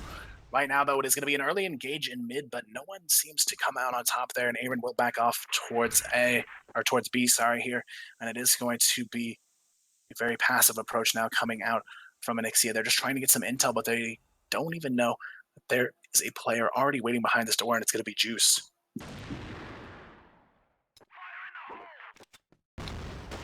And now it is going to be Juice trying to get a little fancy there, but he won't be able to make it happen. Tony comes in and takes him out. And now Onyxia, they do hold the advantage and have a great opportunity to put a 6th round up on the board here. Michael DRK and Coda, though, both rotating into the lower bomb side. We're going to try and contest this, though. Rek takes down one. And Rek, he's going to continue to try and be a presence here from upper A. He gets another one on the board. Rek, he's still looking for more here, but he has the bomb. And this is where things could turn south here for Onyxia. There's going to be a 4-on-3. Make that a 3-on-3 now, though. Andre J picks up one and the bomb, just pushing in fearlessly. But Rek gets a 3rd frag on the board, still locking things down. Aaron catches the flank as well. And now it's going to be Andre J all alone in a 1-on-3 to close out the half here. Andre J looking for a big play here to make this one happen, but collapse is already coming in, and he's just not going to be able to hold on there. 4-5 will be the close of this first half here on sub base. Onyxia still maintains the lead by 1 at the half, though.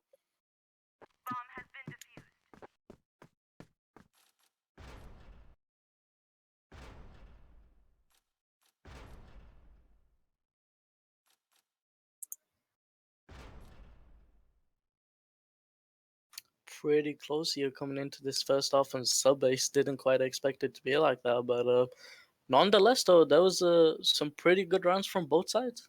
Pretty good rounds from both sides. Now the question is, can Onyxia actually come out on top here when it gets close? We've seen time and time again, anytime it gets pretty close and down to the wire, somehow Team Wild, they just swoop in and they take the win here. And this is really Onyxia's chance to prove that that is not always the case here, that they can, in fact, close out these maps even when they're close. But Team Wild, they still have to be looking at that light at the end of the tunnel, away from them crowning themselves the national champions here. And they are still well on track to make that happen. They're only down by 1 going into this half, but Onyxia, this is their chance to put a first map up on the board as well. Starting things off, though, it is going to be what looks like a fast control for Wood here coming out from Team WoW. So they're going to send Juice up very quickly here, and he's already pushed through the double doors.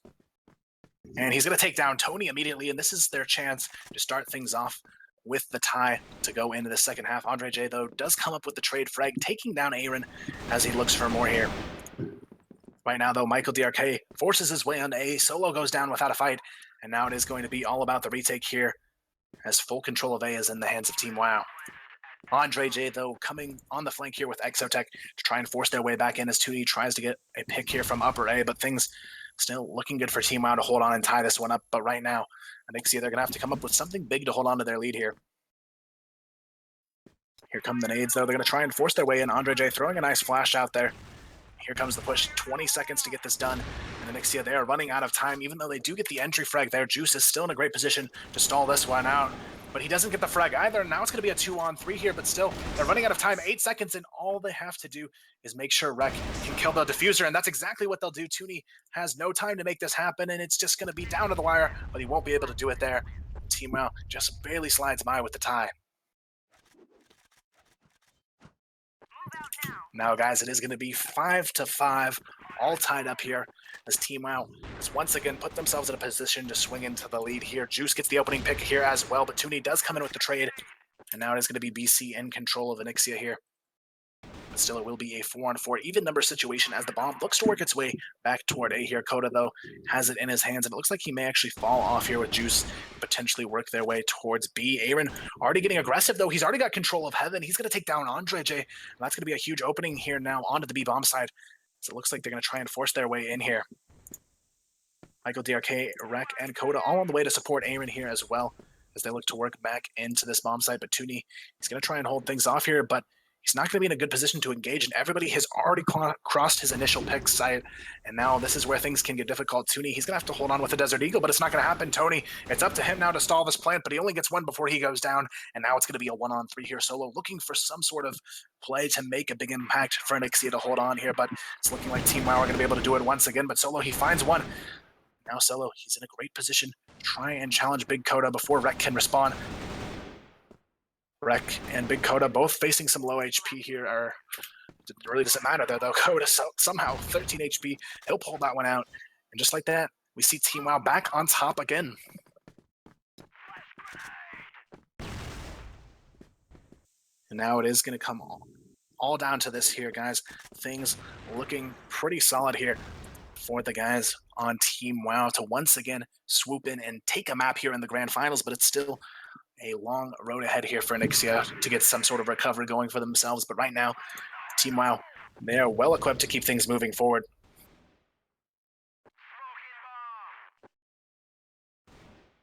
And Aaron finds a nice headshot as Tony was jumping up to vents.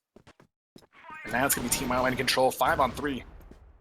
Make that a 5-on-2 though now. It's going to be Exotech and Tooney, the last two alive once again, but Aaron finds one through the smoke, and Team WoW, they have turned on the ignition here, guys, and they are ready to push this one to victory. But Exotech, he's already pushing in for the retake. He finds two, looking for more, but Aaron is going to be on the flank to try and take him out here, which he will.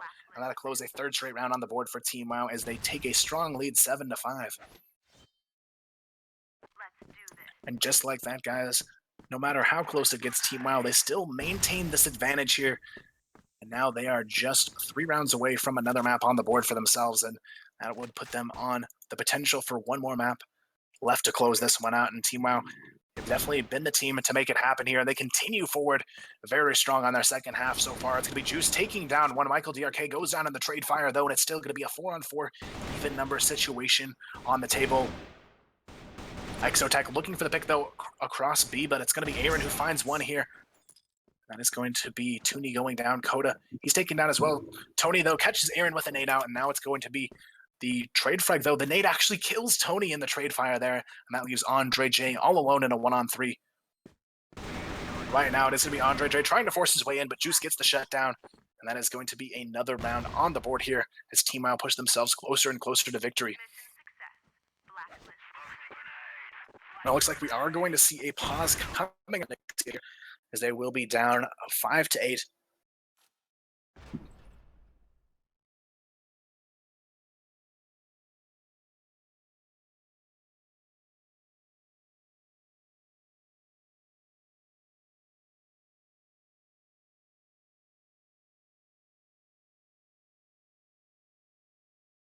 All right, guys, and it is going to be 8-5 here at the pause.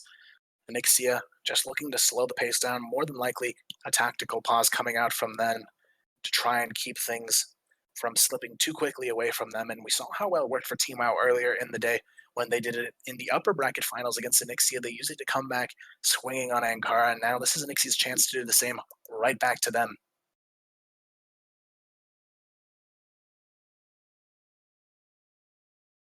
Now here we go, guys. It's going to be 8-5 as we go right back into the grand finals. If you're just tuning in, map number 1 did go in the hands of Team Wow, 10-8, and right now they do lead on map number 2 as well, 8-5.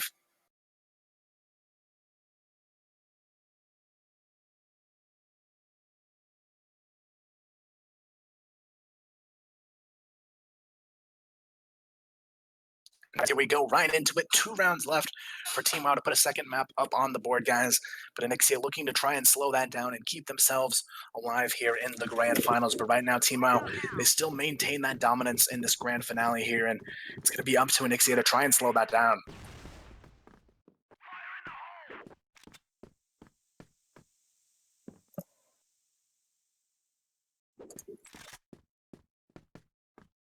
Starting this one off, though, it's going to be a very passive approach coming out from Anixia. They just want to try and isolate some players, but it's not going to matter. Juice, he's going to find the opening frag here, and just like that, A-Side is already in control of Team Wow. Michael DRK finds another, and now it is already a 3-on-5 situation. Exotech, Tony, and Tooney left to try and retake this one, but it's going to be Juice finding another. Juice almost gets another one as well, but he will finally get traded out. Aaron takes down Tooney, though, and that's going to leave Tony all alone in a 1v4 here.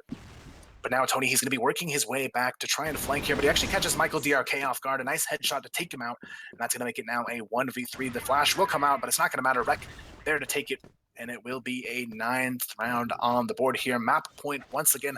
Team Wow looking to close this one 10-5 if they can make it happen here.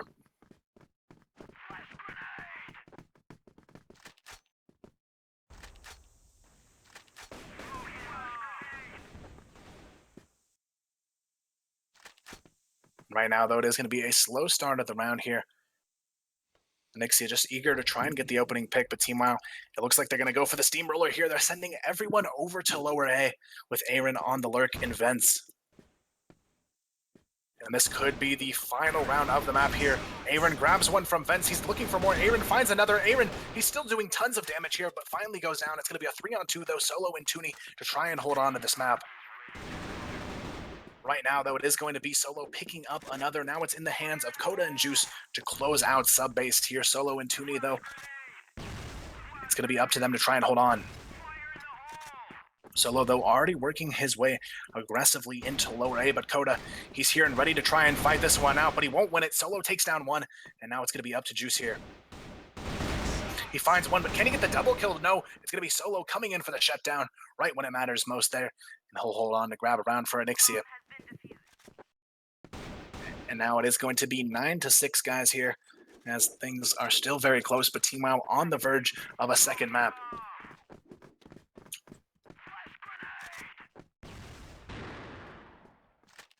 Right now, it is going to be a push into mid here from Aaron, just looking for some vision here, but the rotation's coming in from Anixia to try and respond to this, but right now, Coda does have a decent opening towards A. Andre J, the only player towards A, actually falls all the way off onto B, and This could be an over-rotation here.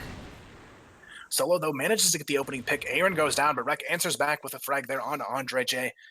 That's going to be a good way to keep things dead even moving forward here. And right now, it's going to be a very difficult road ahead for Anixia to try and close this one out. Team WoW, this is potentially their map point here if they can make it happen, but right now Anixia is making that a very difficult task here, but Juice will find the trade frag there. Exotech goes down, and now it's going to be a 3-on-3 to see if they can make it happen here, and right now it is going to be Coda and Michael DRK finding frags. Tony all alone, left in a 1v3 to try and save the map here. It's going to be Michael DRK who spots him, though. Coda looking for the support here. Tony getting a little bit of damage dealt, but still he's going to remain alive here. But now Coda is going to have a chance for the repeat here, but no one can seem to take Tony down just yet. Tony now going to be working his way to wrap around on the side, but Michael DRK's positioning, he's going to make this a difficult retake here. Big Coda still holding on to the missiles as well. And now here comes the peak. He'll go down, and that's going to be map number 2 here, guys. 10-6. Anixia goes in yet another map here, but still another valiant effort from them, but in the end, it will be another map into the hands of Team WoW, 2-0 to keep the series moving forward. Now, Team WoW, they're on potentially the last map for themselves if they can win it. 3-0 here, guys. Team WoW, they're up by 2 and looking to close it.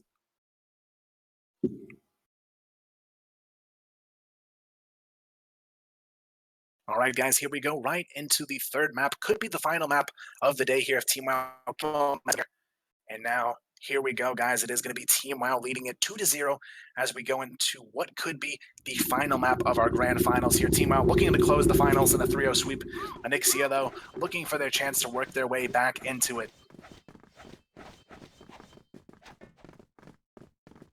Right now, though, it's going to be a big knife round on the table here for Anixia to try and get things going their way on map number 3 here.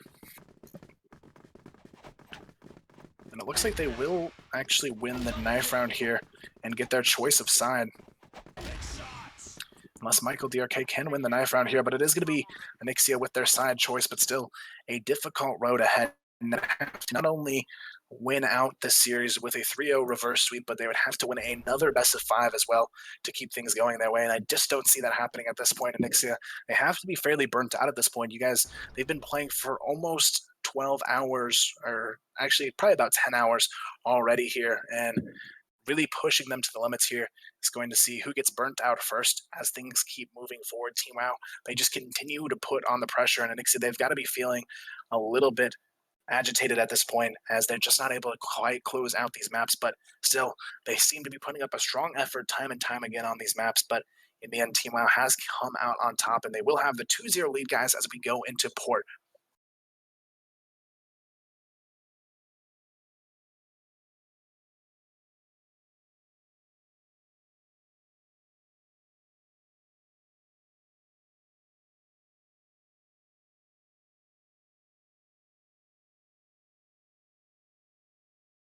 It looks like we are just going to take a quick minute here while we wait for all the players to get ready. Anixia taking a quick pause for one of their players to get reset and ready, but then we will be right back into the action here, guys.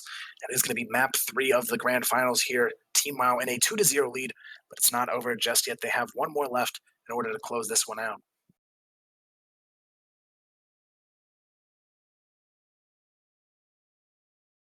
Here we go, guys, right into the action here, though. It is going to be quite possibly the final map of the day here. Team WoW looking to close it out in a 3-0 sweep here in the grand finals. Port will be the decider if they can make that happen, though. Here we go, guys. It is going to be Anixia on the global risk side, Team WoW on the blacklist side, looking to try and close this one out.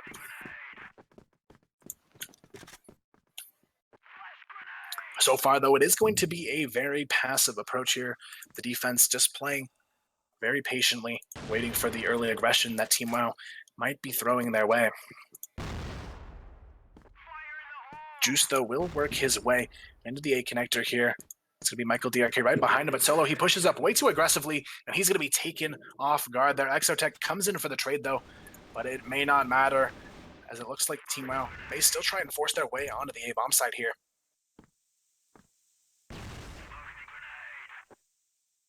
Here comes the repeat here. Coda looking for some action over towards this A-bomb side. Exotech, though, he's going to be the only one here to directly challenge this hold. And Exotech, he's going to be spotted on A top there, but he will be finally taken down by Coda. And now it is going to be a 4-on-3 as the bomb works its way over towards A. Tony trying to get some damage dealt on the cross, but it's not going to happen. It's going to be a 3-on-2. Tony gets one in the trade fire, though. And now it's going to be Michael DRK answering with one on the board as well. And now it's going to be a 3v1 here. Rex shuts it down. And that's going to be a first round of the map on the board for Team WoW to start it off.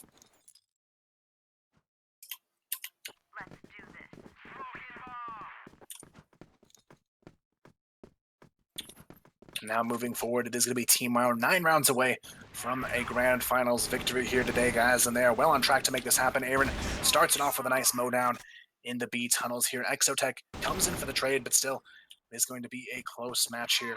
Try and keep things rolling, but right now, it is going to be Solo answering with the counter frag here. Aaron going down to the nade as well. It's going to make it a 2v4 here. Juice and Michael DRK looking to try and find their way back into this one. Right now, though, it's going to be Juice working his way into the lower B tunnels. He takes down Exotech, and now it is going to be a 2-on-3 here.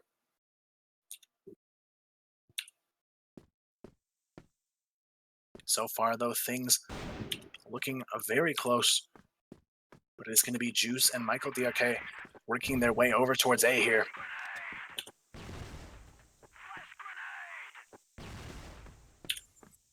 Now they are going to have an opportunity to plant, but this would be a big round for them to somehow walk away with here. Nixie, they have the advantage. There's no way they should let this get away from them, but we've seen what Team WoW can do under pressure here, and they're going to try and continue that forward. Juice gets another one on the board, and now the 2v4 is immediately put into a 2-on-2 situation with Team WoW in control. Juice, though, going to be taken down very low, and that's going to put the pressure on Michael DRK to really make the impact here. And now it is going to be Solo trying to force his way up here. He's going to be caught off guard, though, and somehow Team WoW, they walk away with the round victory here, guys, and it is going to be a 2-0 start to map number 3 here as Team WoW has slowly but surely pushed themselves closer to victory. And now it is going to be up to Anixia to try and find their footing and keep this one within reach, but right now Team WoW, they have 2 on the board maps, 2 rounds on the board here as well to start this one off, and they are just ready to close this one in their favor. But here goes Juice. He's going to get one on the board here, and now it is going to be Tony coming through for the trade, but still, it's going to remain a 4-on-4. No advantage on the table just yet. Right now, though, it is going to be a 4-on-4 situation, guys. Aaron and Coda looking to try and get a pick here over towards mid and A, but things still very difficult for them to try and do so. Aaron, though, going to get lit up here in mid, but still, it's going to be an even number situation as they try and work their way back towards A.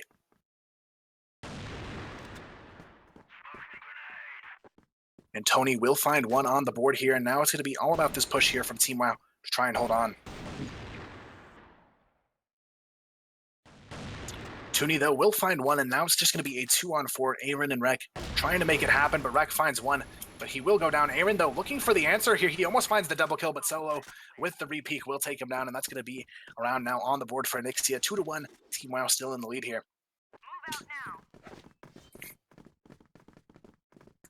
Right now, though, guys, things definitely heating up here as Anixia looks to try and bring their way back into this one, but things could not be going worse for them. Right now, they're just struggling to piece together the necessary rounds to contest this Team WoW squad. And right now, Team WoW, they are just on the verge of victory here, and they're pushing forward towards that goal here. And right now, it is going to be Solo looking for the peek into mid, but Michael DRK is going to take him down, and it's going to be Solo out of the picture already here as Team WoW look to put another one up on the board and move themselves another step closer to the finish line here, guys. It's going to be Andre J looking for the challenge from upper B, but they still can't seem to find it here. Juice finds one in mid. It's going to be Exotech going down, and now it's going to be a 3-on-5 here. Still, Anixia looking for the opening to answer back. Andre J, though, comes in for the trade frag, and it's going to be Tony picking up one as well, and now things are looking pretty positive for the turnaround here. Anixia, though, still going to be trying to hold on. Tony takes one as well, and just like that, the bomb going to be taking taking A side though, and this is going to be Anixia left in a retake 2v3. Andre J, though, going to spot one on A top here, but Rek and Coda are in position to hold this off. Rek gets a nice shot there, takes down Andre J, and it's going to be Tony and Tooney left to try and retake this one. Coda going to look for the challenge here, though, on A long, and this could be a nice flash to go for the challenge here. It is going to be Tooney who finds one, but he actually gets the double kill there. And that is going to be a nice way to keep things moving forward here, guys, as Anixia will answer with the tie 2-2.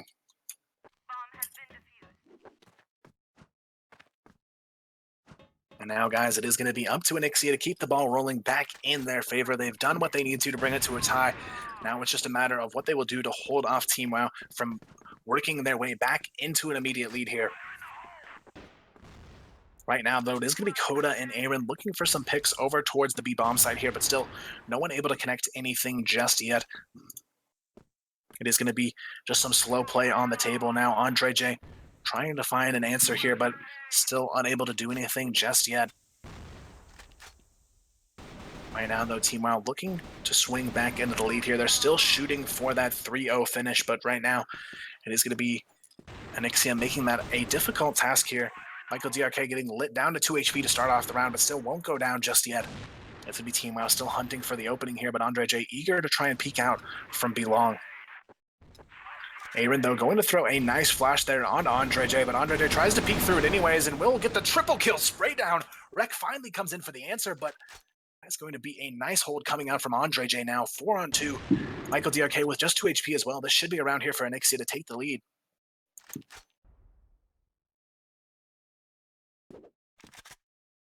Right now, though, it is going to be up to these remaining 2 players to find an answer here for Team WoW, but Solo, he's going to take down Michael DRK, and that's going to leave Rek all alone in a 1-on-4, and this should be Anixia with an opportunity to now move into the lead here.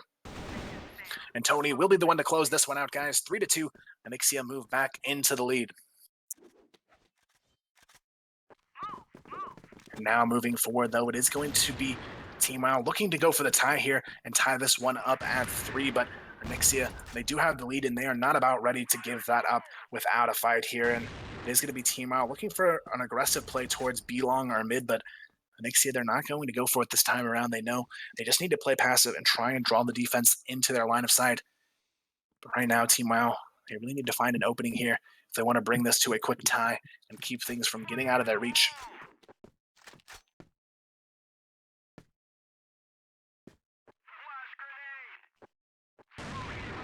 Starting this one off, though, it's going to be Michael DRK getting the opening frag. Solo goes down, and now it's all about Anixia's response here. Andre J comes in immediately, though, grabs the trade, and will be able to back off. Juice looking for a repeat here, though. He's going to try and find it, but no one there to answer, and now it is going to be 4v4 as the bomb looks its way towards the B tunnels still.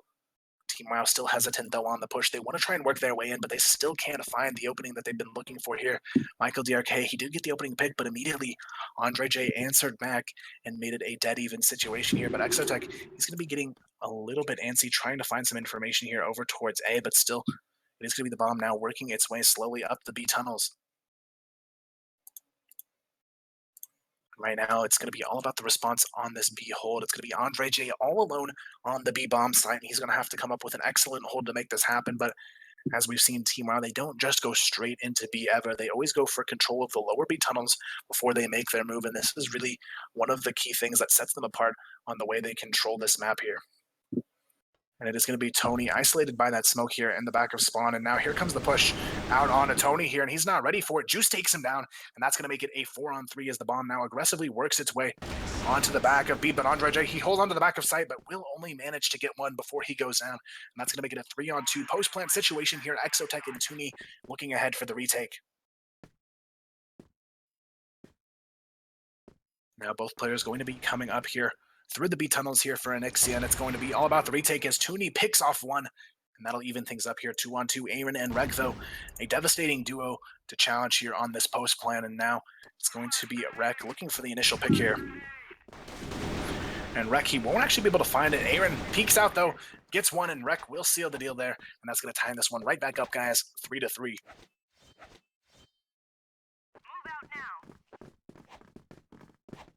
Now, guys, it is going to be all tied up once again. Team WoW, they keep things always within reach here, and now it is going to be 3 rounds left in the half, but Michael DRK opens it up with one on the board. Andre J immediately there to answer, though, with the trade, but still, they win the situation there. But no, just as I say that, Exotech comes out of nowhere, picks up the triple kill, and answers right back with the bomb down, and 3 kills going his way. It's going to be Rek now all alone in a 1v3 as Anixia look to take the lead right back here. And Rek, he's going to be spotted, and It's going to be in a difficult position. He gets one, but that'll be it. As Anixia pull through for the trade, Exotech gets his 4th kill of the round there and takes the 4-3 lead here for his team. Now, guys, it is going to be 2 rounds left in the first half of Port. Anixia leading it by 1, but Team WoW still keeping it close. Keep in mind, Team WoW still has the 2-0 map advantage in the series so far, so Anixia, they have to pull out everything they've got in order to take this series back in their favor. It's not just going to be one map that will do it here today, guys. Right now, Juice going to run into some trouble, taking a bit of damage here over towards A-Long, but he'll manage to back off and safely get away with 22 HP, but still, HP and numbers looking very favorable for Anixia to take another round on the board. Michael DRK goes down to the headshot of Tony as well, and now it's going to be a 5-on-3 as they try and force their way up the B tunnels here, but Juice, already with 22 as well, makes this a very difficult round ahead for Team WoW, and they're definitely going to have to play their cards right here to try and work their way back into a potential round victory. Still, though, it's going to be Juice, Coda, and Aaron now working their way back towards A, but Aaron, he's actually lurking in lower B here, trying to find his way onto a potential mid-pick, but it's going to be a difficult situation to be in here.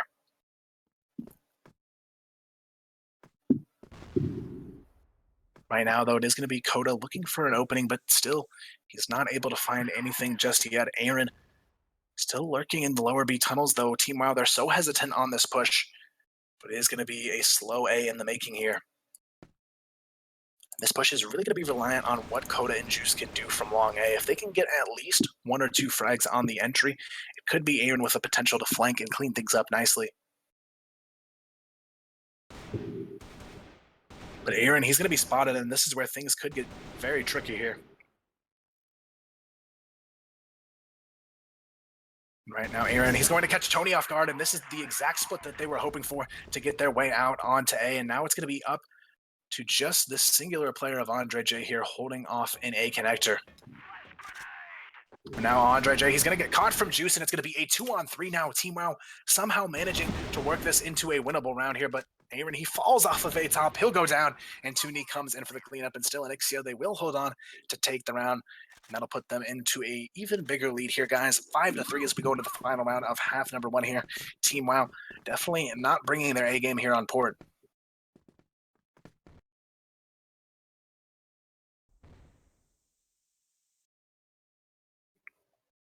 Now, guys, it is going to be down to the final round of this first half here to decide how big of a lead Anixia will have going into the second half here. Right now, they've definitely established a nice start to this map and a potential to win a map on the board here in the grand finals. But right now, if you guys are just tuning in, Team WoW leads the series 2-0 in the grand finals here, and it's looking like they could have the potential to close it out here, but Anixia, they're doing everything they can to prevent that from happening. They have the 5-3 lead, but they don't want to give up another round here in the half. So far, though, things seem to be going Anixia's way. Andre J and Tuni getting the opening frags here. That's going to make it a 4-on-3 now. Coda, Juice, and Rek left to try and clean things up to get another round on the board for Team WoW before the half is over. Right now, though, it is going to be just some passive setups from the remaining players here on the Anixia squad, just trying to make this round a winnable one, but still, it is going to be a difficult one ahead for the guys on Team WoW. They don't have the numbers to work with. They really don't want to go for a challenge onto this A bomb site, but it may be their best bet at this point. Right now, though, it looks like they are going to go for the peek here. Juice and Rek looking to try and peek their way out onto upper A. This is where it could get difficult. Now it is going to be the peaks coming out here, but they're actually going to try and sneak their way past here. And Juice, he may have actually done it here. Successful sneak. He takes down one. He gets the double kill. Juice, he somehow finds that. And now it's going to be a 3-on-2. Solo and Exotech, they're going to have to come up huge here. This is a round that they should not be able to win on the side of Team WoW. But thanks to Juice's positioning, they're going to be able to do it. Now Exotech, he's going to have to come up with at least a frag or 2 from this position. Otherwise, this should be Team WoW closing it with one on the board for themselves. But Juice, he finds his 3rd frag of the round. And Solo, he's going to be left in a 1-on-3 to try and make this one happen here. Right now, though, Solo, he's looking for the opening, but he's going to take a flash to the face here, as now he will find a 2nd frag now, the 1v3 down to a 1-on-1. Rek, though, looking to hold on here, but Solo, he has the HP advantage to work with. But Rek, he finds the kill with just 1 HP, an incredible way to be in the half there.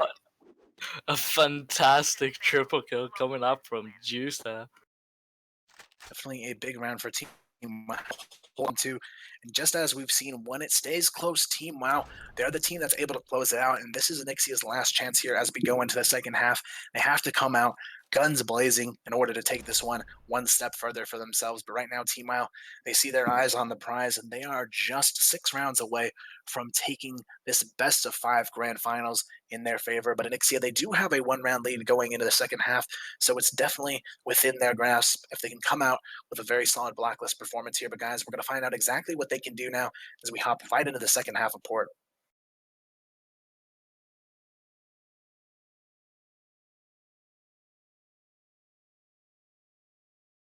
Wasn't expecting Juice to shift up with his teammate there past Andre, get the double kill, and at least get the bomb planted down on A. That was pretty good, and Rek almost leaving things to chance there right towards the end. The man just to clutch it out. And now here we have it. It is going to be up to Anixia to hold on to their lead here. But as we've seen, Team WoW, they are the second half team throughout this entire tournament. The second half seems to be where they shine, but starting this one off, it is going to be Andre J who gets the opening frag, but Coda immediately is there to punish it. That's going to keep things even across the board so far. Right now, though, it is going to be Team WoW still looking for another one. Coda finds a second here. Now it's going to be up to Anixia to try and find the response. Exotech still trying to peek out here on Upper A, but Michael DRK, he wants to take this challenge here. He gets the first frag onto Tooney there. A brilliant quick scope, and now it's going to be a 4-on-2 situation as Exotech and Tony try and hold on here. Right now, though, it's going to be Exotech looking for the repeak onto Michael DRK, but he knows it is a risky decision to take it. Michael DRK almost catches him there, but Exotech will manage to escape with his life.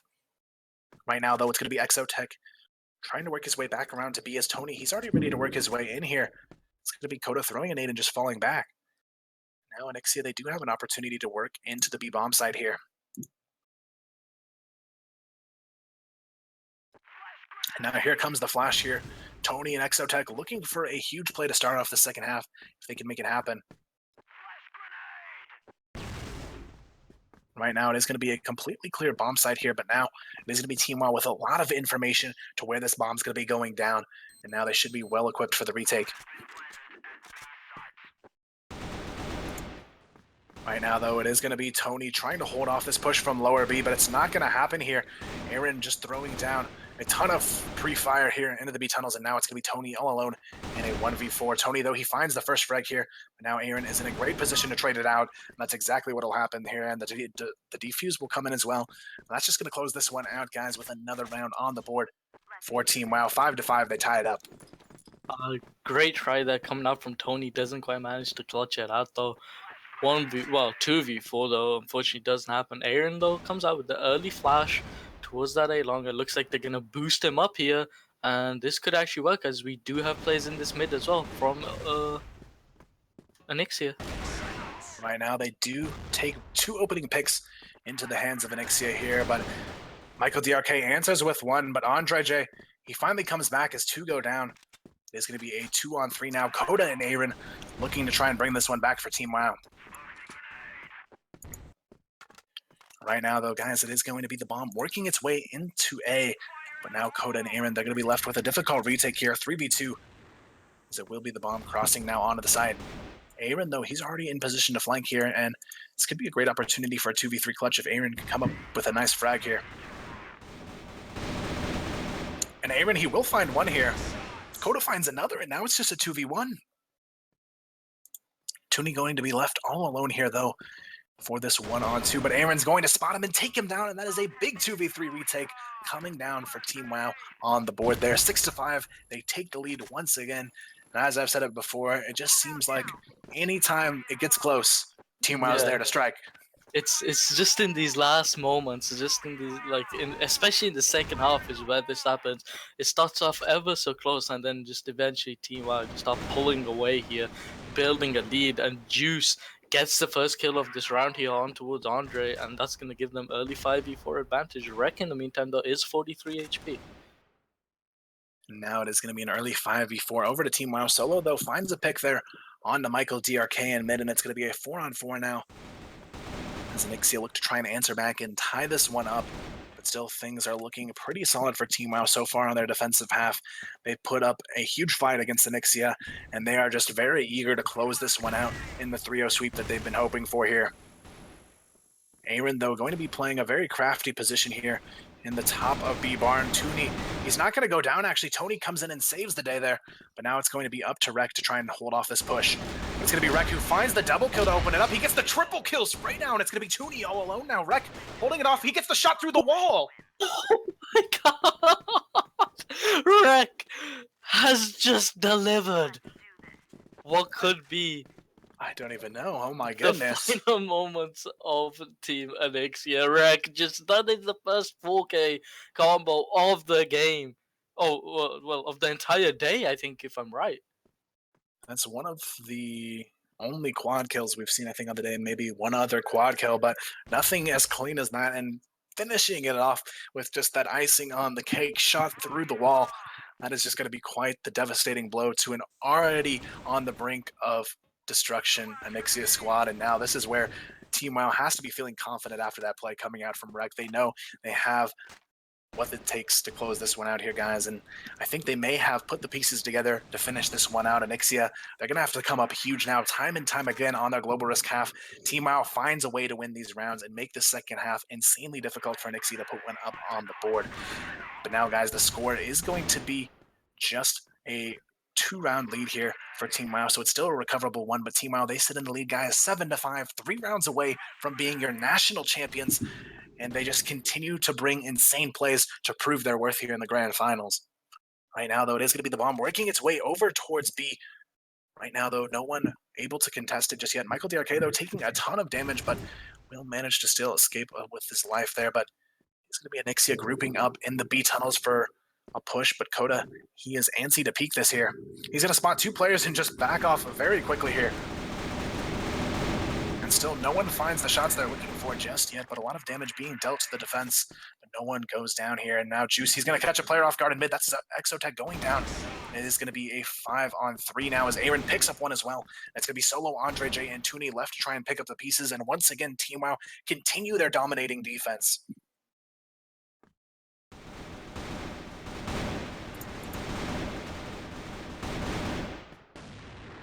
Right now, though, it is going to be Aaron and Rek both picking up frags. That leaves Tooney all alone, and Rek continues forward to be a dominating presence for his team. Cleans it up with the double kill, and Rek, he is just the closer here for Team WoW. Rek is definitely stepping up, so is Aaron, just playing in this mid, playing towards this B, and already you can see they're gonna try ending it on this push towards mid here. Double kill coming up for Rek. Solo gonna go ahead and trade it up. Andre collected a double for himself as well, but it leaves things in a 3v2 situation here. Advantage going over the Nixia. Now, as we've seen, though, these 2v3s almost actually go more often in favor of Team WoW, and this is really where Anixia needs to establish their dominance here. Coda, though, already finds one, and the 2v2 is already upon them. Exotech and Tooney already very low as well, and it's looking like they may be able to do this here. That nade's going to be a devastating blow here as well. Michael DRK takes down Exotech, and it's going to be Tooney all alone in a 1v2. Team WoW gets the kill, though. It's going to be Michael DRK with a nice headshot there from Bridge, and that's going to put them on match point here. It's the beginning of the end. Team WoW just one round away from the championship here. That lead they've just pulled in the second half is crazy. Team WoW it just starts off with that 2-0, and then suddenly you just see a massive lead that pull through. And now, guys, here we see it, the beginning of the end. Coda gets the opening pick, but Tony, he answers back, but Aaron still there for the punish. It's going to be a 3-on-3. Aaron looking for the trade frag here on Andre J in mid, but he won't be able to get it. It's going to be a 3-on-2 now, as Michael DRK does come in through for the trade, though. Juicy still holding on to A top here, as Team WoW looks to try and close this with an uncontested half to finish off the day. Exotech going to be spotted here as well. Team WoW looking for the end here, but Michael DRK, he's going to be smoked off as the bomb looks to try and fall off here. Juice, though, will he go for the repeat? That is the question here. Will he find the frags that he's looking for? No, Exotech takes him down, and now they're going to be able to force their way towards A, but that's going to be a devastating nade there, as he does manage to do a little bit of damage to Solo. Not as much as I expected there, though, as now Michael DRK rotates to try and work his way under the cross, but he misses the shot onto Exotech. Now he's have to try and force a kill on the plan here. Right now, though, it's going to be Michael DRK clutching for the potential victory here for his team. It is going to be him finding one. Michael DRK looking for the close here now. It is going to be a difficult round ahead for Solo with just a little bit of HP. Team out looking to crown themselves national champions here. Michael DRK finds it. That's going to be it, guys. They take a 6-0 half to staple themselves as the #1 team in North America, guys. These are your new champions, and they will be closing it with the victory here. 6 this final map 10-5 right away from Anixia and 3-0 sweep the grand finals. An insane performance. Team WoW, they continue their 2-month winning streak with a grand finals victory here, and they will be our CFS representative, guys, for 2016, and they will also be taking home that $10,000 cash prize. Definitely a huge congratulations to those guys. Anixia, though, still coming through with that runner-up position. They'll be our representative at WCA, and they will be taking home $6,000 for that second place prize pot as well. So they definitely aren't going home empty-handed, and we look forward to seeing what they can do on their international performance stage as well. But both teams just having a great performance, but in the end, Team WoW, they have definitely stapled themselves as the new #1 team here today, guys. Definitely a big congratulations to them and to everyone who came out and supported the event today. We appreciate everybody tuning in throughout the event and just providing us a fun event for everyone to be a part of here today, guys. Thanks for tuning in. Of course, Danny, I appreciate you joining me. I know it's a little bit late over there, but we definitely enjoyed having you. Let's see. It just went to 10 minutes past 2, so yeah, it is really late here for me. But we got through it. We eventually got through it. I'm really happy that you guys invited me to tag along with you. It's been really fun, and yeah, finally we do have our 2 teams, one representing for WCA and one representing for CFS. So congratulations to both teams. All right, guys, and that's going to be it for us from the casting table today. We definitely enjoyed watching all these matches unfold. Congratulations, though, once again to Team WoW, guys. We're going to see if the GMs have anything left for you. If not, though, guys, have a great evening, and thanks for watching.